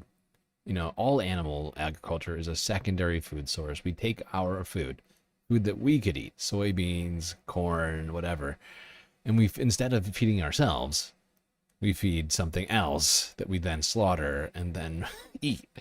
But of the three animals he mentioned, you know, cows, pigs, and chickens, cows are 10 times more polluting than the other two, and a lot of that has to do with how much methane comes out of those puppies, but also because of how much food we have to feed them in comparison. And I think if we can frame it around just saying, hey, you got to eat less beef, if not none, and you got to shift your diet over to, you don't have to become a vegan, you don't have to become a vegetarian. And I know it's not a perfect strategy, and I know some people will probably have some sort of pushback on that, but I guess my point is America is stubborn and stupid. And we need to find a way to be like, hey, all right, you don't have to stop eating meat entirely, but you really got to reconsider beef, okay? There's plenty of other options, delicious meat-based options that you can eat that'll be technically less bad for the environment, even though they're not perfect. And, you know, we just got to win small victories at this point. Like, we are up against a torrent of bad policies coming from the Trump administration. We were already up against an incredible amount of stuff just to try back, even during the Biden administration, it was a struggle. You know, it doesn't matter. People are, you know, like we need to be doing stuff about this. Should have already done way more than we have. We have, like, time is dwindling faster and faster. Now,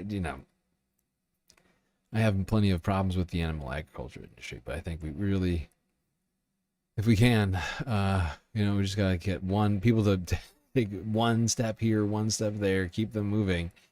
I mean, in my personal opinion, a lot of this has to be done from a top-down sort of way. But right now, the top-down approach certainly isn't going to happen, considering who's at the top of the government.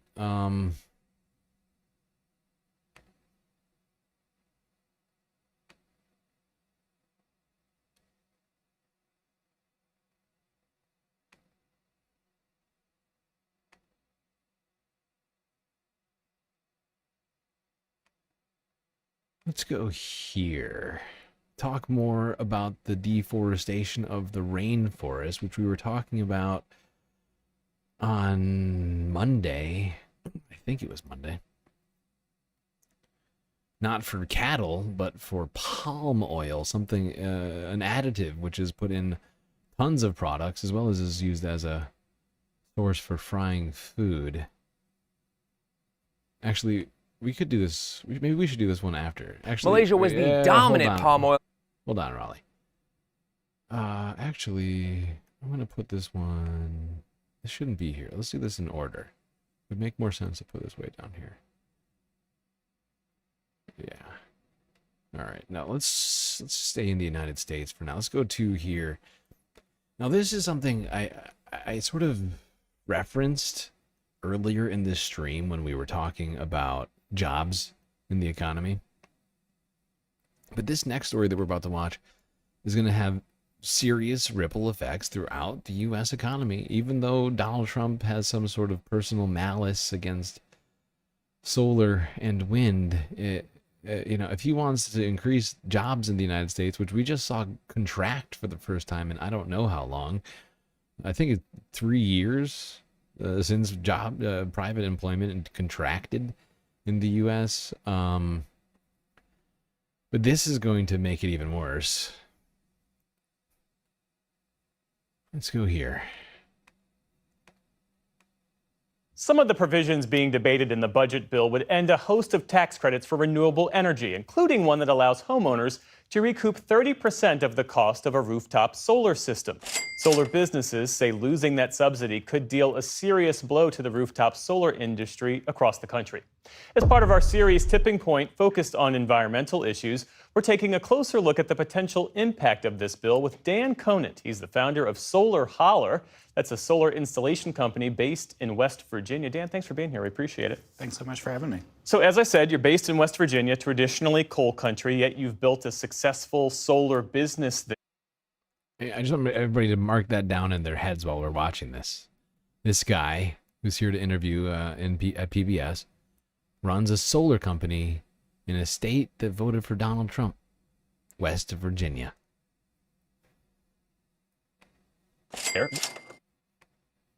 Driving demand. Who are your clients and what kind of projects are you focused on? We work with folks all over West Virginia, and whether you're a homeowner or a church or a school or a pepperoni roll bakery recently, really proud of that one.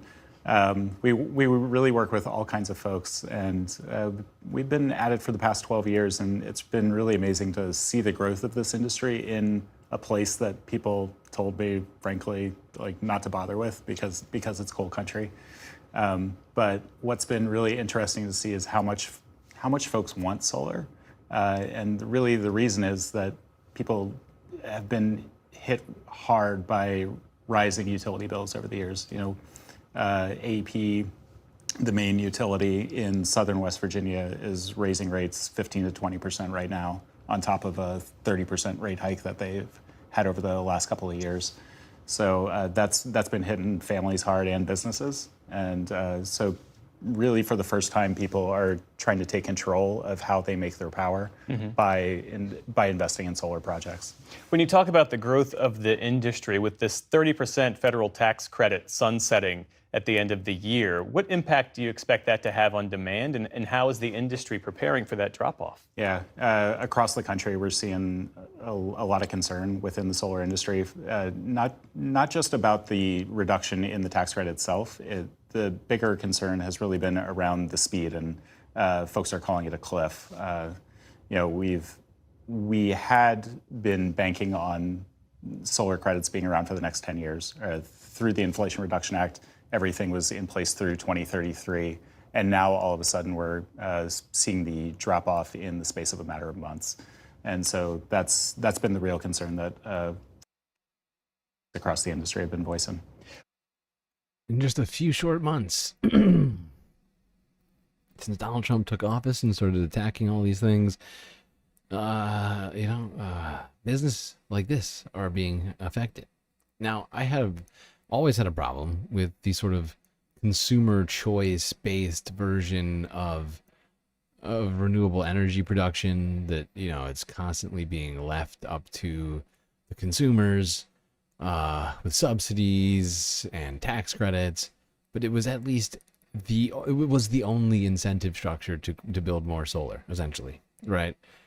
I personally believe it needs to be done on a more top-down basis. Like I said before, like we need the grids themselves to all be powered by this. We can't just leave it up to consumers time and time again. Like, it's just not an effective strategy if you want to get this done in the time that it needs to be done, right? But this is not helping. This is the opposite of helping. The tax credits are being canceled. So now, instead of paying 100%, but then getting 30% of the money back in tax credits, right? Now, nothing. There's now no incentive for people to do this. And it's just going to make the situation even worse. Well, you know, critics have said that the federal government has been artificially propping up the solar industry with these tax credits for years. What do you make of that? And can the industry survive without federal support? The industry will survive. We're not going anywhere. But I will say there's going to be a big drop-off in demand in the coming years. And unfortunately, that's coming at a really bad time. With the growth of artificial intelligence, with the growth of data centers, including in my hometown in West Virginia, we're seeing an explosion of demand for electricity on the grid. And actually just last week here in the Mid-Atlantic, we saw record power prices and record demand. Solar is the fastest way to get more power on the grid. And if you want to be controlling the future, if you want to be controlling the future of AI and beating China, you just need more power and you need it fast. And unfortunately with this bill, the way it's written right now, it's really going to scale back our ambitions as a nation. Tell me about the work that you've done retraining and employing former coal workers to install solar panels. When we started out, there was basically no one doing solar in West Virginia. And as someone who was born and raised and proudly from West Virginia, I wanted to make sure that kids like me didn't have to move away to be a part of the energy industry, that we could all see the writing on the wall that renewables were going to be taking over the world.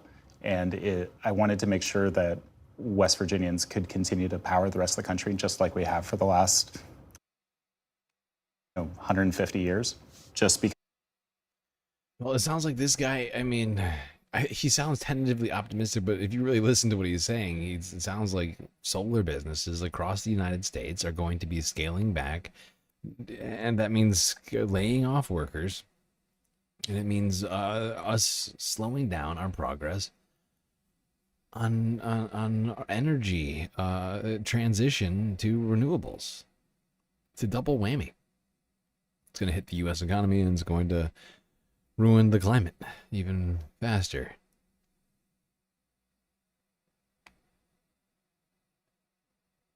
All right, let's go here to New Jersey, where they got hit by rain recently, causing floods in the streets of Lakewood.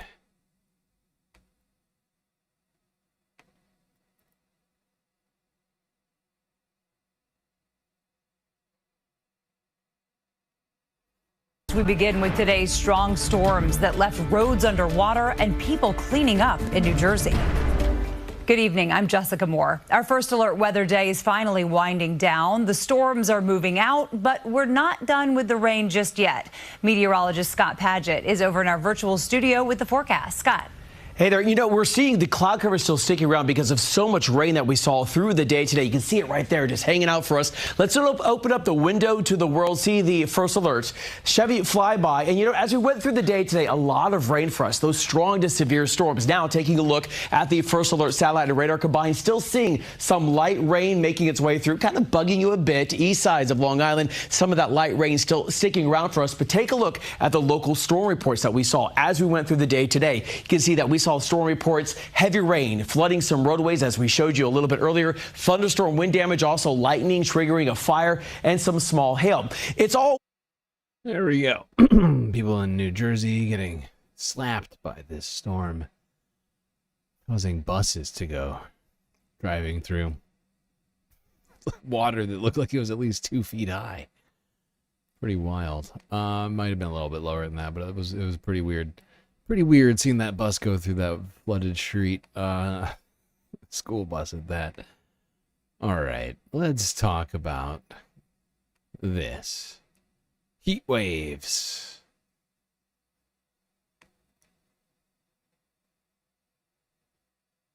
Actually, I meant to do this in a different order. Yeah, hold on. No, do this one first. Yeah, let's talk about heat in our environment. One thing people have been talking about recently was the Bernie Sanders appearance on the Joe Rogan Experience. Right-wingers have been claiming that somehow Joe Rogan has broken the code on climate change, even though he definitely hasn't.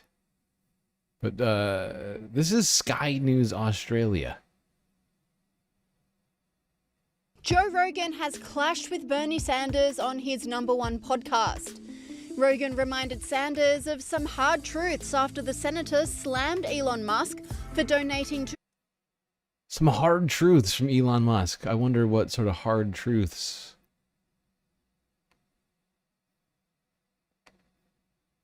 ...on election donations, but the pair also got into a bust-up over climate change. So look at the far end of that graph, and you see we're in a cooling period. Well, I'm not sure. I didn't read that article, but yeah. The scientists who... Well, Bernie Sanders, it's not just you who didn't read the article. Neither did Joe Rogan. And I'm going to show you that in just a moment. But I love how Sky News Australia did this video. suggesting that somehow, scientist Joe Rogan had solved it. Actually, it's getting colder on the planet, not warmer. Look at this Washington Post article. It must be true. Out there, I think. I know, but there's a lot of money involved in that too, Bernie. That's part of the problem. There's a lot of money involved in this whole climate change emergency issue, and there's a lot of control. A lot of control. Online commentators also cited the Washington Post article mentioned by Rogan, with this commentator saying, Yeah, weird. Very weird. So weird that I felt like I had to look this up. I was like, I have not heard of such a report suggesting that we are in a cooling trend right now. Please explain. So I did a little digging, and shockingly, non-scientist, idiot Joe Rogan was wrong in so many ways.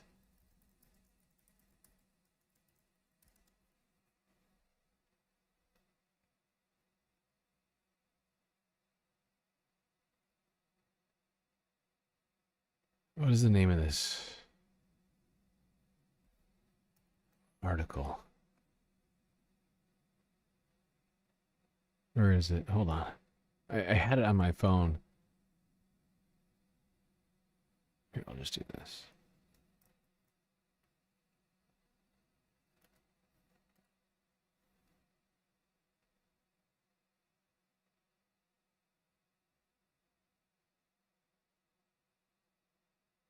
By the way, this isn't new. This is from last year in September. Old Joe here just is incapable of reading. Let's go here. This is the same, you'll see, right? Look at this. This is the same. This is the same article, as you can see here. Scientists have captured Earth's climate over the last 485 million years. It's a surprising place we stand now, right? Same article. Same article. Now, Joe didn't read past he did not read past the headline. He didn't even read to the sub-headline. Because if you read the sub-headline, you realize very quickly that Joe's not even close to being correct. Here, I'll read it all for you. Scientists have captured Earth's climate over the last 485 million years. Here's the surprising place we stand now. An effort to understand Earth's past climates uncovered a history of wild temperature shifts and offered a warning on the consequences. A warning on the consequences of human-caused warming. Anybody home in there, Joe? All he had to do was read one more sentence. All he had to do was read one more sentence and not let his dumb freaking, baby-brained friends tell him what this means. He just had to read it. This is a warning on the consequences of human-caused climate change.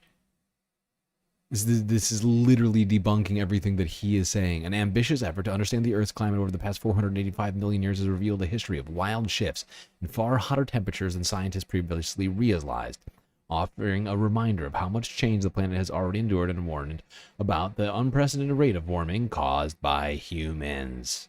The timeline, published Thursday in the journal Science, is the most rigorous reconstruction of Earth's past temperatures ever produced, the authors say, created by combining more than 150,000 pieces of fossil evidence with state-of-the-art climate models. It shows the intimate link between carbon dioxide and global temperatures. Carbon dioxide and global temperatures, and reveals that the world was in a much warmer state for most of the history of complex animal life. At its hottest, the study suggests the Earth's average temperature reached 96 degrees Fahrenheit, far higher than the historic 59 degrees Celsius the planet hit last year. 59 degree Fahrenheit the planet hit last year. The revelations about Earth's scorching past are further reason for concern about modern climate change. Further reason for concern about modern climate change, says Emily Judd, a researcher at the University of Arizona and the Smithsonian specializing in ancient climates and the lead author of the study.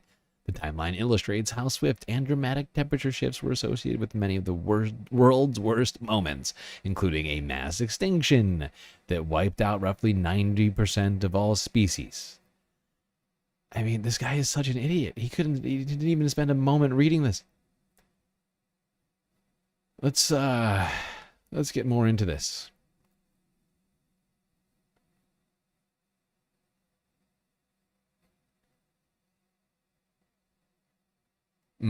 Adult baby. Albert's right. Adult baby indeed.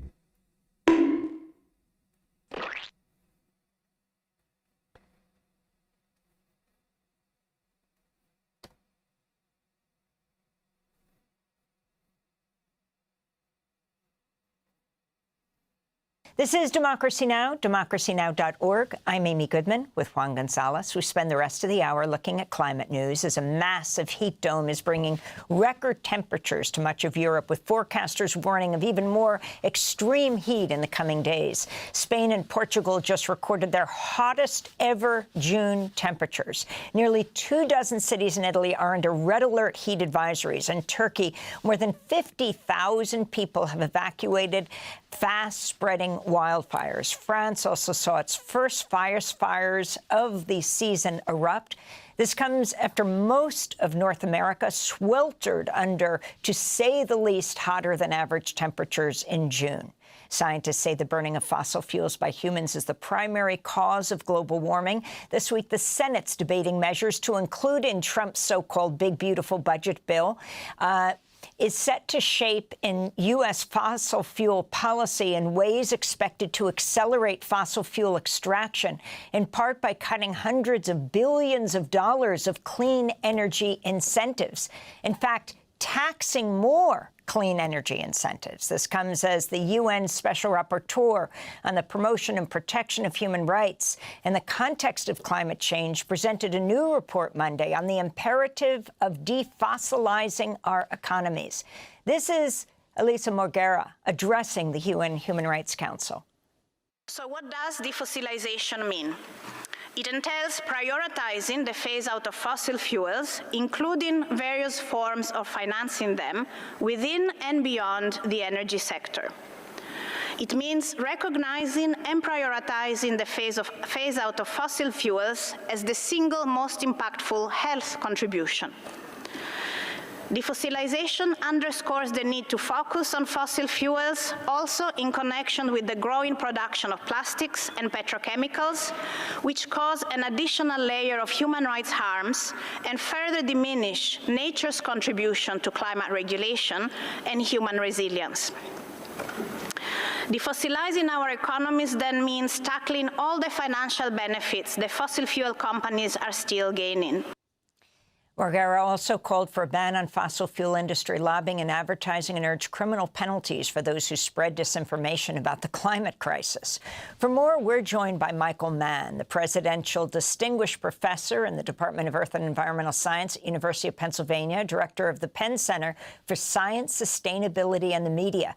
His most recent research has been profiled in UPenn today under the headline, "Heat Domes and Flooding Have Nearly Tripled Since the 50s." His forthcoming book with Dr. Peter Hotez is titled Science Under Siege. His previous books include Our Fragile Moment, How Lessons from Earth's Past Can Help Us Survive the Climate Crisis.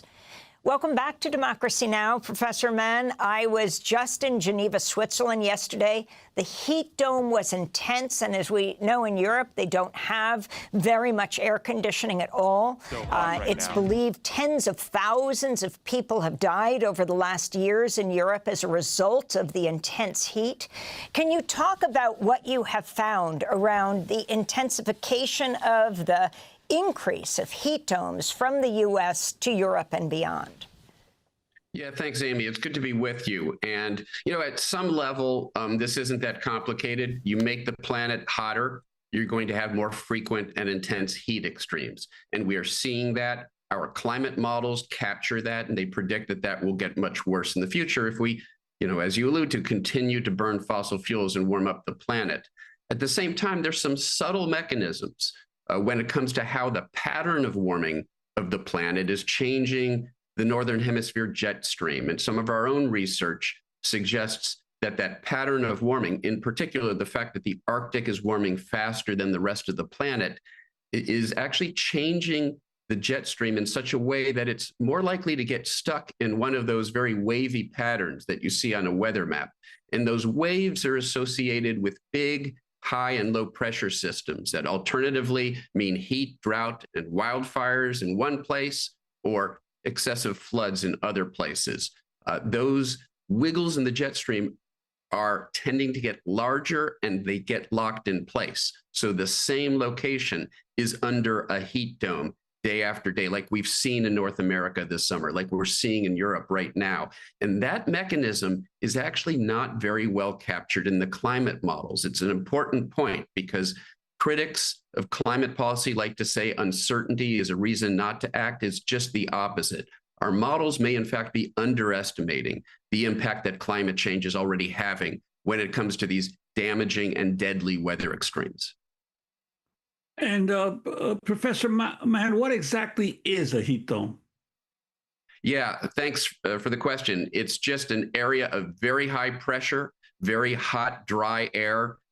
We've seen a number of them out west in recent years. We had one here in Philadelphia. We were under one of those heat domes. We had triple-digit temperatures, and it's also fairly humid in this part of the country. So you add those very high temperatures, that excessive humidity, and you're talking about deadly heat. Here in Philadelphia, we have a very large underserved population of people who are especially susceptible to heat stress. And so this is a real concern. It's not a distant concern. It's something that is impacting us now.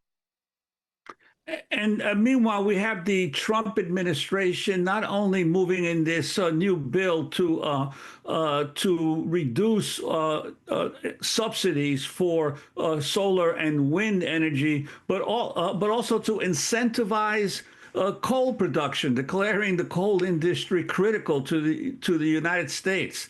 What do you make of this direction that the current administration is going in?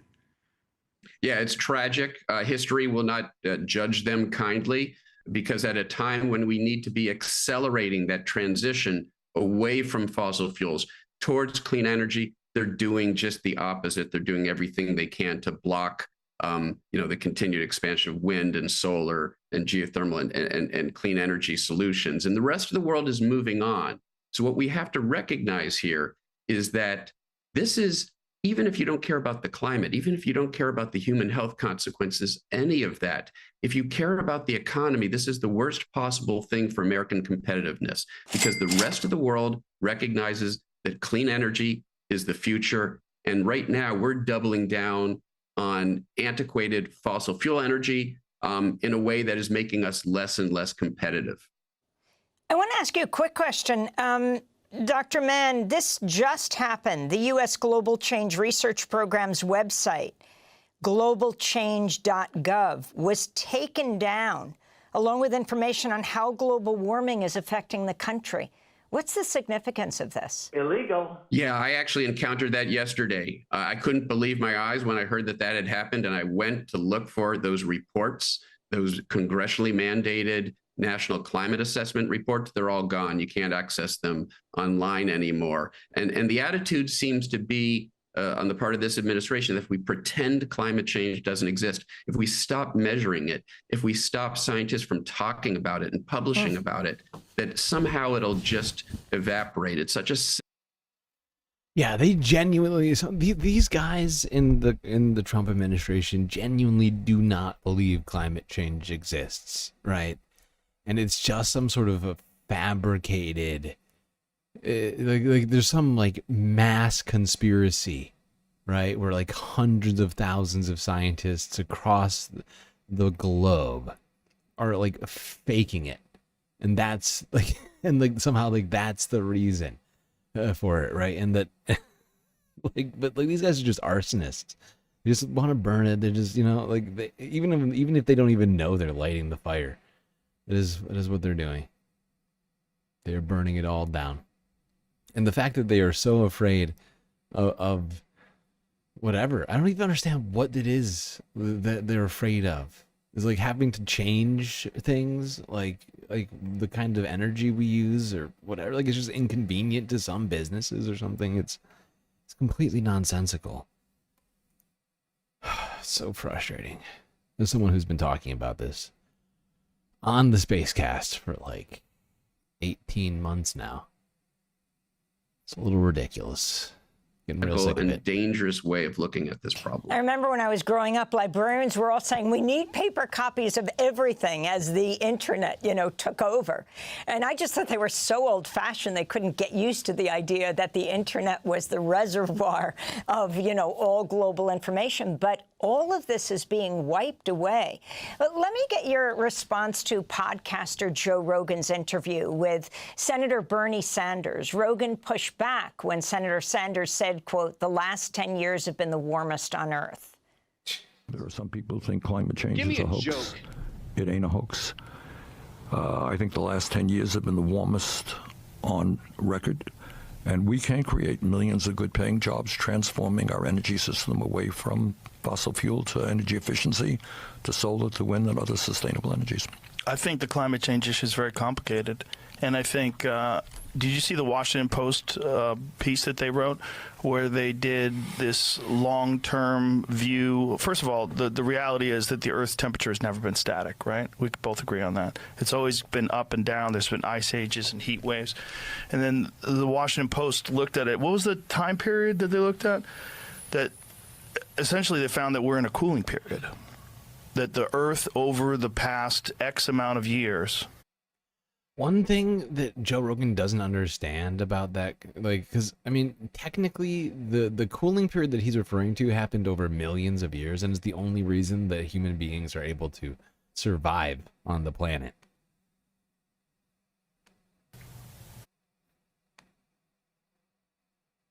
And this was like a very inconvenient discovery, but they had to report the data, and kudos to them for doing that. So that's podcaster Joe Rogan interviewing Senator Bernie Sanders. Professor Michael Mann, can you respond? He says, talking about this cooling period.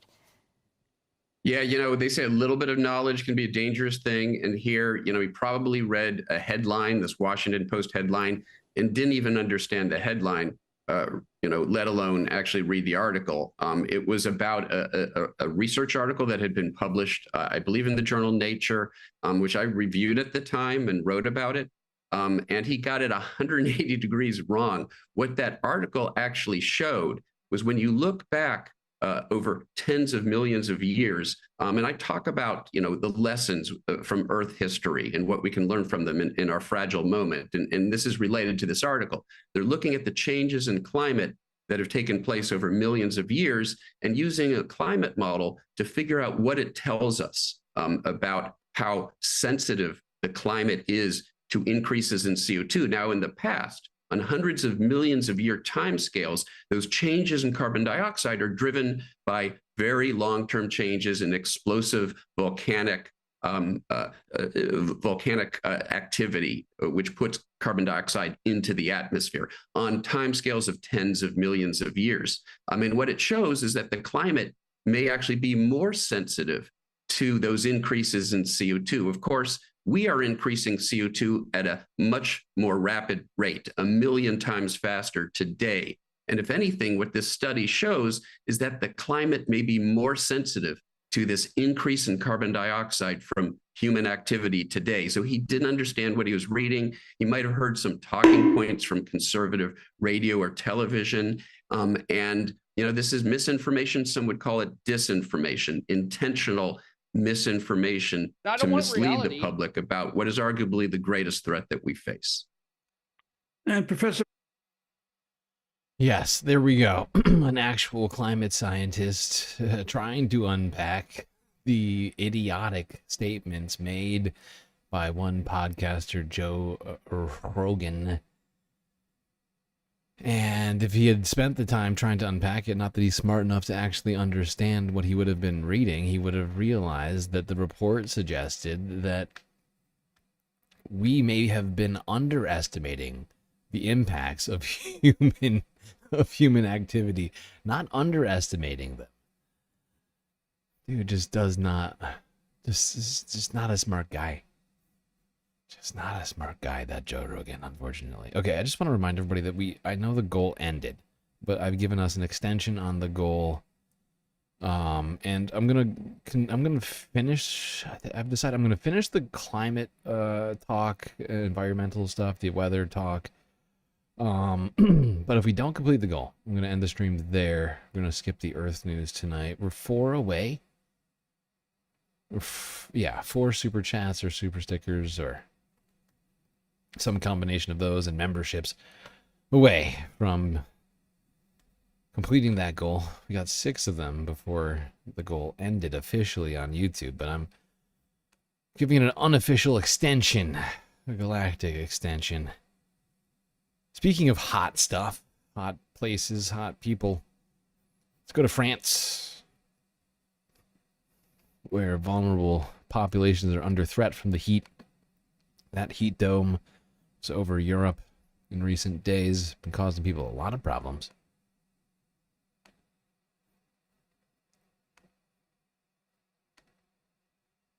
As Paris suffocated under 40-degree heat, this reception centre offered temporary respite to homeless women and children.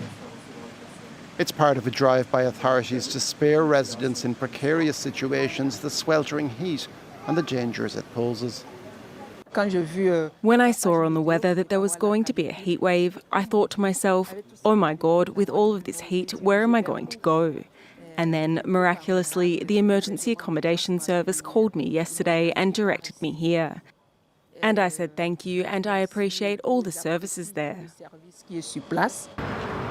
The rising temperatures are affecting about 88% of the population in mainland France and providing specific challenges. At this hospital in Lyon, staff have to work extra hard to ensure patients, particularly the elderly, are kept cool and that they drink adequate water. Elderly people, especially those who are very frail or who have neurocognitive disorders, don't always think to drink. So if we're not proactive, if we don't go to them systematically to offer fluids, we run the risk of dehydration.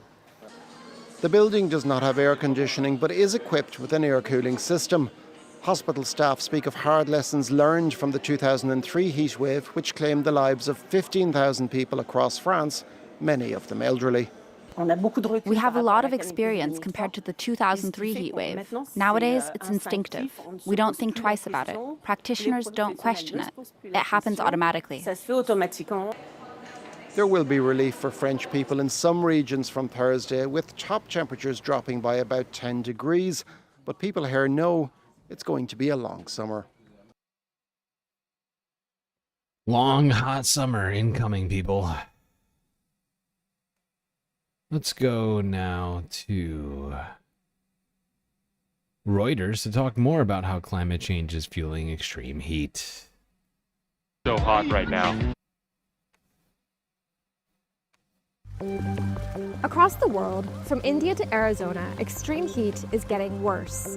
Every summer, millions of people are suffering through deadly heat waves that have been made more frequent and more intense by climate change. The continued burning of fossil fuels releases carbon to the atmosphere. This helps to trap heat at the Earth's surface, causing the global average temperature to rise over time. So what happens if this continues? Already the world has warmed by 1.3 degrees Celsius since the start of the Industrial Revolution, when Western countries began burning coal and other fossil fuels. But that's just the global average. That higher baseline temperature means that heat waves are now hotter than they would have been without such warming.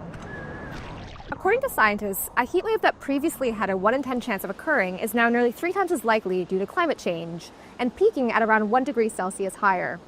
But who does this impact? Nowhere is immune to rising temperatures and dangerous heat. Sweltering temperatures have hit North America, South Asia, and Europe in recent months, during Earth's warmest period on record. But some countries are more vulnerable than others, lacking the tools to cope.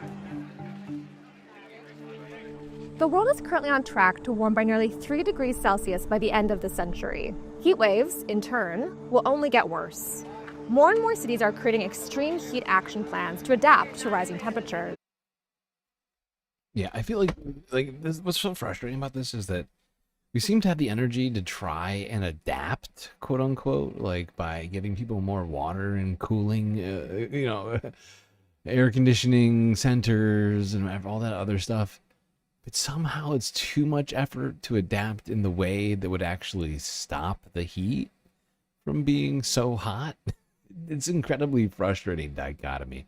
The paradox is really, it's not lost on me.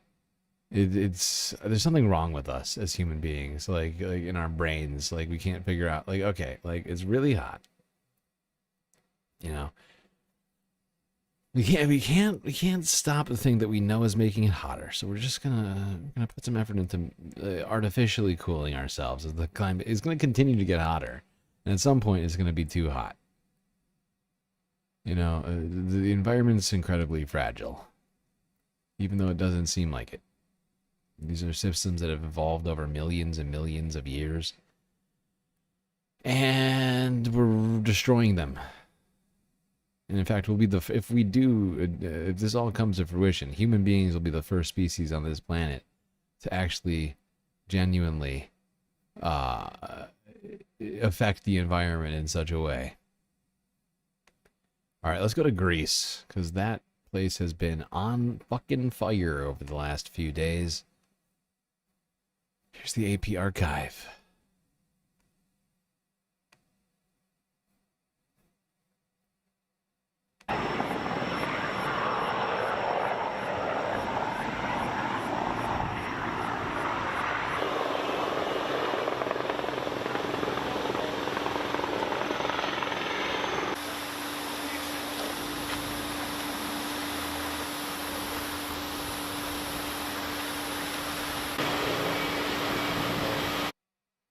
Why are we arguing over who is better, Joe Rogan or what's his name, Howard Stern in chat?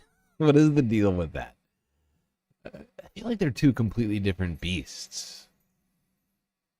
Like if you look at the way Joe Rogan got his, like how he got to where he is and how Howard Stern got to where he is, like I feel like they're very different animals.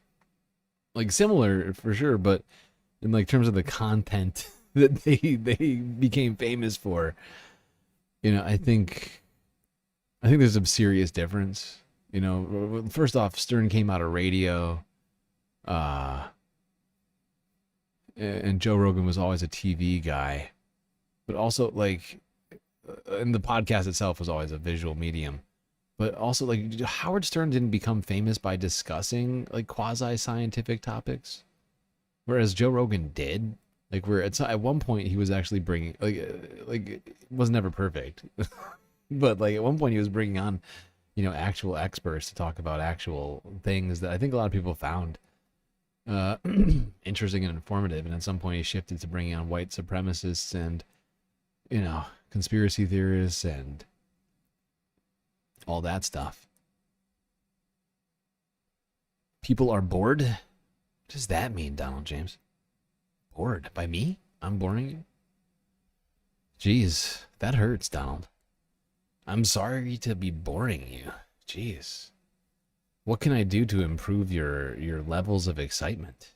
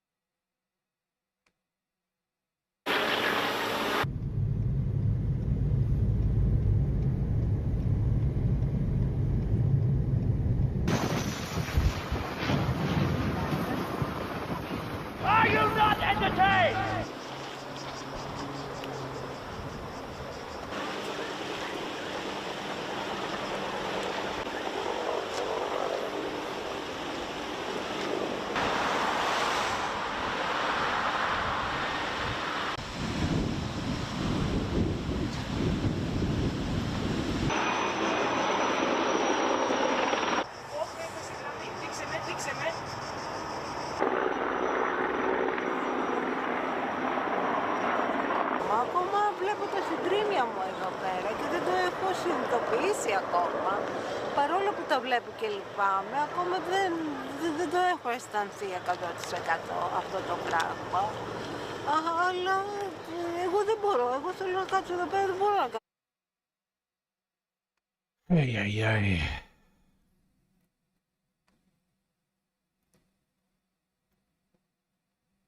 I love this. I love this right here.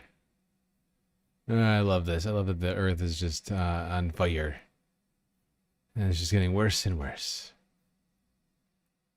Not that wildfires didn't exist before climate change. Anthropogenic climate change. Wildfires spreading towards the coast. Wait, god damn it. No. Oh, you were talking about in terms of things to talk about in chat. Okay, all right. That makes me feel better. Okay. That's good. I'm glad. That is not me. A wildfire spread towards a seaside village in the Greek region of Haldiki. After days of intense heat waves across parts of Europe. In Spain, aerial shots showed flames. Authorities say 2 people died in a wildfire in Spain's Catalonia region.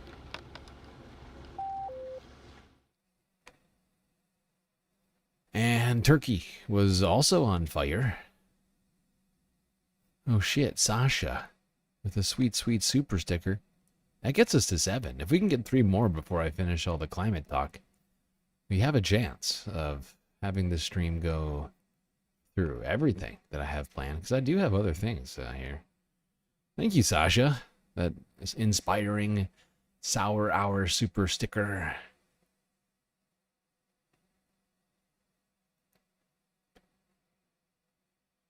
Turkey, though, like I was saying, also on fire big time. Talked about this on Monday, too, I think, if I recall correctly.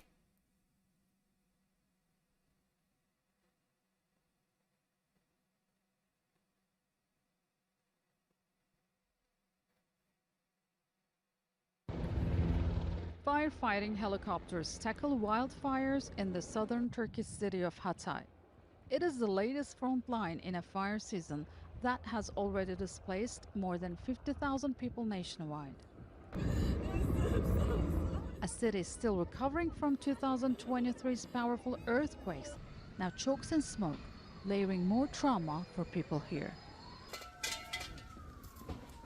In the western city of Izmir, 42,000 people were forced to leave their homes after winds of up to 50,000 kilometers an hour pushed the flames towards coastal towns, scorching the hillsides.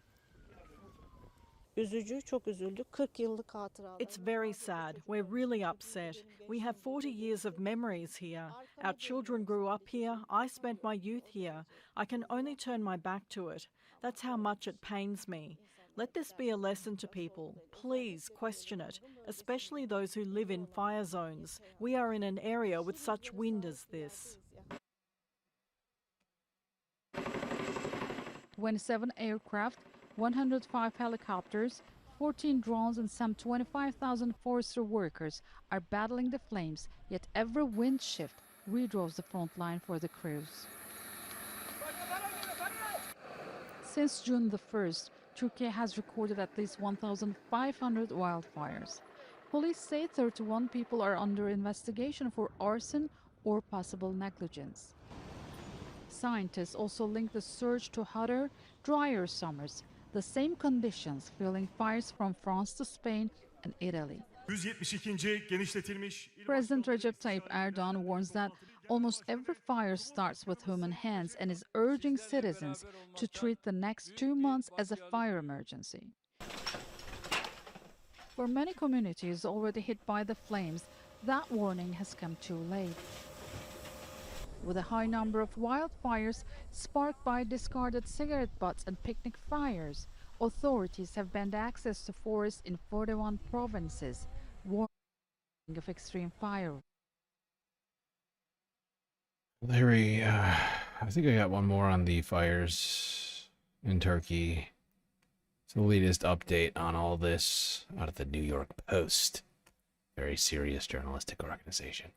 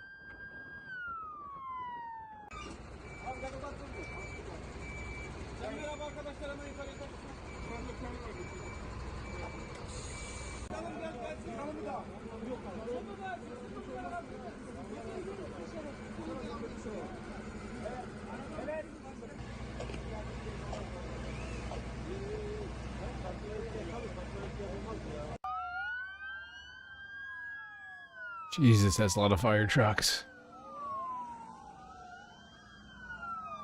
They really mobilized on this thing, huh?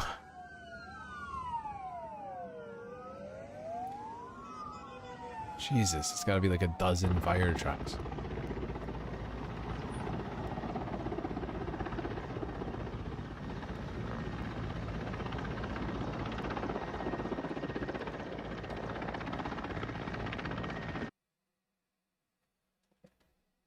There we go. Firefighters in Turkey attempting to push back the blazes which have taken over the west coast in the, what's it called? The Inisa, I forget the name of the region, but it's coastal region in the west of Turkey. Spain, Turkey, Greece, all on fire amidst a heat dome in Europe.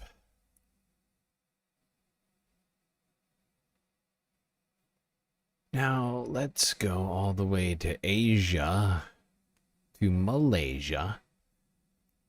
Talk about how we are destroying the rainforests for palm oil. Hold on. We left off at one spot last time. I just wanted to, that's where I wanted to start back off.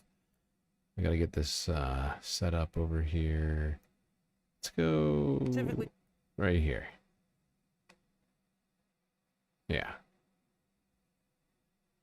That seems good. And last year, Indonesia alone produced 45 million tons of palm oil, accounting for more than half of all palm oil production in the world.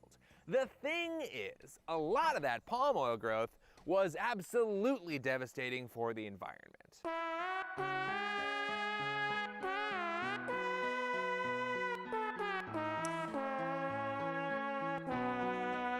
Yeah, when Indonesia wanted to make 20 times more palm oil than they used to, they also had to find the land to do that. Take a look at this tropical forest. Do you notice anything? That's right. Trees. Underneath all of this crap is a ton of land. Good eye. Ah, yes, land. That was my next guess. Down and voila. But unfortunately for all of us, Indonesia also happens to be home to some of the most important carbon sinks in the world. Primary tropical forests and tropical peatlands. Unlike your typical forest, where a lot of the carbon is stored above ground in the form of big tree, like right here in the beautiful Armstrong Redwoods in sunny Northern California. It's been 1 week since you looked at me, cocked your head to the side and said I'm angry. Anyway, unlike these towering above ground forests, peatlands are basically swamps. So instead of plants dying and then decomposing on the forest floor and sending their carbon up into the atmosphere, in peatlands that dead material gets consumed by the swamp, where it's held underwater and can't fully decompose. That carbon is then trapped in the swamp, where it builds up in layers over millions of years. Apparently, if you give it a couple 100 million years, that peat could turn into coal, and then we'd burn it all in about 5 seconds. So while peatlands are just 3% of the land on Earth, they store twice as much carbon as all the world's forests combined. Think about peatlands as the absolute last places we should be developing because they are so useful at combating climate change, and all we have to do to maintain them is to not fuck with them. And they're not like this tantalizingly available agricultural land. Peatlands are swamps. I didn't get no sleep last night. I've been staying up all night just thinking about this alligator. But of course they're not really open. I mean, they're open in the way that North America was open when the white European settlers showed up. So if you're looking for a bunch of cheap land that's not currently being occupied by dudes with guns, tropical peatlands are a pretty good option. All you gotta do is dig massive ditches to drain the water, then cut the trees down, then wait a little bit for the swamp to dry out, and then light the whole thing on fire. And that's exactly what they did all over Southeast Asia. By 2015, over 7 million acres of peatland in Malaysia and Indonesia had been converted to industrial oil palm production, up from well under 1 million in 1990. And all that carbon that used to be peacefully preserved at the bottom of the pool is now getting swept up into the atmosphere like that terrifying broom scene from Fantasia. The deforestation has gotten so bad that the tropical forests of Southeast Asia, which are one of the 3 major rainforests in the world, are not only no longer carbon sinks, but are now net carbon emitters, spitting out more carbon dioxide each year than they're able to absorb. And I really wish it didn't get any worse. I really do. But it does. Because these forests are home to both indigenous populations that are being forcibly removed from their ancestral homelands and incredible biodiversity that is being permanently killed off. Rhinos and tigers and elephants and fucking orangutans, look at them. Millions of years hanging on trees, looking confused as hell, and then we wanted Oreos, and in a couple of decades, they're almost entirely wiped out. Come on! Millions of years, my God, we're doing this so fast, and we don't even like this land. It's the fucking swamp. I saw a quote that called it human hell, orangutan heaven. We can't even let them have our hell. Sorry, boys, our soap just wasn't bubbly enough. All right, you may be feeling like all is lost here, and I just want to put this in context for you. Palm oil is just one of many. Raleigh. Are destroying our rainforest. I'm not gonna lie, I love Raleigh. Dude is fucking hilarious. His videos are well produced. He's very well researched. I mean, he is a PhD climate scientist, but goddamn, do I love these videos. And he's right, it's ridiculous. This is ridiculous. Why can't we just leave human hell on Earth alone? Because we want palm oil, that's why.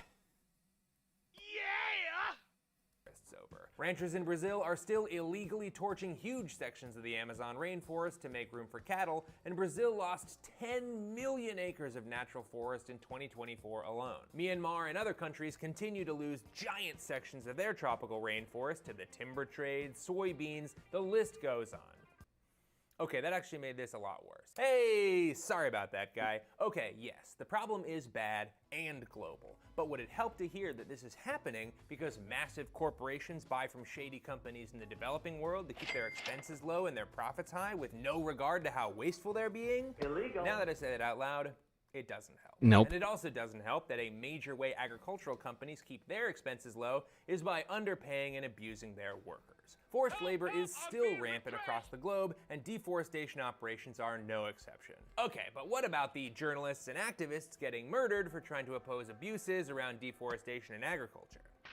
Okay, that's still worse. What was the point of this section? The point is that these are not unknown problems. Pretty much everyone agrees that it's a good thing to try to save the rainforest. The archetypal tree hugger has been a known quantity for so long that it's become a go-to character choice for a sitcom writer who's run out of time and has a script due in the morning. If I'm occupying the tree, they can't cut it down. Well, this is my home. I live here. So, you're a tree hugger? Damn global warming. Aha! And it's not even just this kind of character, or even all of these. There are real organizations that have been out here for decades trying to prevent massively wealthy corporations and their suppliers from mowing down forests whenever they want. It's obviously an uphill battle, but let's go back a couple of decades to see if a bunch of NGOs could get the better of some multinational corporations. Place your bets to the early 2000s! Now, in 2004, I had never heard of palm oil. I looked like this, and my number one problem was that no one would kiss me because I was a full foot shorter than everyone else my age. I wasn't doing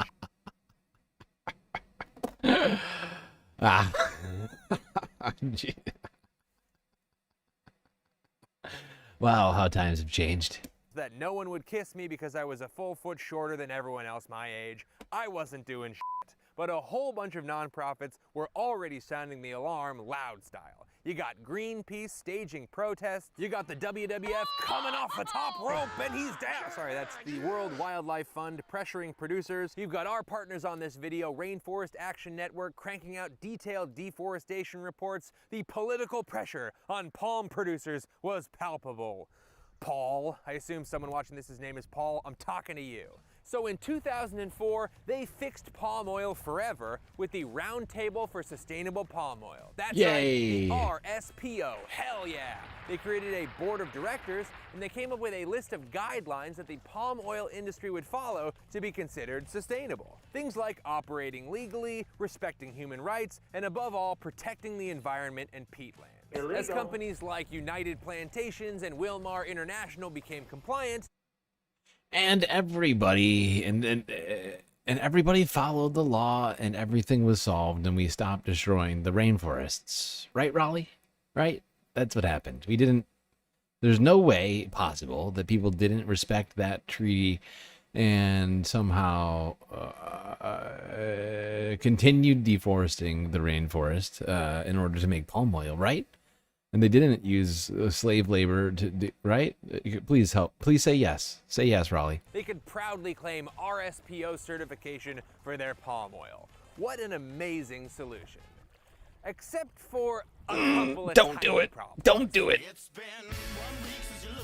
The RSPO board has 16 seats, and 12 of the seats went directly to industry participants, like companies that grow oil palm, companies that process palm oil, and food companies. Now that's not necessarily a problem. Great. If those companies use their power to hold each other accountable, that would be awesome. They do that. Unfortunately, that's not really what happened. No. Since these stakeholders were mainly interested in saying their palm oil was sustainable, the 4 seats filled by conservationist NGOs were fighting an uphill battle. Jesus in Christ. 2009, when the RSPO was considering including the emissions involved in burning down rainforests as part of their sustainability calculation, the initiative was voted down.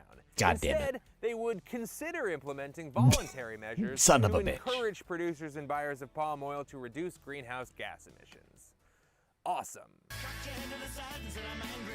The agreement itself is full of loopholes and blind spots that palm producers could use to avoid the regulations altogether. God damn it, Raleigh. For a second there, I was like, oh, yay. Bilateral agreement definitely solved something finally. That didn't. That's good. Multilateral, actually, technically. God damn it. God damn it, Raleigh. And this is one of the problems we've talked about with some of these sort of toothless agreements that have been made with no enforcement mechanisms and the wrong people at the at seats at the table. Completely voluntary measures rather than, like I said, with enforcement consequences, things like that. You ruined it. You ruined it, Raleigh. I blame you. Okay, we're going to move on from the deforesting of the rainforest for palm oil. Not the only reason that the rainforest is being cut down, like Raleigh mentioned. Soybeans, cattle, stuff like that's also helping, or hurting, depending on how you want to see that. To New Zealand. Talk about severe weather, which is threatening small Pacific Island nation. nzherald.co.nz from a day ago.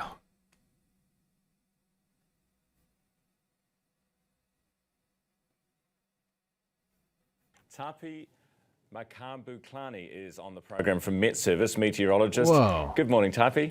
Wait a second. Was the volume that low this whole time? Nobody said anything? How was the volume this low? No one complained about the volume. None of you. Was it not bad? Was it really that? Was it what? How did I not notice? We were watching that thing for forever. Son of a bitch. I made a huge tiny mistake. God damn it. I hope that wasn't super quiet. I mean, it had to have been because the volume was like halfway down. Son of a bitch. Why have I forsaken myself once again? Taibbi Makambuklani is on the program from Met Service, meteorologist. Good morning, Taibbi. Morning, Ryan. How are you this morning? Very well, thank you. How are our friends at the top of the south going to fare in the coming days? Yeah, it feels like we're just catching our breath from last week and already looking forward to the next weather system. So the week started off fairly settled But of course, as Thursday comes on, that story does change. So a lot of rain that we saw last week, and we've got another wave of watches and warnings in place. If you look at those rainfall numbers, they're not quite as high as what we just saw last week. But the difference is that this rain is falling on very saturated grounds. Those recovery efforts are still in place. So that orange warning is to indicate that this rain that we'll be seeing over the next couple of days could have some expected impacts with it. Okay, is it raining harder anywhere else then? So there are two areas that we're keeping our eye on over the next couple of days. The top of the South Island, as we've just mentioned, but the other area is the northern half of the North Island. So that's places like Taupo, Waikato, Bay of Plenty, and then into Northland as well as Auckland. So those are under some heavy rain watches in place, but the real thing to keep an eye on is that possibility of downpours, those pockets of more intense rain that we could be seeing on Thursday. Are people quoting Dave Matthews in the chat right now? You're very funny. GNN chat really is the best chat. The flood-soaked top of the South Island is this morning bracing for more heavy rain. Less than a week after devastating floods hit the region, an orange heavy rain warning has just gone into place for the Tasman district. You're very, very silly people, GNN chat. You're great people, but silly. There's nothing, you know, contradictory about being silly and great. You can be great and silly simultaneously. I just like to point that out. More heavy rain. Less than a week after devastating floods hit the region, an orange heavy rain warning has just gone into place for the Tasman district. Mayor Tim King says it's a very stressful time. Many locals spent yesterday preparing for another deluge, as you can see them getting ready there in the north. There are heavy rain and wind warnings for Northland and Auckland, while Bay of Plenty is under a heavy rain warning from 8 this morning. The system's being caused by the same low that's hitting Sydney today, the so-called bomb. Huge concerns in Tasman district this morning. The recovery still underway, of course, from last week. George Hurd, New Zealand Herald visual journalist with us this morning in Motueka. George, good morning. How's the weather looking there? Yeah, look, the rain's really starting to fall down here. The drains are filling up and, yeah, the bad weather's starting to hit. So how bad are we talking? We're talking, you know, driving... I just realized that the song you're quoting is actually Bare Naked Ladies, isn't it? It's not Dave Matthews. I'm sorry, that era really sort of blurs for me. I was pretty young when that shit was coming out. My bad. It's my bad, chat. Made a huge tiny mistake. I made a huge tiny mistake. Over from Nelson this morning, the window wipers were on full, so that should get... What are we doing? Hey. Hey. Come on. Come on!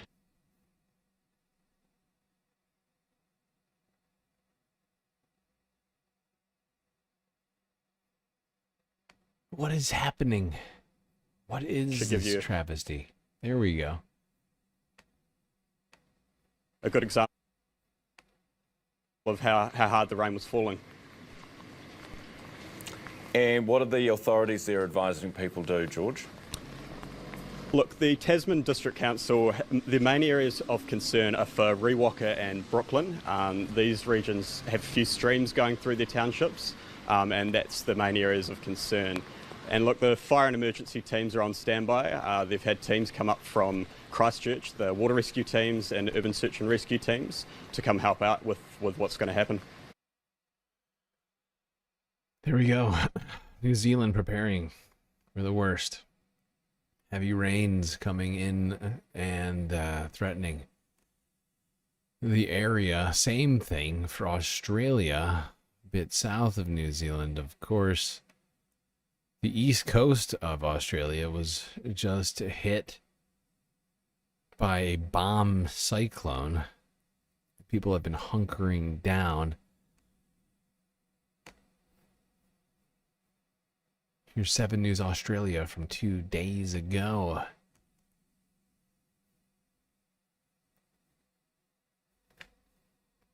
Sydney is tonight hunkering down for 48 hours of savage weather with a rare bomb cyclone brewing off the coast. This is how we're expecting that system to track over the coming days. At worst, it'll bring cyclonic winds, 7-metre waves and up to 200 millimetres of rain. From Emergency HQ, Sydney, now on notice. Ladies and gentlemen, this is a severe weather warning. A monster cloud mass with millions in its path. But look what's happening with wind gusts at its core. This is not a tropical cyclone. Having said that, we could see equivalent winds close to a Category 2. You will start to see, as of tonight, some impacts of this system. For tomorrow, heavy rain, strong winds and hazardous surf beginning. The worst on Wednesday. Damaging winds, potential for flash flooding and coastal erosion. It will be short and sharp. The warnings are out: severe weather, gale force winds and hazardous surf. Flood warnings too for rivers right around Sydney. A similar system in 2016 left Collaroy crumbling. We're preparing for the worst and we are hoping for the best. The SES has pre-deployed trucks, choppers and 400 volunteers to known trouble spots as far away as Albury and flood-battered Taree, where it's here we go again. The SES has its entire statewide arm. This whole region of the Pacific has been getting absolutely hammered in the last couple of months. New South Wales just got hit. We were just like 2 weeks ago, we were talking about that massive flood that slammed New South Wales, caused like billions of dollars in damage. And now another one comes through so shortly after. It's insane. The fact is, you know, many of these regions are at a great risk. Great risk. In fact, the Indo-Pacific region is at the most risk of climate change and ocean levels rising. Somehow we gotta stop what we're doing. All this extreme weather, you know, is increasing due to anthropogenic climate change. Much of this is preventable. And we've had 3 times as much flooding in the recent decades than used to be, at least like in recent years, I mean, in comparison to not that long ago, like less than 100 years. We've had just a 3-fold increase in flooding events across the globe. Well, we're almost done with the stream. Since we didn't complete the goal, I feel bad about us not finishing the whole stream. But we still never completed it, even though we went overtime by like an hour and a half.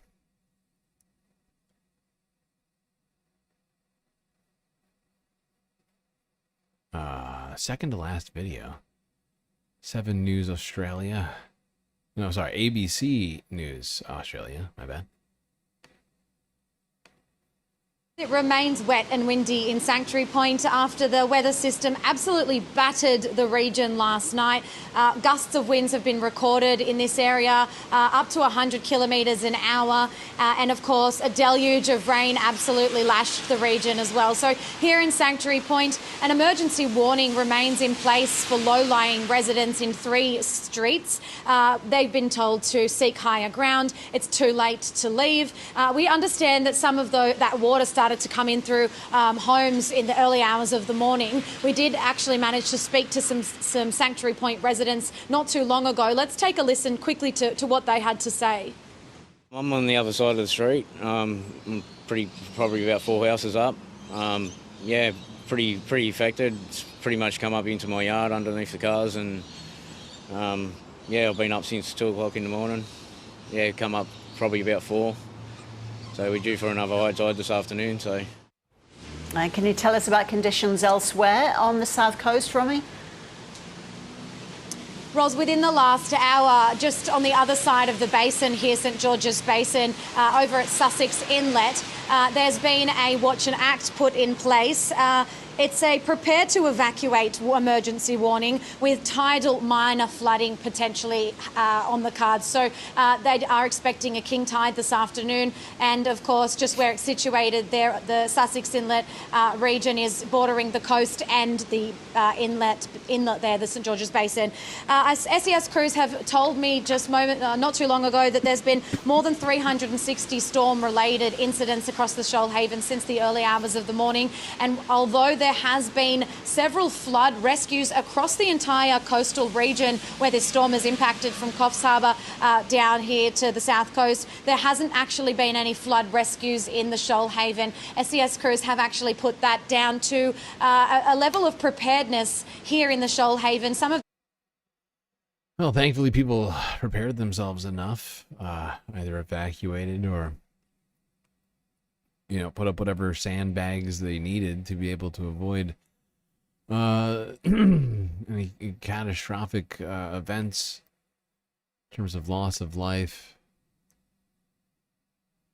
But there was mass power cuts and halts to flights in Southeast Australia due to this storm. High winds were the main culprit for that.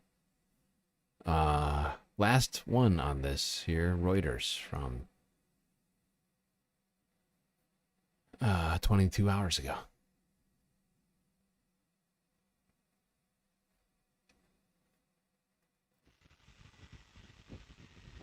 Wild storm batters Australia's southeast, knocking out power and grounding flights.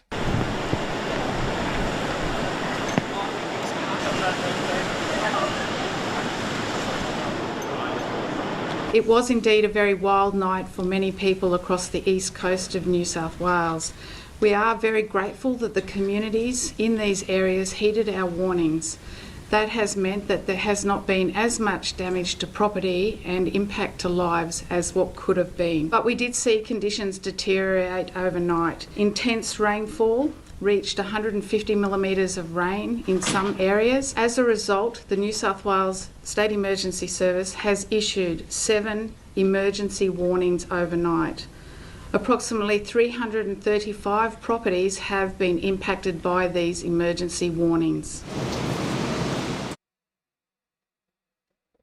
All right. Well, I'm going to call it there.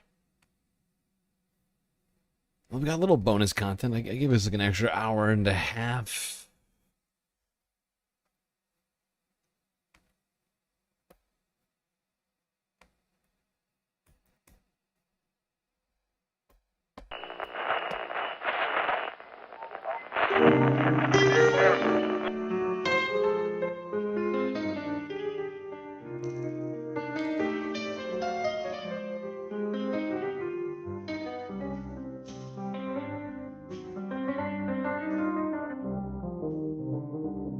Well, I hope everybody enjoyed the stream tonight. Yeah. That's gonna be it. That's gonna be it. Till I see you next. You stay classy, Galactic Stream Nation.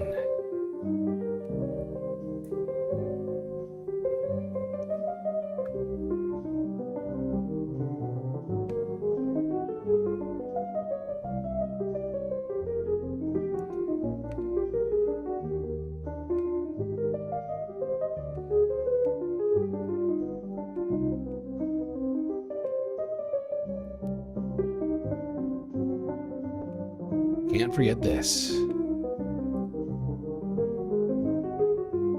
These are your galactic patrons. Gabby, Goth Dogs, Aaron W, Schmegley, PB, Midi, Afroponics, Normal by Nature, Interplanet Janet, Godcat, Robot Cat, Disco Wolf, Callie Braiding, Sammy, Trio Dragon, The Anti-Corporatist, Obsessive Audio, Noah Noab, Nadia, Choki, Skelts, Selena, Mrs. Jen, Omega Star, Sasha G, Pitchforks Dragon, Vincent Morales, Donald James X,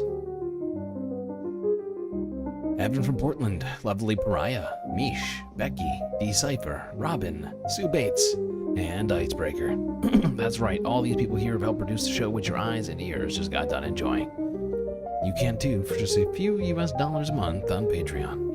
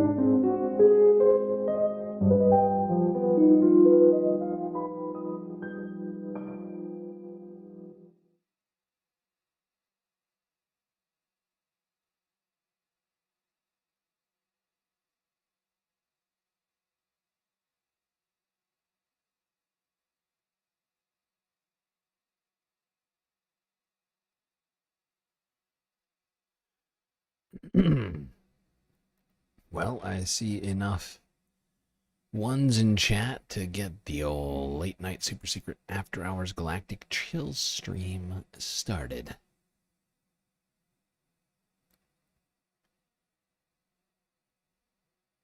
And since the discussion of the debt and tax cuts for the rich is the topic of the moment, I'm going to go again to the historical Bernie Sanders filibuster back in 2014 when we were trying to do the same thing that is being done now.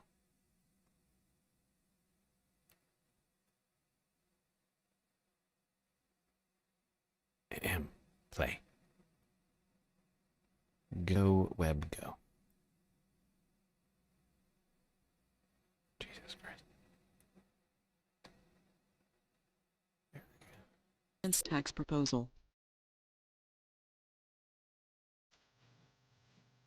Mr. President,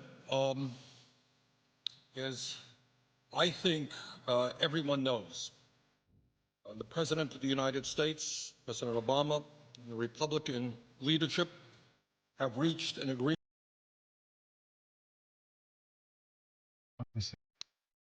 In my view, the agreement that they reached is a bad deal for the American people.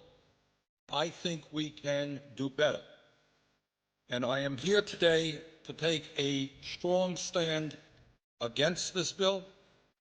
And I intend to tell my colleagues and the nation exactly why I am in opposition to this bill. You can call what I'm doing today whatever you want. You can call it a filibuster. You can call it a very long speech. I'm not here to set any great records or to make a spectacle. I am simply here today to take as long as I can to explain to the American people the fact that we have got to do a lot better than this agreement provides. Now let me just enumerate some of the reasons that I am opposed to this agreement. First, as everybody knows, this nation has a record-breaking $13.8 trillion national debt at the same time as the middle class is collapsing and poverty is increasing. And Mr. President, I think it's important that we say a word, because I'm not sure that a lot of Americans necessarily know this, about how we got to where we are today in terms of the national debt. I know there are some people who think that this all began the day that President Obama took office. Well, it's not quite the case. When President Clinton left office, this country was running, in fact, a very significant surplus, and the projections were that we were going to continue to run a surplus. During the 8 years of President Bush for a number of reasons, including the war in Iraq, the war in Afghanistan, including huge tax breaks for the wealthiest people in this country, including a Medicare Part D prescription drug program, and including the Wall Street bailout, among other things, all of which were not paid for. Those are the primary reasons that we saw an almost doubling of the national debt during the Bush administration. And since President Obama has been in office, we have passed a stimulus package, also adding to the deficit in national debt. But here we are today with a $13.8 trillion national debt, $1.4 trillion deficit, and almost all Americans are in agreement that this is a very serious issue.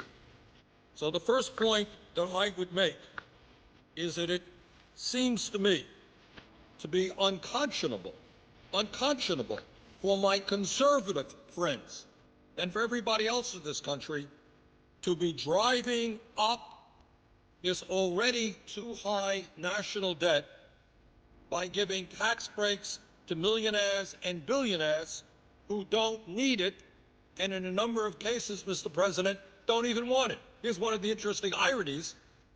There are lists of many, many very wealthy people who come forward and say, sure, I want a tax break. Everybody wants a tax break. But you know what? There are other priorities in this country. I don't need it. And two of the wealthiest people in the world, Bill Gates of Microsoft, Warren Buffett, Berkshire, these are billionaires, and they said it's absurd. We don't need a tax break. All over the country, you're hearing a lot of folks who have a lot of money saying, don't drive up the deficit and force our kids to pay higher taxes to pay off the national debt in order to give tax breaks to the richest people in this country.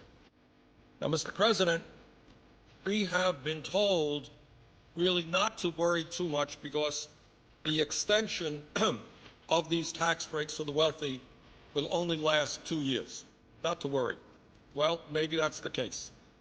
But given the political reality that I have seen in Washington, my guess is that 2 years from now, these tax breaks for the wealthiest people in this country will be extended again. What happens around here is that the argument will be made that if you end these tax breaks, you're raising taxes. It's what we're hearing right now. I see no reason why in the middle of a presidential election, those arguments will not be made again. And I see no reason not to believe that those tax breaks will be extended again. And clearly we have a number of Republicans who want to make that extension permanent. Now, whether it will ever be made permanent or not, I don't know. But the point is, when you hear folks say that it's only a 2-year extension, I would suggest take that with a grain of salt. And let me just say that if, in fact, we do what the Republicans have wanted to do right now, as we enter this debate, they wanted a 10-year extension. That would add $700 billion to our national debt, $700 billion. Now, I've got 4 kids, and I've got 6 grandchildren. And I think it is grossly unfair. None of them have a whole lot of money. I think it is grossly unfair to ask my kids and grandchildren, children all over this country, to be paying higher taxes in order to provide tax breaks for billionaires because we've driven up the national debt. That is just plain wrong. And Mr. President, I think the vast majority of the American people, whether they're progressives like myself or whether they're conservatives, I think they perceive that that concept of giving tax breaks to billionaires when we have such a high national debt makes no sense at all. Furthermore, Mr. President, it is important to point out that extending income tax breaks to the top 2% is not the only unfair tax proposal in this agreement. This agreement between the President and the Republican leadership also calls for a continuation of the Bush-era 15% tax rate on capital gains and dividends, meaning that those people who make their living off their investments will continue to pay a substantially lower tax rate than firemen, teachers, nurses, carpenters, and virtually all the other working people of this country. And I just don't think that that's fair. That's wrong. And we are continuing, if this agreement were to be passed, that unfair win. Mr. President, on top of that, this agreement includes a horrendous proposal regarding the estate tax. And that is a Teddy Roosevelt initiative. Teddy Roosevelt was talking about this in the early years of the 20th century. It was enacted in 1916. And it was enacted for a couple of reasons. Teddy Roosevelt and the people of that era thought it was wrong that a handful of people could have a huge concentration of wealth and then just give that wealth, transmit that wealth to their children. He didn't think that that was right. Furthermore, it was a source, a progressive and fair source of revenue. Under the agreement struck between the Republican leadership and the president, the estate tax rate, which was 55% under President Clinton, and let's all remember, we had problems with the economy under President Clinton, but very few will deny that during those years we were creating a heck of a lot more jobs than we did under President Bush. That's the fact. Over 20 million jobs under President Clinton. We lost 600,000 private sector jobs under President Bush. During the Clinton era, the tax rate on the estate tax was 55%. What this arrangement would do is lower that tax rate to 35% with an exemption on the first $5 million of an individual's estate, $10 million for couples. Now, here's the important point, Mr. President, that I think many people don't know, because I have to confess, my Republican friends and their pollsters and their language people have done a very good job. This is the so-called death tax. And I think all over America, people say, oh, this is terrible. I have $50,000 in the bank and I want to leave that to my kids. And the government is going to take 55% of that, 35% of that. What an outrage. So let us be very, very clear. This tax applies only to the top 0.3% of American families. 99.7% of American families will not pay one nickel in an estate tax. This is not a tax on the rich. This is a tax on the very, very, very rich. And if my Republican friends had been successful in doing what they want to do, which is eliminating this estate tax completely, it would have cost, Mr. President, our Treasury, raised the national debt by $1 trillion over a 10-year period. Families like the Walton family of Walmart fame would have received as one family about a $30 billion tax break. So I find it hard to believe that when we are talking about massive cuts in programs for working families, when we have this huge national debt, that anybody would be agreeing to lower the estate tax rate to 35%. That is what this agreement does. I think that that is a very, very bad idea. And once again, while the agreement on the estate tax is for 2 years, once again, there is very little doubt in my mind that the Republicans will continue to push for lower and lower estate tax rates because what they want, and I think Senator Kyle has been pretty clear about this, they want to permanently repeal that tax. That is $1 trillion in tax breaks to the top 0.3%. So I think we're down a bad path there, and that's another reason why this agreement does not make a whole lot of sense. Mr. President, I would say thirdly, here's a very important point that I think has not yet got the attention that it deserves. And that is, this agreement contains a payroll tax holiday, which would cut $120 billion from Social Security payroll taxes for workers. And I think there are a lot of folks out there who say, well, this is pretty good. You know, I'm a worker. My contribution will go from 6.2% today down to 4.2%. I'll have more money in my paycheck. It's a good idea. Let's take a deep breath and let's think about it for a second. Let's understand what this whole thing is about. This payroll tax holiday concept, as I understand it, originally started with conservative Republicans. I know the vice president recently made the point this was originally a Republican idea. Now, why did the Republicans come up with this idea? Well, these are exactly the same people who don't believe in Social Security. These are the same people who either want to make significant cuts in Social Security or else they want to privatize Social Security entirely. And here's the point. They understand that if we divert funding that's supposed to go into the Social Security Trust Fund, which is what this payroll tax holiday does. This money that goes into the Social Security Trust Fund is now being diverted, cut back, in order to provide financial support to workers. But that is a lot of money not going into the trust fund. Now, but the president and others are saying, well, not to worry, because that money will be covered by the general fund. That is a very, very bad and dangerous precedent. Because up until now, what Social Security has been about is 100% funding from payroll contributions, not from the general